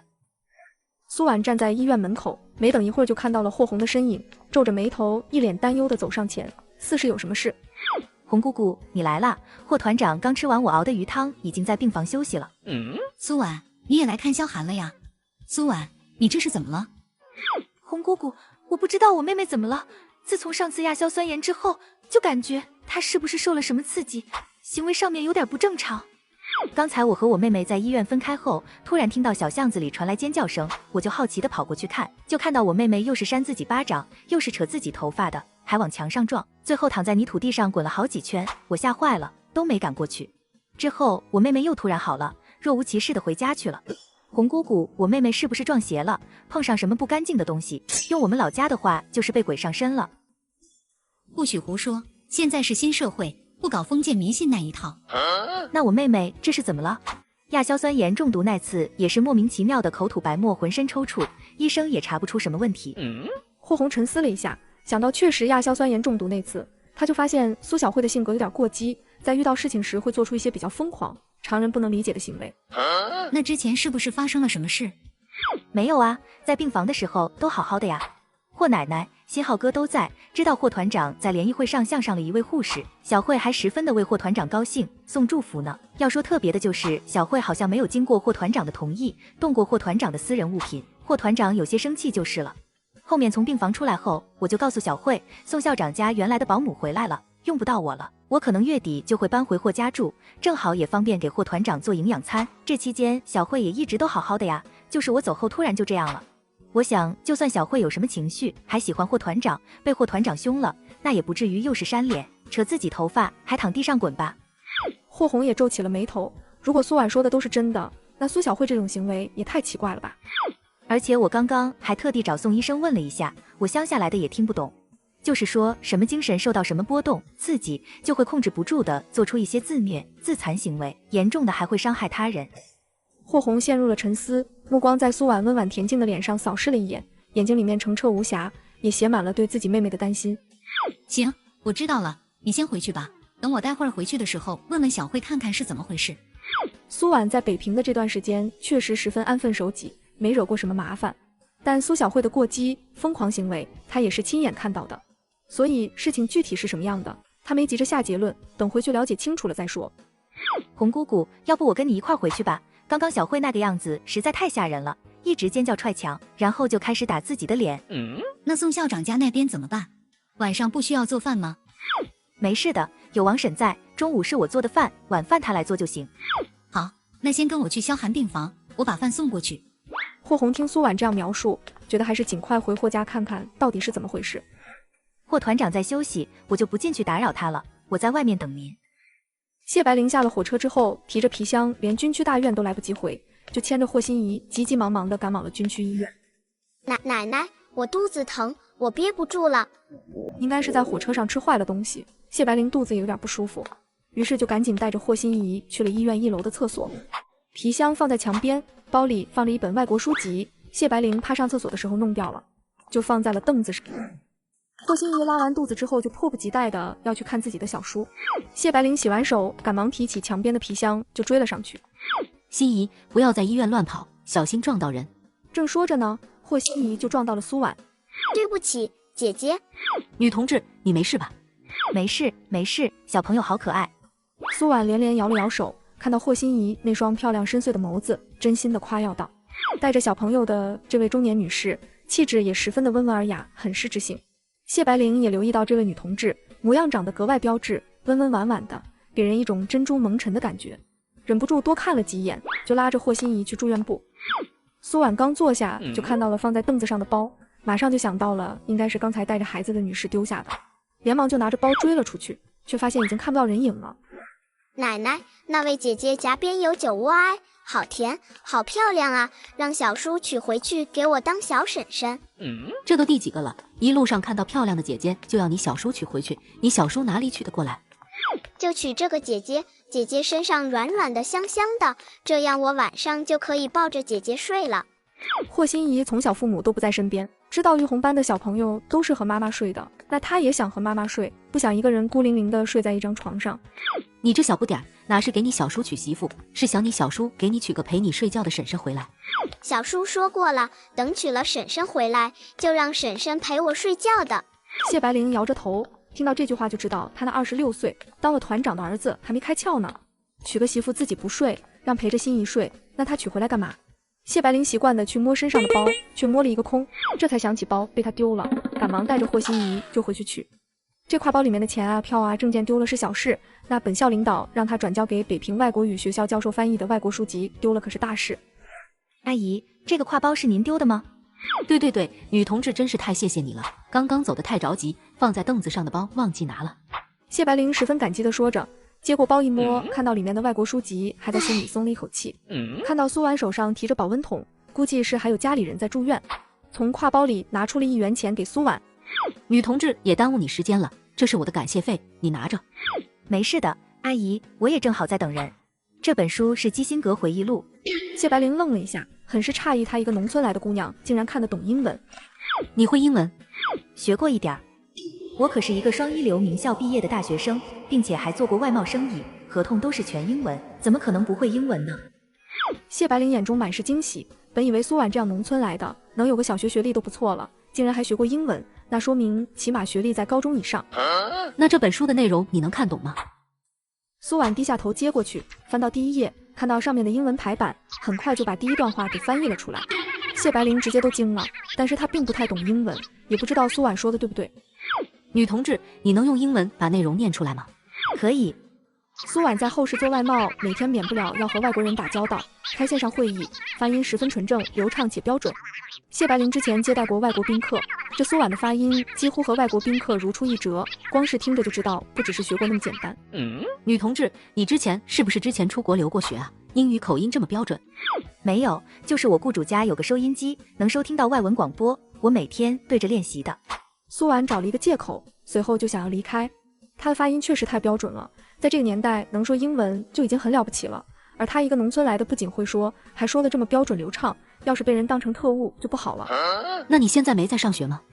开学就上高3了，现在在做保姆兼职，本来想挣点学费给家里减轻一点负担，但是雇主家原先的保姆回来了，下个月也就不能做了。苏婉尽量将自己的身份信息说得详细点，免得被怀疑举报。才高3就有这么高的英语水平了，而且还在做保姆，也实在太可惜了。谢白灵想到北平报社需要出版几本外国小说，正缺翻译，她倒是可以把苏婉推荐过去试试看。同学，你叫什么？我给你写封推荐信到北平报社，到了那你去找出版社的某主任，你试试看能不能应聘上做临时翻译员。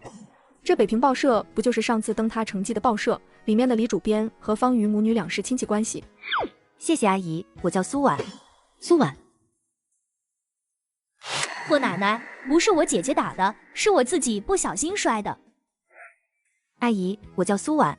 苏婉。谢白灵写推荐信的手停顿了一下，这个名字怎么跟老霍一直念叨，还非要接来北平上学的苏婉一样？也许就是同名同姓而已。这个苏婉温婉端方，举止得体，英语水平这么好，还知道出来找工作补贴家用。要是让这个苏婉和我儿子处对象，我举1万只手赞成。苏婉接过推荐信一看，上面落款人的名字写着谢白灵副教授，眸眼清亮。阿姨，您是华北大学的副教授，难怪会这么有气质。虽然也猜到对方是个知识分子，却没有想到会是大学里的副教授。他今天也真是遇贵人了。这封推荐信也就是块敲门砖，能不能应聘上还需要看你自己的能力。你家里还有没有其他衣服了？北平报社毕竟是个大报社，总要给人留个好印象。谢教授，我有的，真的非常感谢您能给我这个机会。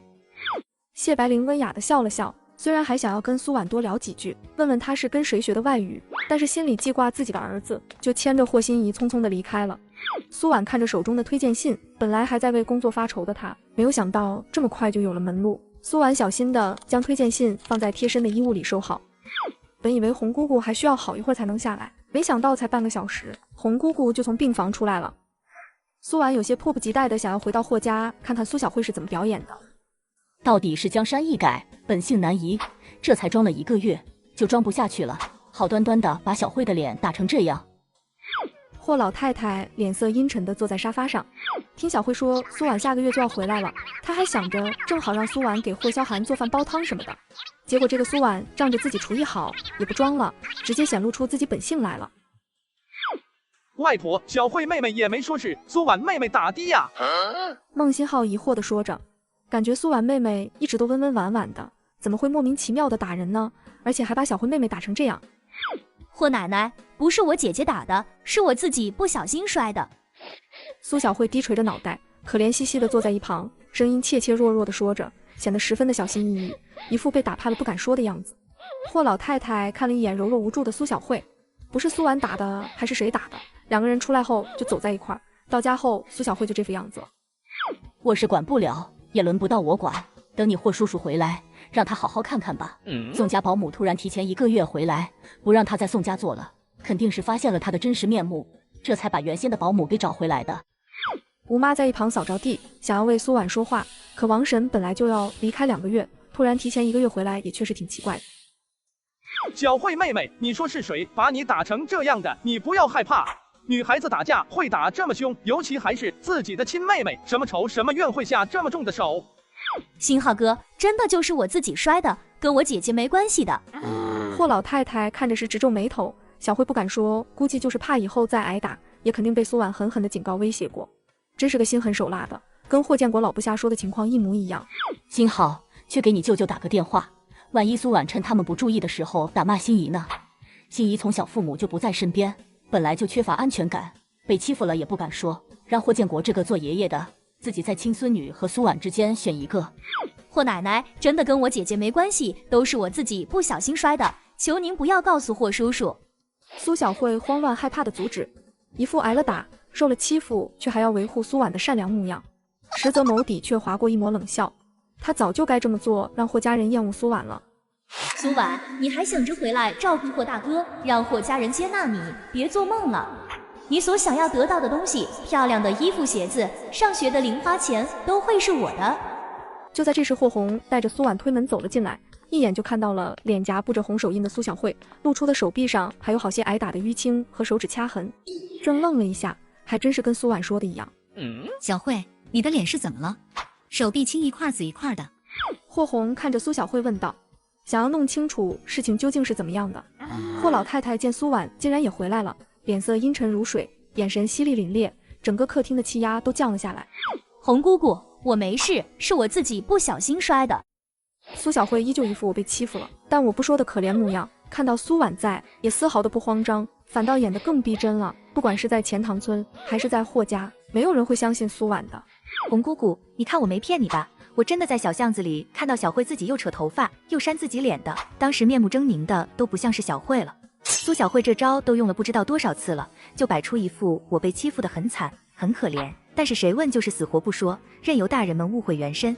他还装作一副懂事的样子劝架，越劝越是让人以为就是原身打的。清清脆脆的话音一落，满脸凄凄楚楚的苏小慧眸中迅速闪过一抹慌乱，她竟然都看到了。你是说小慧自己跑到小巷子里，自己打的自己，把自己打成这个样子，真是越来越会编了。不光是霍老太太不会信，孟新浩和吴妈也是不信的，这图什么呀？霍奶奶，红姑姑就是我在巷子里自己打的，你们就不要再追问了。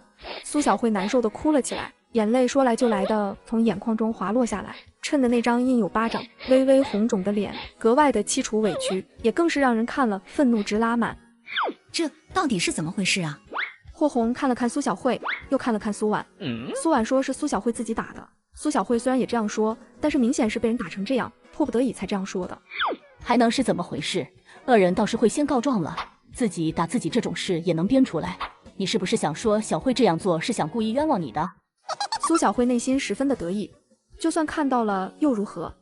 我从头到尾都没说是苏婉打的，一直说自己弄的，但是没有人信啊，就认定是苏婉做的，这又怨不得我。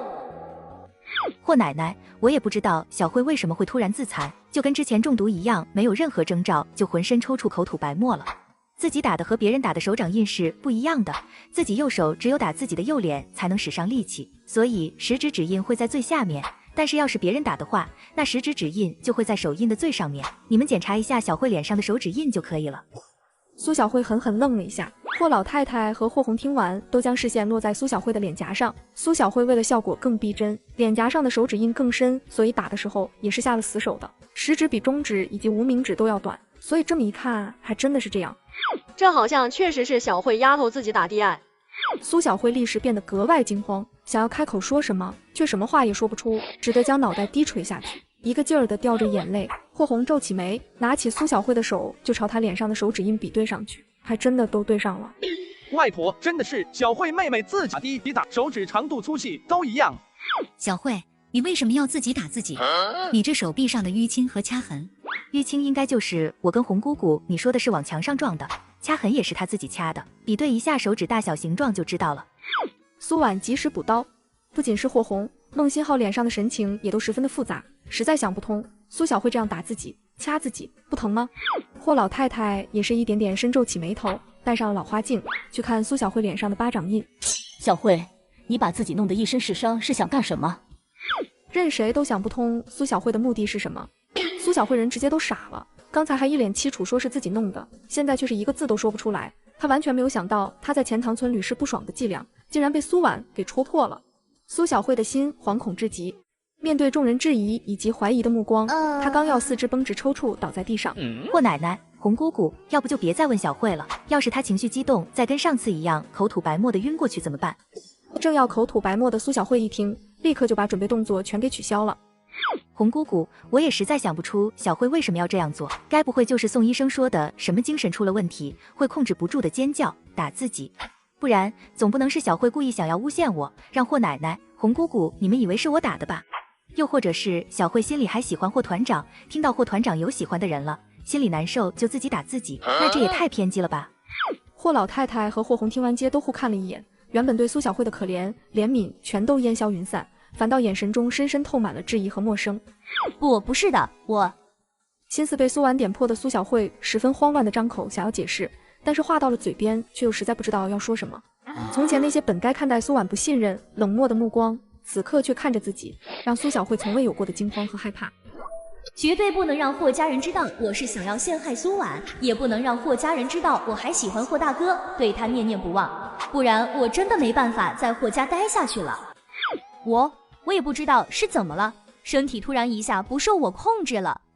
要是没苏婉之前说的精神受刺激出问题，霍红可能还不会想到这点。可现在苏小慧这句话一出，无疑不证实了她精神上出现了问题。妈，小慧这样应该是病了。毕竟亚硝酸盐中毒的那天，大家都看到过苏小慧过激疯狂的行为，所以霍老太太很快就接受了这个说法。那这么说，之前在钱塘村的时候，你身上莫名其妙出现的伤，都是你自己无意识弄的，却害得我被村里所有人误解，认为是我毒打欺负的你。苏婉眼眶微微发红，委屈地说着，声音中都带着一丝哭腔。霍老太太和霍红神情跟着一变，显得意想不到。这么说，苏婉凶狠欺负苏小慧，这条传言是不实的。且这样看来，苏小慧这个病恐怕已经有好几年了。霍红看到苏小慧一直不说话，那就说明是这样的。好了，既然事情说清楚了，吴妈你拿个毛巾给小慧擦擦脸吧。要是今天苏婉没回来把事情弄清楚，这谁会知道一直文静好脾气的苏小慧竟然会在没人的角落跟疯子一样自残呢？随后脸色阴沉，一言不发地进了房间。苏小慧整个人就跟萎了一般，慢慢跌坐在地上，清楚地知道她以后在霍家日子不好过了，要更加的小心翼翼。看向苏婉的眼神中充满了歇斯底里和疯狂，苏婉却没有理她，跟红姑姑打了一声招呼之后，就神清气爽地离开了霍家。谢白灵在了解了霍萧寒的手术情况和身体状况都良好后，就坐下身，十分欣喜地跟霍萧寒说刚才发生的事。萧寒，你不知道在厕所的时候，我碰到一个农村女孩，竟然能看懂我挎包里这本外国书籍，英语说得十分流利，模样也长得很好看。巧合的是，她的名字也叫苏婉。对，小叔，漂亮姐姐身上香香软软的，说话也好温柔。你什么时候把人娶回来，陪我晚上睡觉啊？我也觉得那姑娘挺不错，举手投足间完全没有一点乡土气息，看样子是接受过良好教育的。等你出院了，我介绍你们认识认识。不用。小叔，你不娶小婶婶，那我晚上跟谁睡觉啊？我不要一个人睡。唉。谢白灵轻叹了一口气，听着萧寒的语气，现在似乎对相亲的抵触情绪很大。也是怨你爸，要不是他非要把他救命恩人的女儿介绍给你，你这会儿也早就娶上媳妇，说不定连孩子都怀上了。说到这，谢白灵倒底是有些埋怨的。他这一路从病房走来，看到好几个受伤住院的男同志都是自家媳妇照顾，结果硬是耽误了萧寒半年多的时间，开刀住院了，身边连个照顾的人都没有。那他就跟那苏婉同学接触，觉得各方面不错的话，再介绍给儿子认识也不迟。苏婉回到宋家后，正在挑选明天要去报社面试的衣服。客厅里传来电话铃声。苏婉，霍首长的电话。小房间里的苏婉听到后有些奇怪，霍叔叔的电话，思索着是不是出了什么事。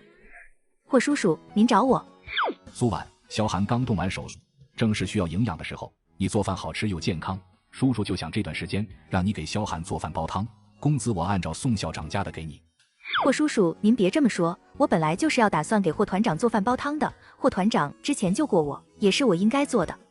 那你明天就回霍家吧，我已经让吴妈给你收拾一间房出来了。你阿姨今天虽然也回来了，但是学校那边还有事，也抽不出时间去照顾萧寒，就麻烦你做好了饭给萧寒送过去，喂他吃下去就好，其余的事情由警卫员做。小慧的事情我也知道了，打算这几天带小慧去医院做个检查。我有个电话进来，我先挂了。苏婉听到让他去医院照顾霍萧寒，他心一惊，刚想说他这个身份不太合适，话筒里就传来了一阵忙音。他要是特地再去找霍叔叔说的话，岂不是让霍叔叔认为他不愿意？霍叔叔还特意让吴妈收拾了一间房出来。苏婉一下想到了什么。你左腿怎么了？第二天，苏婉给霍萧寒做了瘦肉粥，还煮了一个鸡蛋，之后就装进保温桶中，来到了医院。苏婉进到病房，就感受到一股严肃威压的气息。这个时间你不要给宋校长家做饭吗？宋校长家原先的保姆回来了，不需要我了。霍叔叔知道后，就让我负责你每天的饮食，给你送饭。我今天就会搬回军区大院住。霍团长，你要是不希望我来的话，你可以跟霍叔叔说一声。苏婉的本意是让霍萧寒去跟霍首长沟通这件事，因为他觉得霍萧寒应该是不想让他来的。但听在霍萧寒的耳中，则是苏婉并没有怀揣什么目的或者图谋不轨。一抬头就看着他与婷婷同志相似的顺滑浓艳眉眼，想到如果不是苏婉，那就会是苏小慧给他送饭。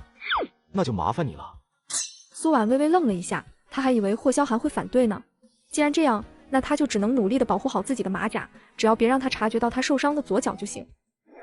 团长，军区医院的蒋书记有事找你。苏婉的脸上快速的闪过一抹慌乱和错愕。蒋书记怎么在这个时候来了？要是让蒋书记看到我和霍萧寒在一起，甚至是认识的，他会不会直接把我的马甲给爆出来啊？让蒋书记进来吧。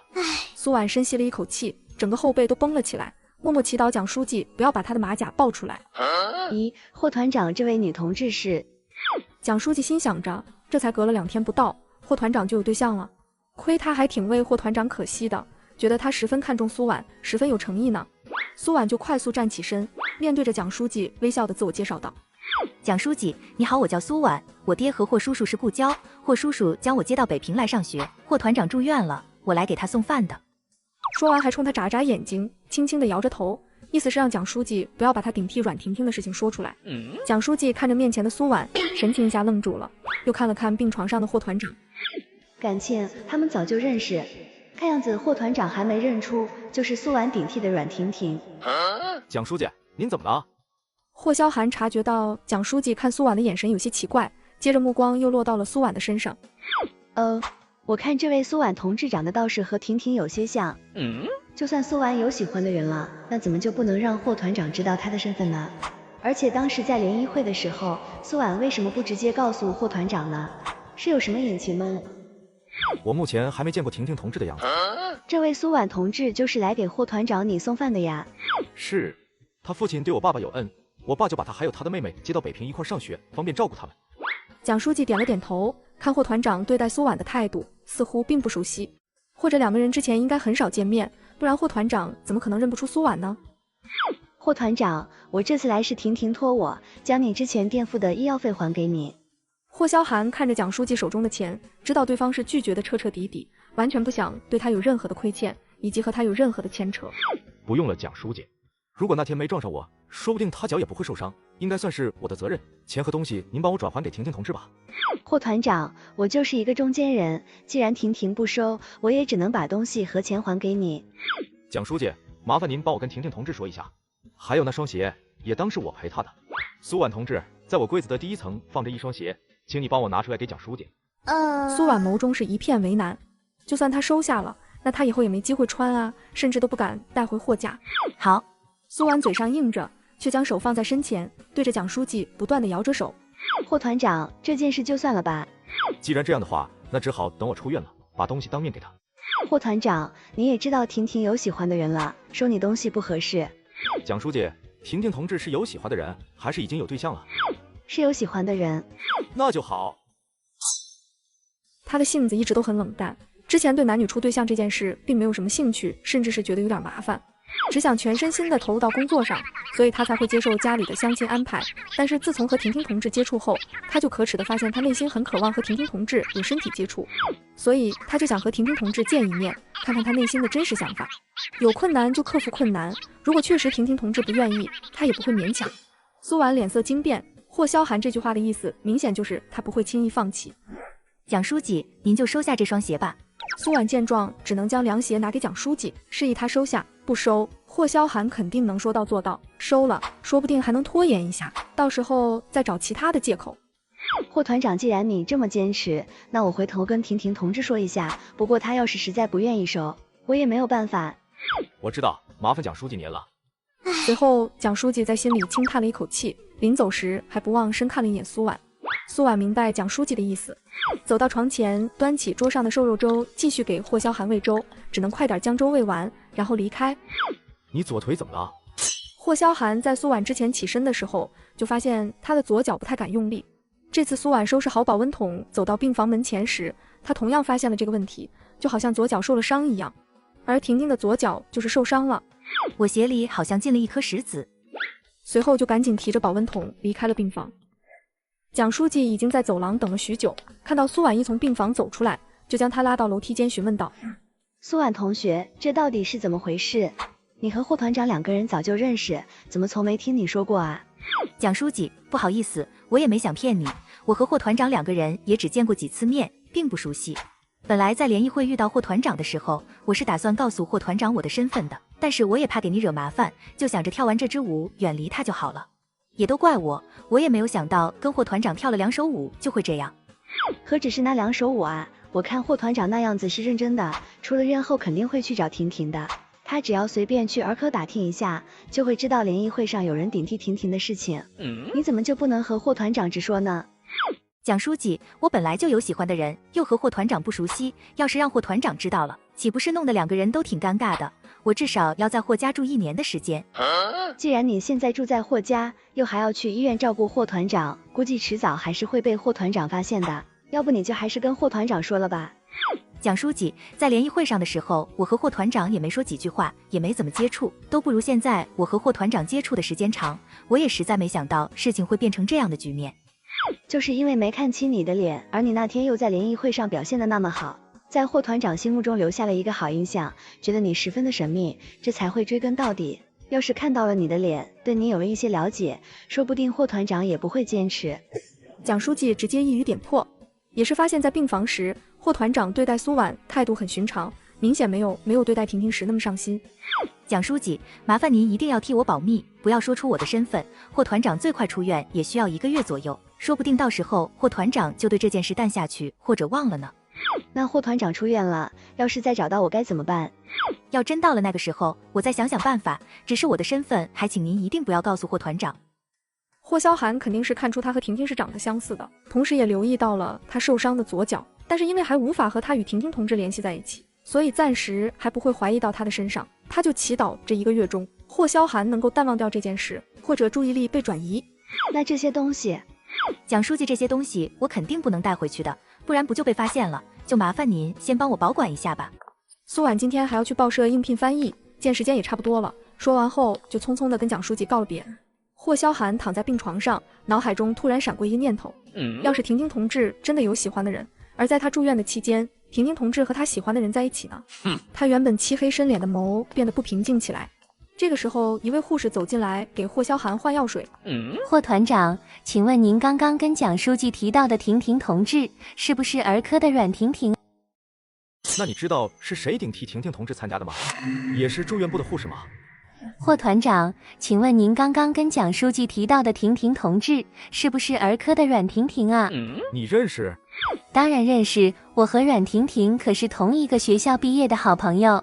要不是因为阮婷婷割了阑尾，现在在家休息，他肯定早就把阮婷婷叫过来一起看美男子了，却没有想到这位霍团长竟然对阮婷婷有意思。霍团长，我昨天还去看了婷婷，都没听婷婷跟我提过。你们是蒋书记介绍认识的吗？不是，在和你们单位举行的交谊舞联谊会上认识的。婷婷同志，她怎么了？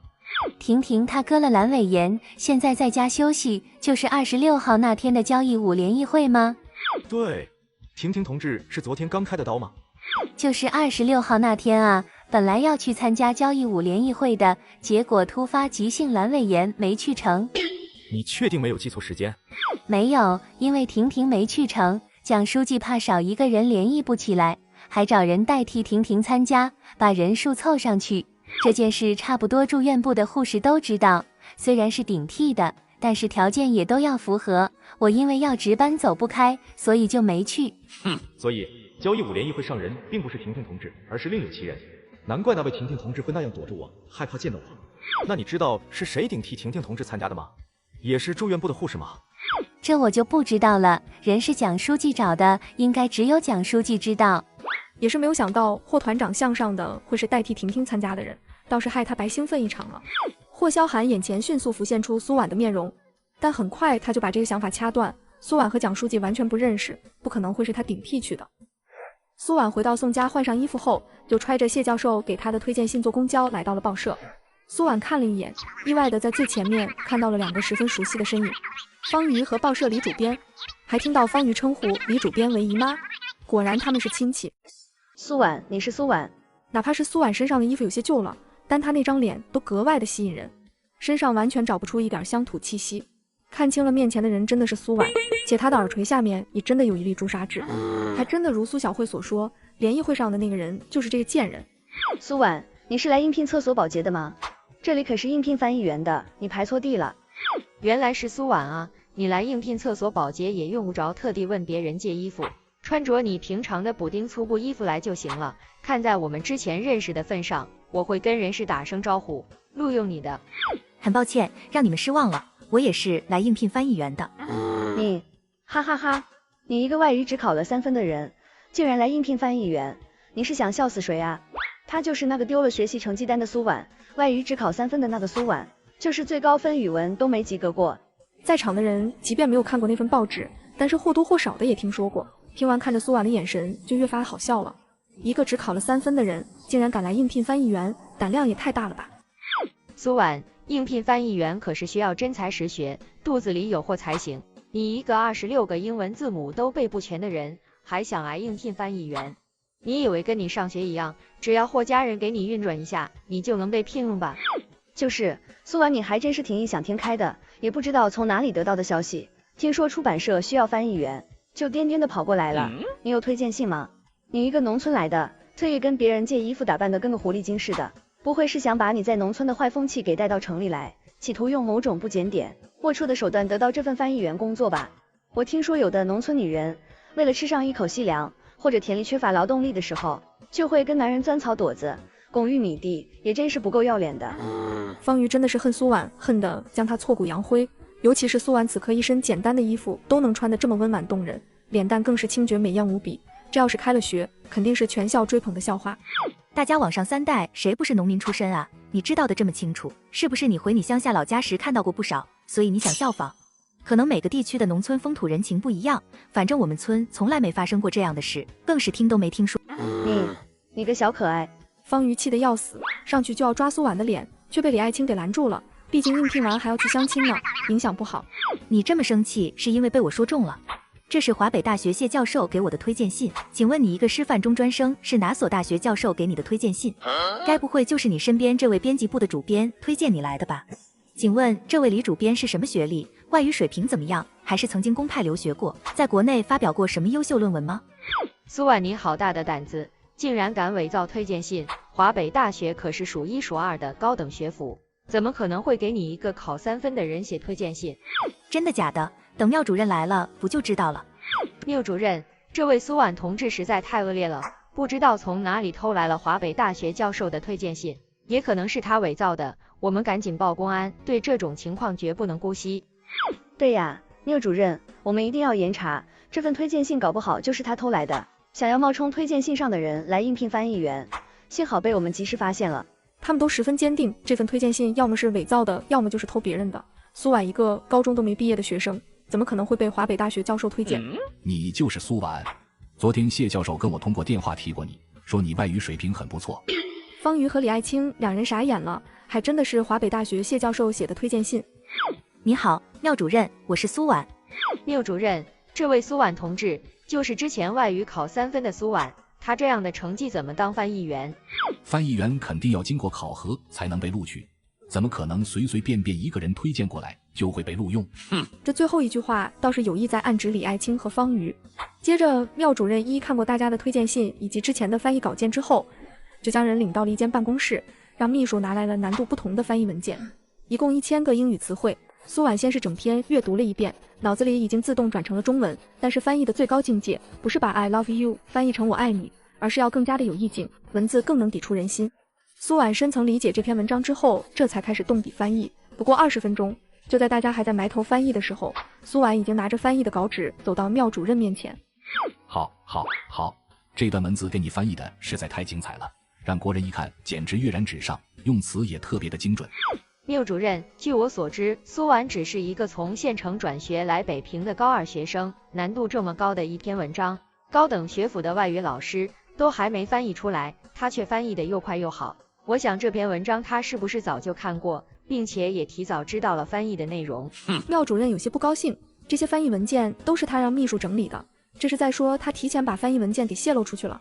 缪主任，您可以将这份报纸给我一下吗？苏婉知道原申的成绩确实太差了，她必须当众证明一下，不然事后肯定会被方瑜和李爱卿两个人散播谣言，说谢教授提前告诉了他翻译的内容。苏婉找了一篇反映人民生活的文章，直接就用英文翻译了出来。这标准流畅的发音让缪主任和其他人都惊呆了。李主编，这份报纸是今天刚出来的，应该不存在别人翻译好了，我再背下来的情况吧。李主编，你现在还有什么疑问吗？一个人的学识不能单单用学历来衡量。华北大学谢教授亲自给我推荐苏婉，就说明对苏婉的能力十分肯定。李爱卿一下被对得哑口无言，脸上除了震惊之外，看待苏婉的眼神就跟见了鬼一样。方瑜更是别说了，脸色就跟吃了屎一样难看，愤怒，心里极度的不平衡，以及骄傲自尊心被踩碎，让他恨不得将手中的稿纸捏碎。缪主任十分惜才，高兴地把苏婉留在报社，然后就立即迫不及待地打了一通电话给谢白灵。谢教授，你给我推荐来的苏婉同志简直太优秀了，像这种高水平的翻译员正是我们现在急缺的，真的实在太感谢你了。你什么有空我一定要请你吃顿饭。电话那头的谢白灵听后也是十分意外高兴，尤其是听说苏婉翻译的还是难度最高的文学作品，觉得自己的眼光真是不错。照这么发展下去，只要好好栽培培养，以后肯定会成为一名翻译家。这么优秀的女孩子，她一定要介绍给她的儿子。谢白灵内心十分的激动，加紧忙好手头上的工作之后，就赶往了军区医院。伤完你，我就下去告诉霍奶奶说你又犯病了。你说霍奶奶是信你还是信我？萧寒，昨天跟你说的那位苏婉同学，刚刚某主任打电话过来，说她被录用了，而且还是翻译的最难文学作品。这女孩子还真的挺让我意外的，外语水平比我想象的还要好，只是可惜出身农村，没办法受到更好的教育资源。农村重男轻女的现象本就严重，很多家里儿子娶不上媳妇的，都会用家里的姐姐妹妹去跟人家换亲。他现在就怕苏婉也会这样，家人见他做翻译这么挣钱，就不让他继续上学了，然后再趁此尽快给他找个婆家，卖个高价。等下次再见到苏婉同学，要是我觉得合适的话，你们俩就见上一面。妈觉得那苏婉同学模样确实长得漂亮，又温婉识大体，虽然是农村的，但是外语水平那么好，要是嫁到咱们家来，好好栽培一番，说不定能培养出一个外交官出来。妈，我不会见，我有我自己的打算。你喜欢的话，可以介绍给孟新浩。你，谢白灵真是要被这个不开窍的儿子给气死了，怎么对男女之间的事情始终都冷冰冰的，把对方说成天仙，他都没有一点兴趣。你有什么打算？是有看好的人了？这是我自己的事。随后就闭上眼睛要休息。这小儿子从小就是个主意正的，性子冷淡，什么话都憋在心里，不愿意跟家里人说。行，你不愿意，那我就介绍给新浩。苏婉回宋家收拾行李搬回霍家，然后给霍萧寒熬鱼汤。他也想清楚了，霍萧寒那么敏锐聪明的一个人，如果对他有怀疑的话，那早就怀疑了。我早上说鞋子进了石子，他也真的信了，所以完全不用担心和他接触会被他发现什么。人都有一个惯性思维，在他的心里我就是一个心机深重、黑料满满的坏女人，而婷婷则是救死扶伤、圣洁美丽的护士，拥有万众光辉。只要不是以婷婷的身份出现在他面前，被他发现端倪，霍萧寒就不会将我们两个人联系在一起。所以只要正常和霍萧寒相处就行，同时也好及时的打探到他对婷婷的态度变化。现在霍家大哥一直处于失踪状态，霍萧寒也住在单位，这书房基本上也用不到了。正好苏婉给霍萧寒送完饭回来，就可以直接在桌子前翻译稿件以及学习。苏小慧透过门缝就这样眼神恶毒，犹如咒怨一般盯着在书房里收拾的苏婉。她极度阴暗的恨不得用剪刀将衣服全部剪烂。我必须要保持好乖巧懂事的人设。刚听到霍叔叔和霍姑姑商量着要带我去医院做检查，而且昨天谢阿姨带着霍心怡也回来了，可因为听说我会自残的事情，就带着霍心怡住在学校里面。我绝不能再犯一丁点的错，被霍叔叔他们讨厌。姐、吴妈，你们喝口水吧，我帮你们一块收拾。苏婉和吴妈回头看向苏小慧，眼神中透露着一种微妙。这种异样微妙的眼神，自从昨天的事情后，所有人看待她的眼神都是这样，俨然没有再把她当成一个正常的人看待。不用了，小慧，我们也快收拾好了。吴妈话刚说完，霍老太太就将她叫了下去。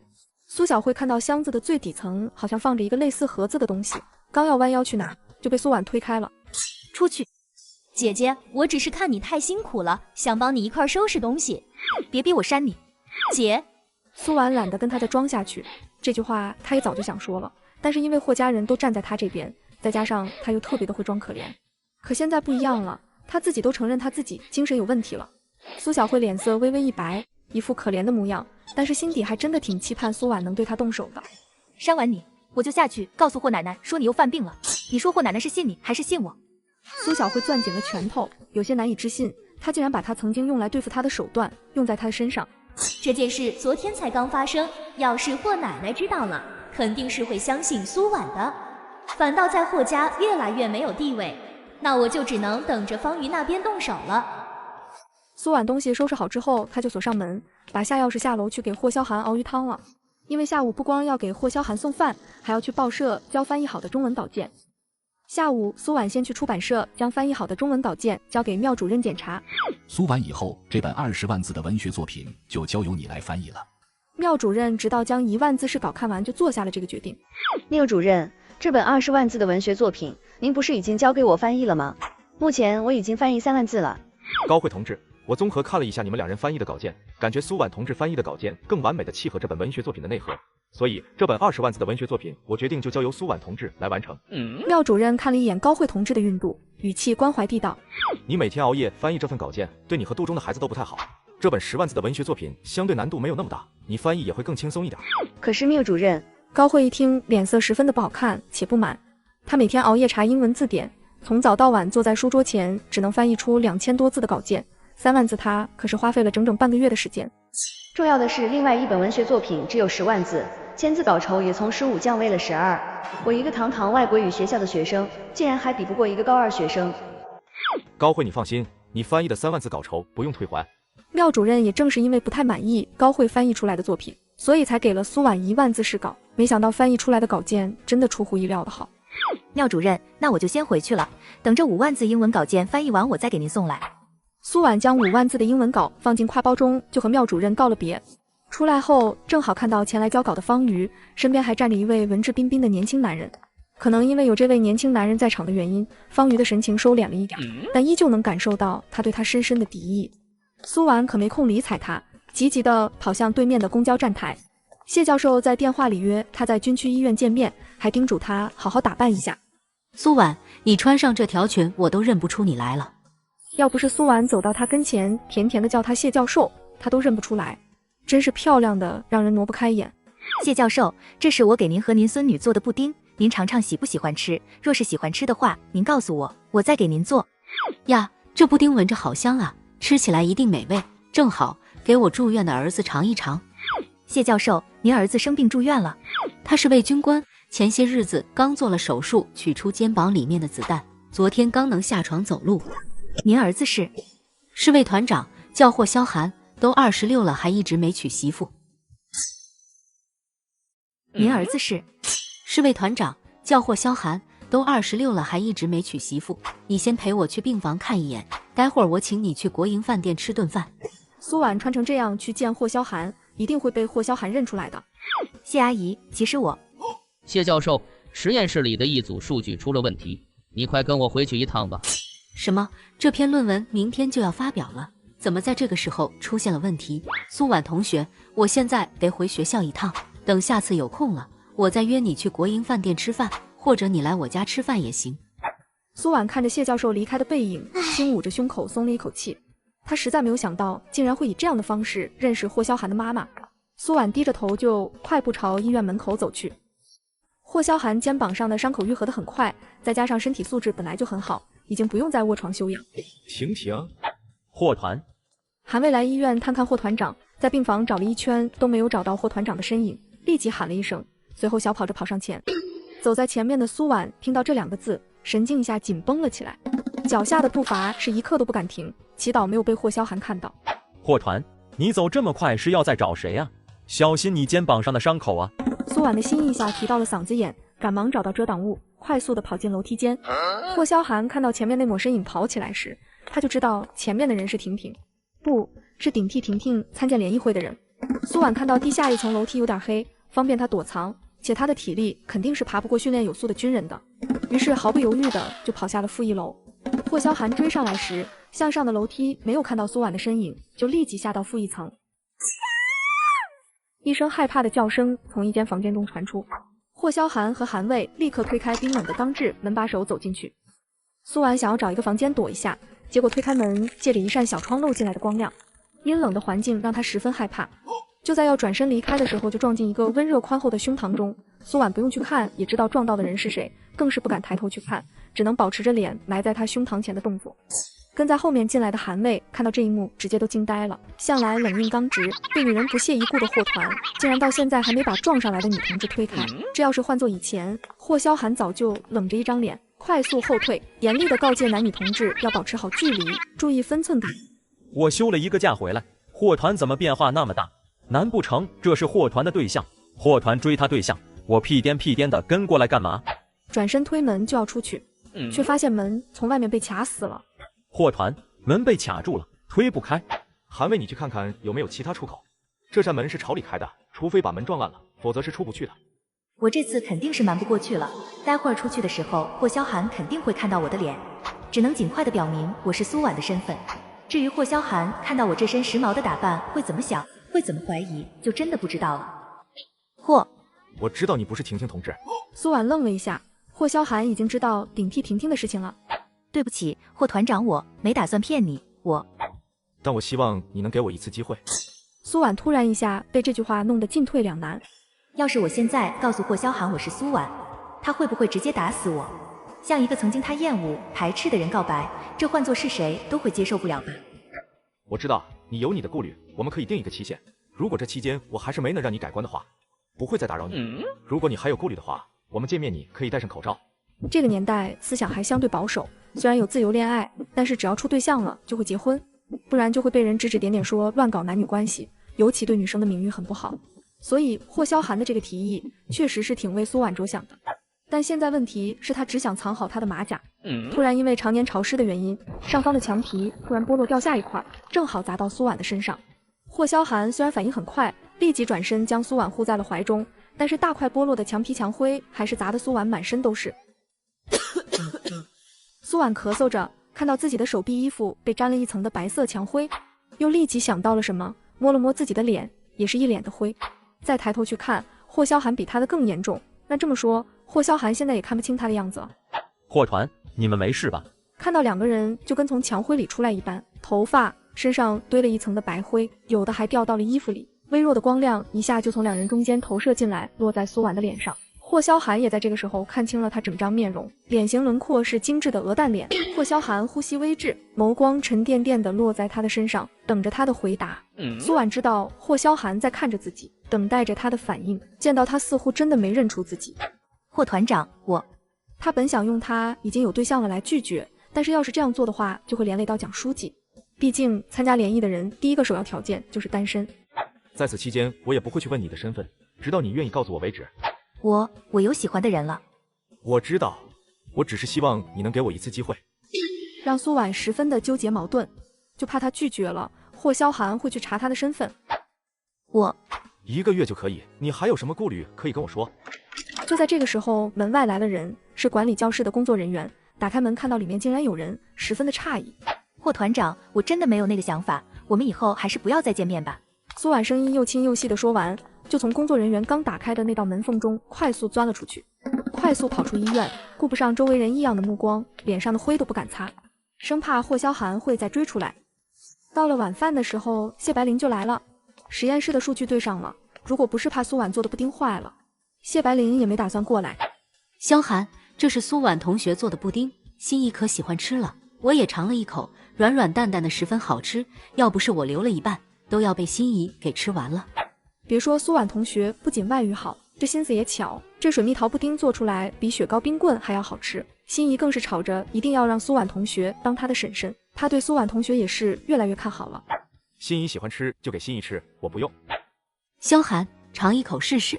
萧寒，就算你对那位苏婉有意见，也不能将情绪带到苏婉同学身上，两个人就是同名同姓而已。谢白灵当教授这么多年，见过那么多学生，看人的眼光肯定是不会错的，就想着人没见到，让他的小儿子尝尝苏婉同学的手艺也好。妈，我暂时都没有结婚成家的打算，你回去跟爸说一下，单位组织的联谊会我也不会去，任何人我也不会见。为什么？这是不打算结婚了？没有为什么，天色黑了，您早点回学校吧。谢白灵知道自己小儿子的脾气，认定要做的事就不可能轻易改变，只能等她学校的事情忙完了，一定要回家跟她丈夫好好说一说。萧寒这到底是怎么了？你不会怀疑那个顶替婷婷的人是苏婉吧？这怎么可能呢？还是你希望顶替的那个人是苏婉？宋文博这几天接连接了好几台手术，再加上结婚的事情，一直到今天才空下时间来干部病房探看霍萧寒。霍团长，你这肩膀上的伤势恢复的要比普通的人快许多，军人身体素质就是强，当然也多亏了苏婉每天给你炖的长伤口的补汤。霍萧寒紧抿着唇没说话，他自己也觉得这次的伤势要比之前恢复的快一点。确实是苏婉送来的营养餐十分的好吃，每天都不重样。等他出院后，他会偿还他这份照顾的恩情。我都好些日子没吃到苏婉做的饭菜了，还挺想念的。现在苏婉是不是住在你家？毕竟不久前霍团长还找蒋书记给他说媒，现在正主每天都来给他送饭，也不知道他们两人现在是什么情况。是，之前你工作的时候，苏婉会来医院给你送饭吗？我都是吃食堂。再说苏婉长得标致又年轻，我都是有未婚妻的人了，很容易让人误会。当初爸妈也是考虑到这一点，差点没让苏婉在宋家做保姆。之前我爸妈给你们说没，你不是觉得不合适的吗？怎么突然问起这个了？我是觉得他和在联谊会上顶替婷婷参加的人很像。霍萧寒说完，眼神直直的看向宋文博。要说苏婉能和军区医院牵扯上，那就只能是宋文博牵桥搭线。宋文博没有想到霍萧寒竟然已经知道了，同时也明白了霍萧寒的意思。想到要是苏婉愿意的话，肯定早就将这件事告诉了霍萧寒。你不会怀疑那个顶替婷婷的人是苏婉吧？这怎么可能呢？还是你希望顶替的那个人是苏婉？我当然不希望顶替婷婷同志的人是苏婉，但和顶替婷婷同志的人几次接触下来，给我的感觉他们很相似，不仅仅是眉眼、声音，而且很多细节都能对应得上。我有必要弄清楚顶替婷婷同志的身份。你们接触了好几次？宋文博有些吃惊，心想苏婉不是应该在上次事件之后就不应该再跟霍萧寒接触吗？怎么又用婷婷的身份和霍萧寒见面？对，昨天我在医院碰到他了。他的反应很奇怪，见到我就躲，这一点实在很反常。哪怕不愿意和我扯上关系，完全可以大大方方的在医院跟我说清楚。原来是这样，既然你有这个怀疑，你直接问苏婉不就可以了？面对霍萧寒那略带凌厉的审视目光，宋文博的表情有些不太自然。宋文博觉得霍萧寒再这么继续追问下去，他真的会实话实说。如果真的是苏婉的话，那苏婉为什么要躲着你呢？你霍家有权有势，而你年纪轻轻就当上了团长，立过一等功，身高长相也都十分优越，换成任何一位女同志都会愿意，是不是你们之前有过什么事啊？虽然他并不过问两人的事情，但是从苏婉让他帮忙隐瞒他的身份，并且很怕霍萧寒知道的时候，他就觉得两个人之间藏着一些什么事情。当初爸妈撮合两个人的时候，两个人都异口同声说不合适，之后苏婉顶替婷婷同志的时候，依旧躲着避着霍萧寒。不是我把苏婉想的有多不好，而是光是霍萧寒一个城市户口，对农村的女孩子来说就十分的有吸引力，更何况霍团长条件这般优渥，实在想不出苏婉拒绝的理由。宋文博还并不知道他和苏婉两个人早就认识，霍萧寒也并没有打算回答。就在这时，苏婉提着保温桶就走了进来。哎，说曹操，曹操到，正好苏婉来了，你有什么疑问你就问他吧。宋文博比霍萧寒年轻，心思也没有那么深沉稳重，就想着他们自己的事情，让他们自己解决。他被霍萧寒的眼神看着，实在是有点心虚。文博哥，你也在啊？是要问我什么事啊？苏婉在门外的时候，他就听到了两人的谈话内容，一直做了好一番心理建设才走进来的。他故作惊讶的出声，然后一脸疑惑茫然的看向两人。我记得你之前左脚好像受过伤。苏婉心一惊，有些心慌，但面上依旧装作一副平静疑惑的样子。什么脚伤？蒋书记那天来的时候，我看你的左脚好像有些不太能吃力，走起路来有些不便，好像受了伤。在事情没有查证之前，他并不会直接问，毕竟现在只是怀疑。没有啊，就是进了一颗小石子而已。苏婉一边说着，一边在病房里又多走了几步，还踢了踢脚，证明自己的左脚没受伤。苏婉今天本来是不想来的，但是也怕这样反而会引起霍萧寒的怀疑，却没有想到霍萧寒还是起了疑心。宋文博的目光也看向苏婉的脚，之后又看向苏婉的反应。要不是他早就知道是苏婉顶替的阮婷婷，恐怕就被苏婉这镇定自然的神情给骗过去了。已经好几次发现你的左脚和右脚走路时有些不对劲，一高一低的。既然没有受伤，那应该就是脚部神经出了什么问题。正好宋医生是神经科医生，让他顺便帮你检查一下。这种情况应该是看神经科对吧？我记得我一位战友就是因为训练过重，导致走路姿势不协调，去看的神经科。对。宋文博看着苏婉的眼神颇有一种你直接认了吧，瞒不过去的意思。霍萧寒年纪轻轻就能当上团长，完全靠的就是自己的能力。苏婉心跳加速，掌心也渗出了一层汗。早知道他昨天早点说好了。昨天离开医院的时候，还以为马甲这件事到此结束了。霍萧寒这冷硬刚毅的性子，也不像是会死缠烂打的人，却没有想到今天我的马甲就要被爆了。是吗？我自己都没有感觉到。那霍团长，你先吃早饭吧。吃完我去挂个宋医生的号，让他帮我看一下，总不能白嫖宋医生的，万一真有什么问题，也还是要挂号做检查拿药的。苏婉顺着霍萧寒的话说，一边在思考接下来该怎么办。想着这个年代还是比较保守的，宋医生给他检查脚，霍萧寒总不能站在一旁看着吧。宋文博是真的挺佩服苏婉这个女生的，内心真的挺稳重冷静，临危不乱的，完全不像是一个17、18岁小姑娘该有的反应。这要是换做其他人，不知道得慌成什么样了。也行，我吃完陪你去。苏婉听到这话明显愣了一下，后背冷汗直冒，感觉这次是躲不过去了。霍团长，不用麻烦你的，我自己去就可以了。你之前还给我10块钱呢，你不用担心我没带钱。霍萧寒清冷脸眸，一双眼睛犹如暗夜中的匕首。接着视线就落在苏婉的脸上，长眉顺滑，眸眼如水一般清透，和顶替婷婷同志的人十分的相似，但好像五官没有顶替婷婷的人精致浓艳，睫毛也没有那般卷翘灵动。两者相比较起来，顶替婷婷的人更明艳娇美，苏婉则显得清淡一点。现在苏婉想立即和他保持一段距离已经来不及了，他只能期望霍萧寒是一个钢铁直男，看不出什么。因为谢阿姨让我打扮一下，所以我昨天是化了一个淡妆过来的。这个年代还没有什么化妆品，我连一盒涂脸的霜都没有，就是简易的用烧黑的牙签烫卷了睫毛，然后用木炭画了一下眉毛，修饰了一下眉形。总的来说和素颜还是有些区别的。走吧，我陪你去检查一下。霍萧寒站起身，强大的气势让人不敢不从。今天他这个马甲看来他是真的要掉了。苏婉深吸了一口气，想着霍萧寒既然已经起疑心了，他再瞒下去也瞒不了多久，倒不如直接跟他直接说吧。霍团长，人是我送钱塘村接来的，我跟你们一起回去接受调查。正在苏婉抬起头要说出来的时候，霍团长，团长，有2位国安的同志。国安？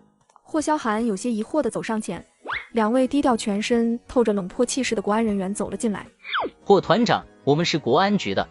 国安同志你们好，请问你们找我有什么事？霍萧寒第一个想到的就是他底下的兵是不是出了什么问题。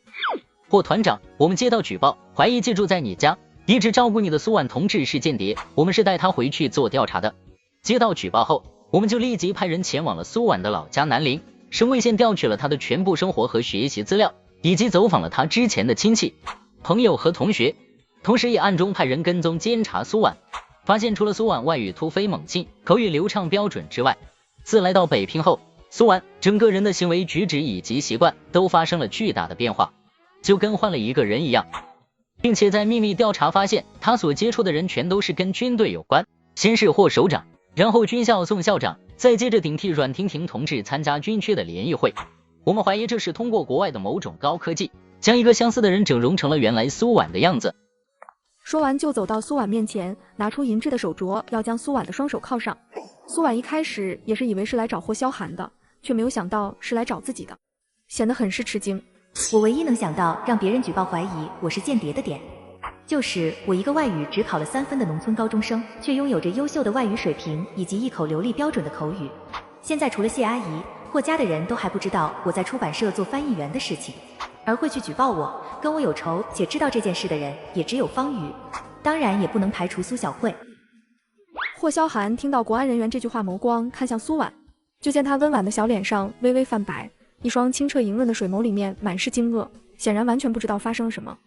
国安同志，这里面是不是存在什么误会？苏婉同志只是从农村来的，之前连县城都没有出去过，来北平也不过才1个月，根本连接触境外势力的机会都没有。霍萧寒知道国安不可能无缘无故的抓人。苏婉是我亲自从钱塘村接到北平的，并且还跟村长书记打听了苏婉在村里的事情。我爸后来也让老部下2次核实了一下她的情况，就是一个土生土长的农村姑娘。这些天也一直都是苏婉照顾我的，如果她是间谍，我不可能察觉不出来。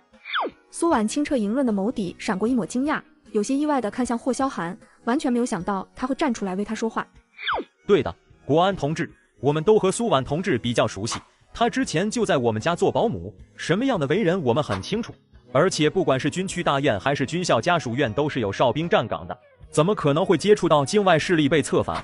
这肯定是有人污蔑的，还希望你们一定要查清楚。宋文博也很是惊讶，走上前为苏婉证明。虽然我平时在医院上班，和苏婉接触不多，但是我爸可是军校校长，看着和蔼，但是眼神老练毒辣。要是苏婉有一丁点问题，我爸早就看出来了，甚至就连家里的书房都能允许苏婉进去，足以可见苏婉是没有问题的，一定是被人故意栽赃污蔑的。2名国安的人员也没有想到霍团长和宋校长的儿子会为苏婉说话，要么是这位苏婉同志确实是清白的，要么就是苏婉渗透的太深了。霍团长，我们这几天仔细调查了苏婉同志的过往学习成绩，也问询过苏婉同志的外语老师和班主任。苏婉同志的外语成绩在中考时还不错，但是到了高中后就明显跟不上学习进度，直线下降，高2期末外语只考了3分。却在华北大学谢教授，也就是你母亲的推荐下，被北平出版社录用为1级难度外语翻译员，这是很多外国语学校学生都达不到的水平。除了这个，我们还查询到其他非常可疑的地方。我们现在怀疑苏婉的身份有问题，很可能是境外间谍人员冒名顶替的。苏婉竟然就是妈妈一直夸奖要介绍给我的那个外语水平优秀异常的苏婉。霍萧寒有些意外，他发现他好像从来都没有了解过苏婉。他不但能出人意料地认识他妈妈，成为出版社的翻译人员，而且还与蒋书记认识，然后穿着别人给他的衣服顶替婷婷同志参加联谊会。如果真的是他到底想干什么？为什么不直接跟我说？还是觉得这样欺骗我很有意思？苏婉顾不上霍萧寒看待他的冷冽审视目光，只想尽快证明自己的清白。国安同志，我之前跟不上是因为我玩心重，但是自从溺水死过一次之后，我就意识到我不能再这样下去。所以我在宋校长家做保姆期间，就一直在认真学习外语，并且收听外语广播，学习发音，也对外语产生了浓厚的兴趣。为了学好外语，每天都会背单词、记单词，我还问过宋校长借过不少外语书籍。国安同志，是这样的，我爸他年轻时就在国安工作过，十分精通外语。我好几次下班回来，看到苏婉在跟我爸请教外语文章，而且苏婉同志也十分的聪明好学，一点就通。国安人员当然也查到这些，但最主要的一点是苏婉来北平前后言行习惯的巨大变化，再加上她亲妹妹苏小慧提供的各种信息，都在证明她不是原来的苏婉。具体的情况，我们国安局会调查清楚的。人是我从钱塘村接来的，我跟你们一起回去接受调查。事情分轻重缓急，他很清楚，眼下最重要的是要解决间谍这件事。两位同志互看了一眼，霍萧寒可是军区团长，可以请他配合调查，但是连他一起带走了，那事态就严重了。而且他们也查过整个霍家，包括宋校长都是没有问题的。感谢霍团长你对我们工作的支持。霍团长，这跟你没有关系，你不用陪着我一起去调查。苏婉很是意外，霍萧寒竟然会这么做，他不想连累霍家，尤其霍萧寒还有伤在身，就阻止道：你是我带来北平的，我肯定要对你负责。宋文博也知道这个时候要赶紧联系他的爸妈去给苏婉作证，于是就交代苏婉去了国安局，不要紧张，有霍团长陪着，有什么就说什么，然后就快步走出了病房。四个人才刚走到病房门口，正好与前来看霍萧寒的霍老太太和苏小慧打了个照面。霍老太太犀利的眼神看到两位气势冷漠的陌生男子，很快就意识到了对方的身份。萧寒，国安的人怎么会在这里？眼神却是看着被夹在中间的苏婉，立时就有一种不祥的预感。而站在霍老太太身后的苏小慧，嘴角则是控制不住的向上拉扯了一下。我们怀疑苏婉同志是间谍，霍团长主动配合我们回去调查。霍老太太听到这句话，顿觉胸口胸闷气短，喘不上来气，身体也跟着微微晃动了一下，看着苏婉的眼神分外的凌厉冷酷。姐，你竟然是？难道你去宋校长家就是为了窃取情报的？霍叔叔对你这么好，你怎么能害霍叔叔和霍大哥啊？姐，你竟然是间谍？难道你去宋校长家就是为了窃取情报的？霍叔叔对你这么好，你怎么能害霍叔叔和霍大哥啊？当苏小慧察觉苏婉没有像往常的时间回到霍家的时候，她就知道国安的人肯定去找苏婉了，于是她就故意劝说霍奶奶在这个时候来病房看霍大哥。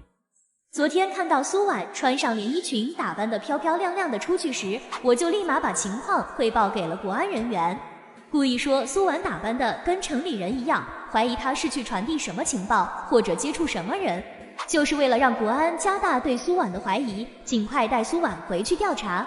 没想到国安的速度竟然这么快。霍奶奶，你没事吧？苏小慧看似一脸担忧关切地说着，但心里却十分恶毒地期望霍奶奶能直接气晕过去，然后一病不起才好。即便苏婉被调查清白，从国安出来，霍家人也肯定不会再留苏婉在北平了。既然霍家这么在乎名誉，那我一定要把苏婉是间谍被国安带走的事情大肆宣扬出去，还要闹大。至于举报苏婉的人，应该就是方瑜，因为我刚刚在医院也看到方瑜了，而且就在这附近不远处。苏婉光是听苏小慧这句话和这个反应，再联想到这里2天她一直都偷偷地躲在暗处观察她就知道苏小慧肯定早就知道了这件事，即便不是她举报的，但她肯定也在这件事上浇了不少油。同志，我生在新华夏，长在红旗下，热爱我的祖国，我会全力配合你们的调查和询问。只是我妹妹她精神有些问题，我怕她会受到刺激，再次发疯，胡言乱语，甚至是自残。我们能不能快点离开？正幸灾乐祸的苏小慧听到苏婉这样说，表情直接都僵硬住了，立马反驳道：我没有，我不是。如果让国安的人知道她精神有问题，那他之前跟国安人员说的那些苏婉被人顶替的话，国安人员就不会信了。2个国安人员显然也没有想到苏小慧竟然精神上有问题，之前调查的时候也没发现这点。小慧，你的病是不是越来越严重了？之前我们问你的时候，你还能清醒地意识到自己做了不该做的事情。霍奶奶，您能不能让霍叔叔带小慧去专门的医院看一看？我怕她再这样严重下去，可能连学都……我没有，我没病。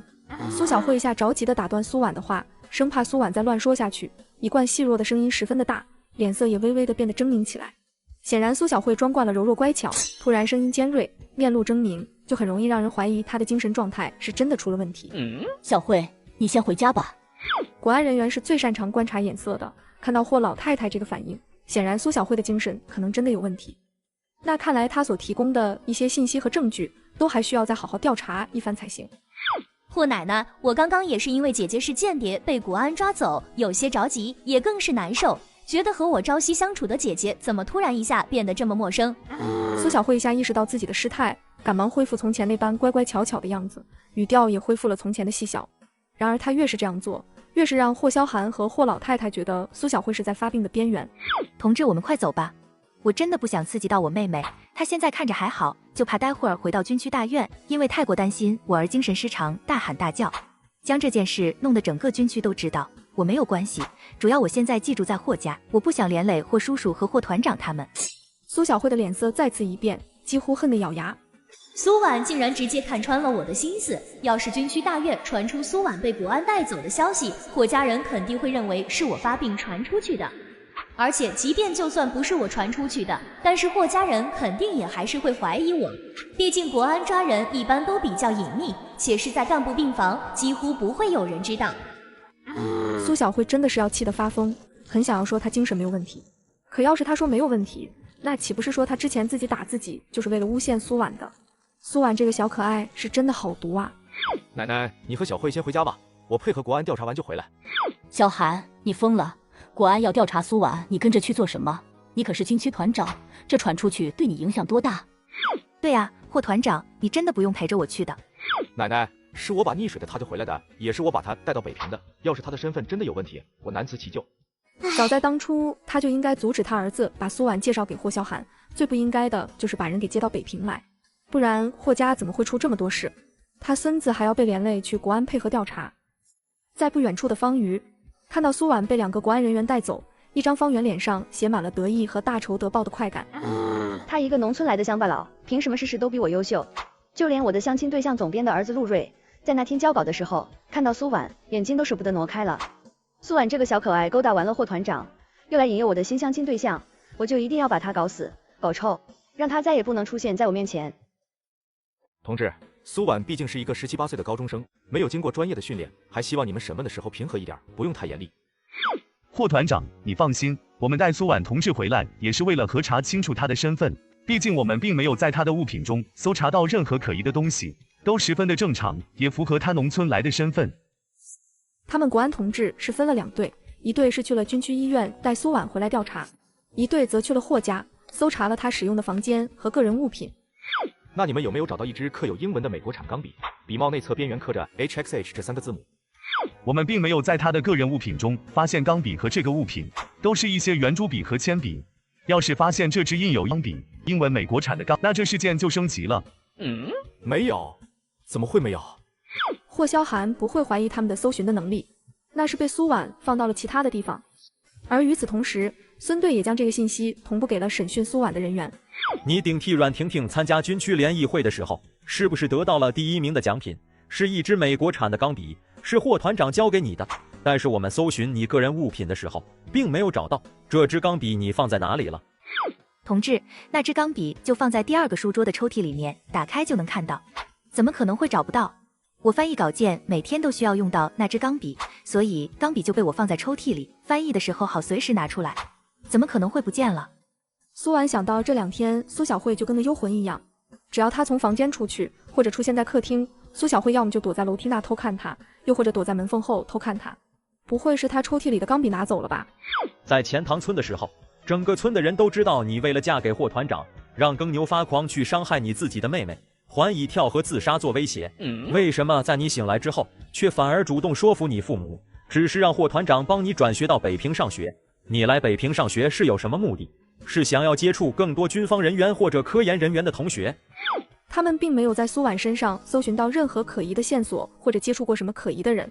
但是调查后发现，他前后的反差实在太大，完全就跟变了一个人一样。同志，如果我真的是间谍的话，就更应该会想方设法的嫁给霍团长，并且嫁给霍团长后，也并不影响我来北平上学。请回答我刚才的问题。我之前想要嫁给霍团长，是因为看到了霍团长的照片，觉得他应该是位温润清朗、皮肤白皙、非常有诗意才华的一位军人。但是醒来后发现，霍团长完全与我喜欢的类型是相反的，冷硬刚毅、正颜厉色，再加上霍团长又严词拒绝我父母娶我，我自然就改变了想法。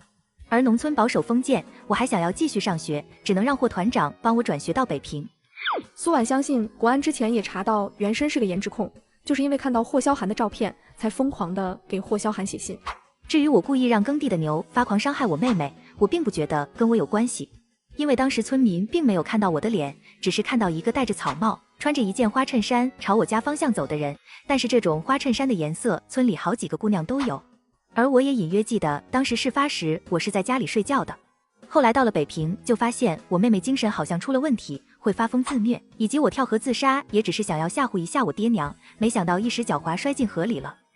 这话里的意思，俨然就是说他并没有多喜欢霍萧寒，只是因为被家里宠坏了，理所当然的认为所有好东西都是他的，不给就会做，会闹。这倒确实符合苏婉自私霸道的性子。足足3页纸，每一条疑问苏婉都能给出合理的解释，找不出一点疑点。至于他妹妹提供的各项证明和可疑的地方，比如苏婉身上有胎记，现在却没有，考虑到苏小慧精神方面存在问题，所以他们已经联系了他们老家的父母核实，相信很快就会有结果。苏婉同志，你之前给霍团长写去的几封信内容，你应该还记得吧？麻烦你再写一遍。如果苏婉的身份没有问题，那么他肯定会记得信上的内容，而且笔记也会对得上。这倒是让苏婉一直沉着冷静的脸色有些崩，因为原身写给霍萧寒信件的内容真的肉麻的要死。也不知道霍萧寒有没有看过这些信，应该是看过了吧。霍团长，你提供苏婉同志在半年前给你写的那几封信，我已经让人交到申组长那里了。要是苏婉同志能够回忆起信件的内容，笔记也全都对得上的话，那就应该不会有问题了。霍团长，非常感谢你的配合，以及这几封书信，完全大大降低了我们的工作难度。笔记可以模仿，但是这几封信里面的内容，估计也只有苏婉本人知道。调查结束之后，还麻烦孙队长你把这几封书信还给我。霍团长，这几封书信一直都放在你宿舍的抽屉里，信封都泛黄了，也没见你拆封过，应该也不是什么重要的东西，怎么还特意知会我们一声，怕我们不还啊？孙队这句话好像提醒了他，难道是因为他之前收到他的信从来不看，连拆封都不拆封就放进了抽屉里？他想要尽快拿回这几封书信，当然也是想要看看他在信中到底都给他写了什么。这是人家女孩的隐私，这封信既然寄给了我，我就有责任为她保密。要不是因为想要帮苏婉更快地证明清白，他也不会将那几封信拿出来。出了国安局，霍萧寒立即前往刑警总队。刑警总队队长严正明看到自己军校睡自己下铺的老战友来找自己，显得十分意外。哟，霍大团长，今天什么风把你给吹来了？我来找你是有件事想要请你帮忙。什么事？你说。我想请你帮我找你之前跟我说的那位画像师，帮我画一张画像。只要将他的完整画像画出来，到底只是2个相似的人，还是就是苏婉，他的猜想就能证实。画什么人？迪特？这个你先别管，你说的那位画像师现在在吗？严正明看自己好兄弟这么着急，二话不说就走出了办公室，很快就带着一位30几岁、颇有些文艺气息的青年男同志走了进来。画像师很是娴熟地用手指转动着素描笔，根据霍萧寒的描述，开始在画板上勾勒轮廓。霍萧寒按照脑中的记忆，分别描述在联谊会上见到他，以及在医院时戴着口罩的他，一个露着上半张脸，一个露着下半张脸。这对于参与过几十起刑侦案件的画像师来说，只需要将上下2张脸拼凑在一起，远比之前的案件要简单多了。这位女同志是谁啊？标致的就跟画报里的电影明星一样，这眉眼可真漂亮。轰的一声，霍萧寒看到完整呈现在自己面前的画像，尽管心里早已有了准备，脑袋却还是在瞬间炸开。血管里的血液突突地向上鼓着，耳膜里轰隆隆的作响，一颗心在胸腔里疯狂地跳动着。原来真的是他。霍红，你和吴妈现在就去把苏婉的东西全都扔出去，一件不留，她跟我们家没有关系。霍老太太捂着胸口靠在沙发上，脸色十分的不好看。大哥，难道你真的要把妈气死吗？之前小打小闹也就算了，哪怕就是被公安局抓了，我也不至于会这么生气。那可是国安局呀，我就说这1个月他怎么就一直安安分分的，比小慧看上去还要的懂事识大体，原来竟然被人渗透成为了间谍，这人的本性怎么可能说变就变？说着说着，霍红就哭了出来，自然是担心国安真查出来什么，到时候连累整个霍家，尤其是霍萧寒，估计都要被这个害人精给毁了。当初大嫂拦着你，不让你接来北平，现在好了，大哥你统共就2个儿子，大儿子为祖国的科研事业做贡献，相当于就上交给了国家。萧寒这次肯定会被连累，开除部队的。缩在一旁的苏小慧一直红着眼眶，抹着眼泪，然后扑通一声就跪在地上，不住的道歉：“对不起，霍奶奶、霍叔叔、红姑姑，呜，我也没想到姐姐竟然会做出这种事情来。”霍老太太已经完全被气得说不出话来了，用手艰难地指着霍建国：“你这温饱的，真的是想把我们霍家3代积累的基业和名声全给毁了？我们霍家真是造孽啊！你真的是想要把整个霍家萧寒给害死啊？”妈，我打听过了，并没有找到苏婉任何可疑的证据，只是带她回国安核实一下身份信息。苏婉她怎么可能是间谍呢？霍建国脸色阴沉，他得知这个消息的时候也是难以置信，第一时间就给国安局的人打去了电话。大哥，到现在了，你怎么还执迷不悟？被国安带走的人有哪一个是清白无辜的？我就没见过被国安带走还能安全回来的人。苏婉的身份有问题，也就是说她可能并不是真正的苏婉，是间谍查探到你要萧寒跟苏婉相亲，所以提前找了一个相似的人冒充，然后萧寒就这样把一个间谍给带了回来，住到了霍家。霍叔叔、红姑姑，自从姐姐落水后，我就觉察出姐姐和以前不一样了，也有很多奇怪的地方。我一直都以为是姐姐在改变了，却没有想到。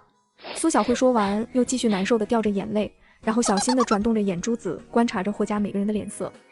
他们也都一个个的以为是苏婉改变了，结果改变的不是苏婉，而是直接换了一个人。难怪要来北平上学呢，因为北平除了我之外，没有一个人了解苏婉。霍红，你和吴妈现在就去把苏婉的东西全都扔出去，一件不留，她跟我们家没有关系。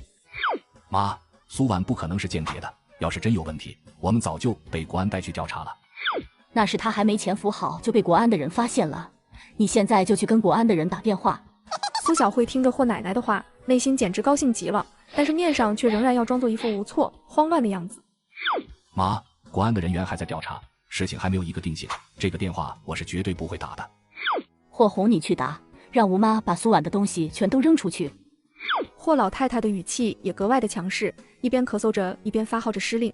就在这个时候，吴妈走进房间：“老太太，霍首长，苏婉回来了，还有2名国安人员。”苏小慧震惊的瞳孔都要掉了。苏婉早上才刚被带进调查，下午怎么就回来了？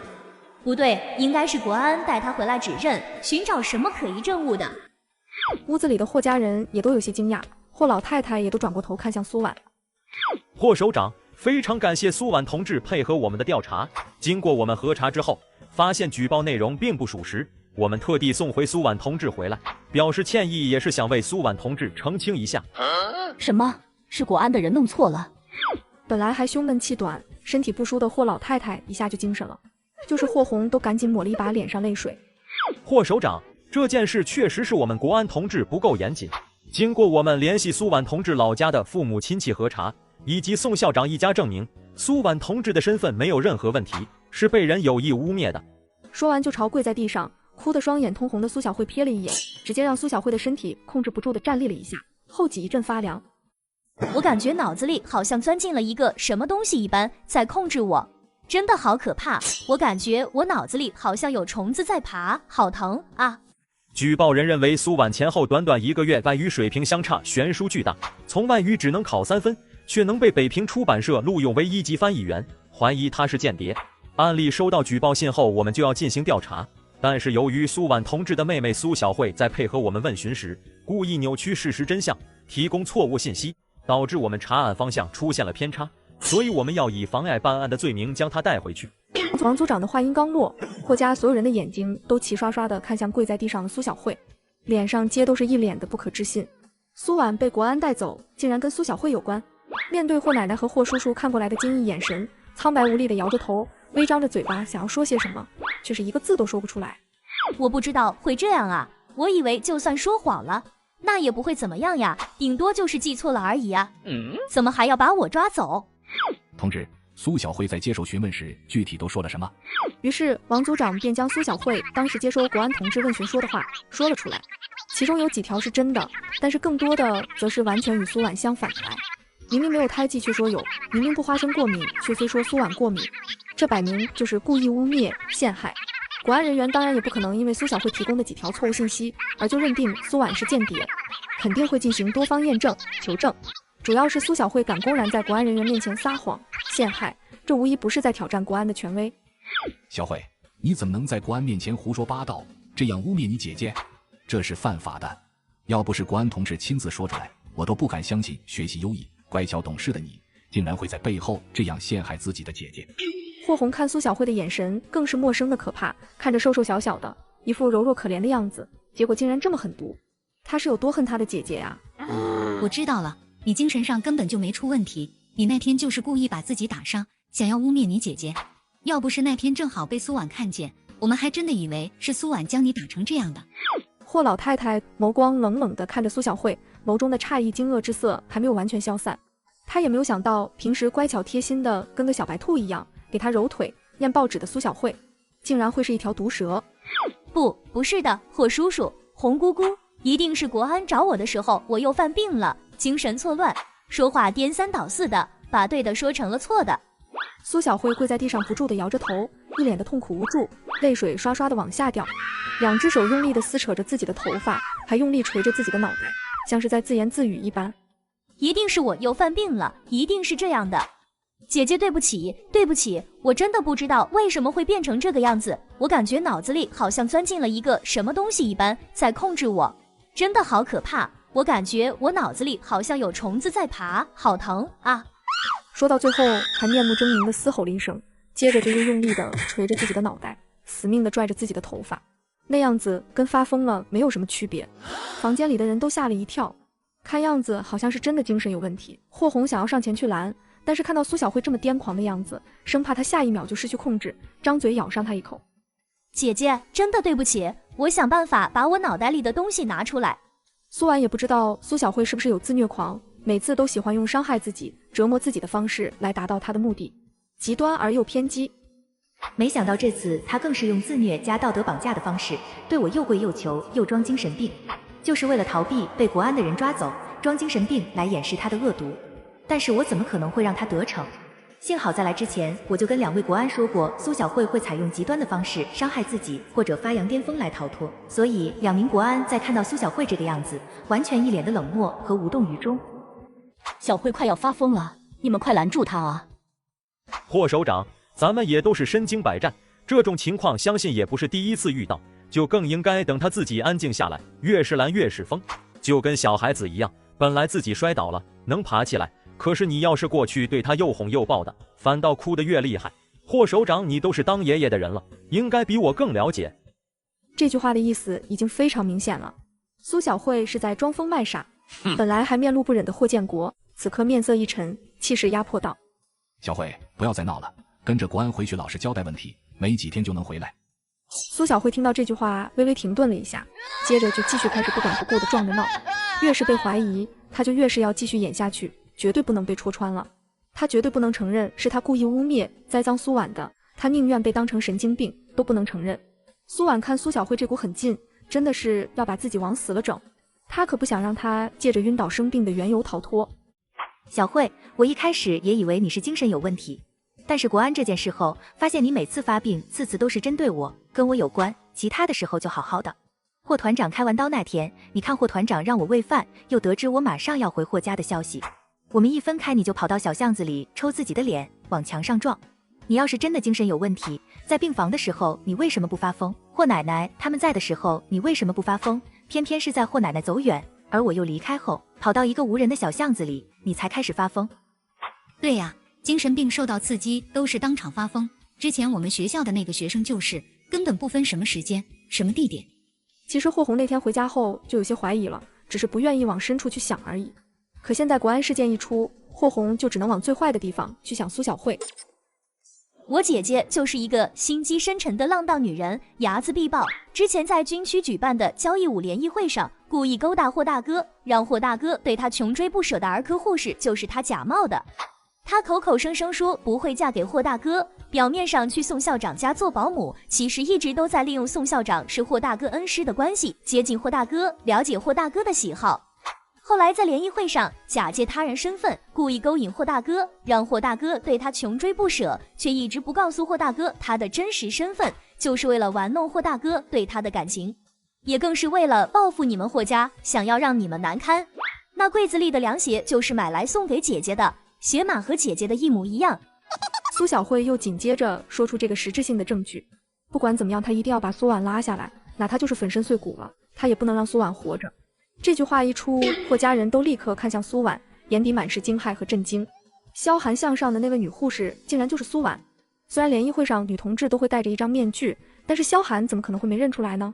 而且萧寒住院这些天一直都是苏婉送饭去的，这么多天两人相处，萧寒会一点都没有察觉？难道苏小慧说的都是真的？苏婉就是故意在报复霍家，报复萧寒？苏婉是你冒充了护士的身份参加了联谊会。霍红紧紧地盯着苏婉的眼睛质问，与此同时，霍建国深不见底的眸光也落在苏婉的脸上。苏婉不明白苏小慧是怎么知道这些的。难道是苏小慧在医院碰到方瑜的事情，还借此试探是不是我顶替的婷婷？想来就是那一天，苏小慧肯定还偷听到了别的。苏小慧对我的身体特征那么清楚，她肯定早就怀疑了。然后趁着我去做饭的时候，就溜进了我的房间，找到了那条在舞会上穿的裙子，又发现了那支刻有英文的钢笔。所以那支美国产的钢笔就是苏小慧拿走的。霍叔叔，红姑姑，我承认我是参加过联谊会，但是那也是因为宋医生的缘故，让我帮忙顶替凑一下人数的。而且去的时候我压根不知道霍团长也在。自从我落水醒来后，我就从未再想过和霍团长有过什么纠葛。后来霍团长去找蒋书记，我都是直接让蒋书记拒绝了的。现在我一心只想着念书考大学，对霍团长完全没有任何的想法，也更是不喜欢霍团长。也请你们放心，我后面会尽快找到房子搬出去住的。霍萧寒脸色冷冽无尘地从刑警队出来，刚一走进客厅，就听到苏婉那婉转轻柔的声音，坚定而又不带有一丝情绪起伏地说着。原本寒潭般幽深无情的眸底蓦地划过一抹异动，像是一块千年冰霜突然裂开了一条缝隙一般。姐姐，你就不要再撒谎了，你要是真的不想和霍大哥有任何纠葛，不喜欢霍大哥，那为什么不直接告诉霍大哥你的真实身份？而霍大哥又是怎么知道你的鞋码的呢？你肯定在联谊舞会后又偷偷的用护士的身份和霍大哥见过面。苏小慧死死抓住这双凉鞋的漏洞，反驳道。霍老太太看着苏婉的眼神也越发冰冷凌厉。要是真的拒绝了，萧寒又怎么可能会送凉鞋？苏婉看着苏小慧那双阴毒癫狂，要拉着她一起下地狱的眼神，抿了抿唇。正是因为我不想和霍团长扯上关系，才没有说。我以为联谊会结束了，事情也就结束了。我完全没有想到霍团长会去找蒋书记。霍奶奶，霍叔叔，我说的每一句话都是真的。霍团长托蒋书记转送给我的东西，我都没有收。你们可以联系蒋书记证实，也可以去询问霍团长。至于霍团长为什么会知道我的鞋码，我也不清楚。苏婉猜测应该是霍萧寒帮他拿凉鞋的时候看到了他的鞋码，但是与其他自己说，不如让霍萧寒亲口说，这样可能会更有说服力。反正他的马甲本身就瞒不住了。奶奶，爸，苏婉同志说的都是真的。我送他的东西，包括我帮他出的医药费，苏婉同志都让蒋书记转交给我。我之所以知道他的鞋码，是因为他凉鞋带子断了，我看到了他的鞋码，但是等我按照他的鞋码买回来的时候，苏婉同志就已经不见了，而他也明确的拒绝了我。不想和他扯上关系，所以才一直没有告诉他真相。真的是这样吗？但是不管怎么样，后面他说的都是实情。苏婉有些意外的看向霍萧寒，没有想到他会在这个时候出现，也更是没有想到他竟然会为他作证。他设想过掉马后的场景，应该就是两个人不会再见面，他还觉得这样挺好的，却没有想到掉马现场他竟然会出现，这倒是让他一时间不知道该怎么办了。霍大哥怎么会在这个时候回来了？不行，我绝对不能让霍大哥看出些什么。这些你是怎么知道的？他一直到现在才弄清楚的事情，苏小慧为什么会知道的那么清楚？就光凭一双凉鞋就猜出顶替护士的人是苏婉，又或者是从苏婉那里发现了什么？苏小慧嘴唇微颤，面对霍大哥那锐利骇人的眼神，她整个人心慌恐惧到极致。她当然不能说是她趁苏婉去楼下做饭、上厕所的时候，几次偷溜进她的房间，尤其是那美国产刻有英文的钢笔，她打开后就发现，在笔帽的内侧刻着3个字母 HXH， 那正是霍大哥名字的缩写。你一直在调查我，回答我的问题。是，都是姐姐自己说的。姐姐从小就有说梦话的习惯，我也是有一次半夜起床上厕所，听到姐姐的房间有说话的声音，我担心姐姐，就过去看了一眼，然后就听到姐姐在说梦话。她就是想要报复你，当时在钱塘村不肯娶她，害她在村里名声尽毁，受到奇耻大辱，所以她也想毁掉你，还想要诬告你耍流氓。闭嘴！霍萧寒直接厉声打断苏小慧说的话，高而立的眉宇紧紧地皱着，看着苏小慧的样子，就感觉在看一条到处咬人的疯狗一样。他和苏婉接触的仅有几次，他次次都在逃避回绝他，哪怕是脚受伤了，凉鞋带子坏了，他都要躲着他。霍萧寒突然间好像一下意识到，因为苏小慧的乖巧懂事，让他有了先入为主的观念，下意识地去相信苏小慧说的话。按理说，她作为苏婉的亲妹妹，苏婉被怀疑是间谍，苏小慧肯定会被带去秘密问话。而她们两姐妹从小生活在一起，身上有什么特征，苏小慧是最清楚不过的。如果苏小慧如实的为苏婉证明的话，苏婉应该不可能会被国安带走。所以之前有很多地方她都误会苏婉了。小慧，你小小年纪怎么这么毒啊？竟然要这样污蔑你的姐姐！我和婉丫头一起睡过，我怎么没听到婉丫头说过梦话啊？而且说梦话，你隔着一扇房门，你竟然能听得这么清楚。到这里，霍家人也都看出来了，苏小慧是真的疯了。霍萧寒都已经站出来为苏婉澄清了，苏小慧却还要不遗余力地往苏婉身上泼脏水，造谣编排苏婉，仿佛就跟苏婉有着什么血海深仇一般，什么话都能说出来，几乎就已经失去了理智。真不是一家人不进一家门，苏婉是自私霸道，那苏小慧就是蛇蝎心肠，绝不能让这样的人留在霍家，两姐妹都不能留。哼，萧寒你就别问了，他嘴里就没有一句实话。他都敢在国安面前污蔑苏婉是间谍，他还有什么话是不敢说出来的？这样的人我们是不敢留的。同志，你们麻烦赶快把他带走吧。霍叔叔，我爹是您的救命恩人，求求您看在我爹的份上帮帮我，我下次再也不会了。苏小慧痛哭着，情绪直接崩了，就跟抓住最后一根救命稻草般，想要去求霍建国。小慧，这一切都是你咎由自取，你把国安局当成什么了？从头到尾都没有悔过的心，我会写信把你做的这些事告诉你爹娘，原谅不原谅那是你爹娘的事情。苏小慧听到这句话，强撑的脸色瞬间就垮了。她很清楚被爹娘知道这些事，她以后的下场和后果是什么，而且苏婉的名声也会得到洗。既然不想和我牵扯上任何关系，为什么还要接受我第二次的邀请？第一次我理解，毕竟当时只剩下我们两个了，那之后你不应该拒绝的吗？到了吃饭的时候，霍老太太就一直有意无意地观察着苏婉和霍萧寒两人的表情，从始至终两人都没有任何的眼神交流或者沟通，而萧寒的反应也跟从前一样清冷疏离。奶奶爸，我吃完了，你们慢吃。萧寒，你今晚不回医院吗？明天回去。那苏婉，你今晚就和吴妈睡下吧。尽管苏小慧在很多事情上污蔑了苏婉，而且苏婉还成为了出版社的1级翻译员，确实令人惊叹。但是苏婉顶替护士欺骗霍萧寒的事情，依旧让她十分的不满。好，吃过晚饭之后，苏婉就去洗碗，拜托吴妈帮她把枕头、换洗衣服拿下来。估计今天这件事之后，霍奶奶也不会再让她去医院了，而且也都知道她在出版社当翻译员的事情。她明天直接去出版社翻译稿件就好。萧寒，我看你今晚没吃多少，应该是你吃惯了婉丫头做的饭菜，我做的不合你胃口。要是你没吃饱的话，我跟婉丫头说一声，让她给你下碗鸡汤面。今天军区后勤刚送来的乌鸡。不用，吴妈她不是我们家保姆，以后不要麻烦她。看了一眼吴妈手上拿着的东西，视线立刻收回。老太太让婉丫头下楼跟我睡，婉丫头就让我上楼帮她拿下东西。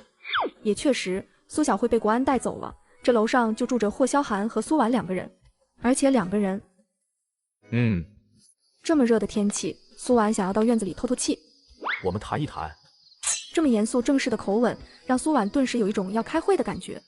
首先，我为我个人主观臆断，在没有查证清楚之前，就在一些地方上对你产生误解，我跟你道歉，也对你存在一定的偏见，这是我的问题，我会检讨。但这件事你是不是应该给我一个合理的解释？之前他没有当着霍家人的面追问，是因为他觉得这件事是他们2个人的事情，可以内部解决。他也在等着他来找他解释，但他好像完全没这个意思。我觉得我们有必要把这个问题说开，毕竟你要在北平上学，我们以后不可能不见面，而且再过不久你二哥也会来北平当兵。苏婉愣了一下，他二哥要来北平当兵？这个年代想要当兵可不是一件容易的事，必须要有名额。这显然是有霍家人帮忙的缘故。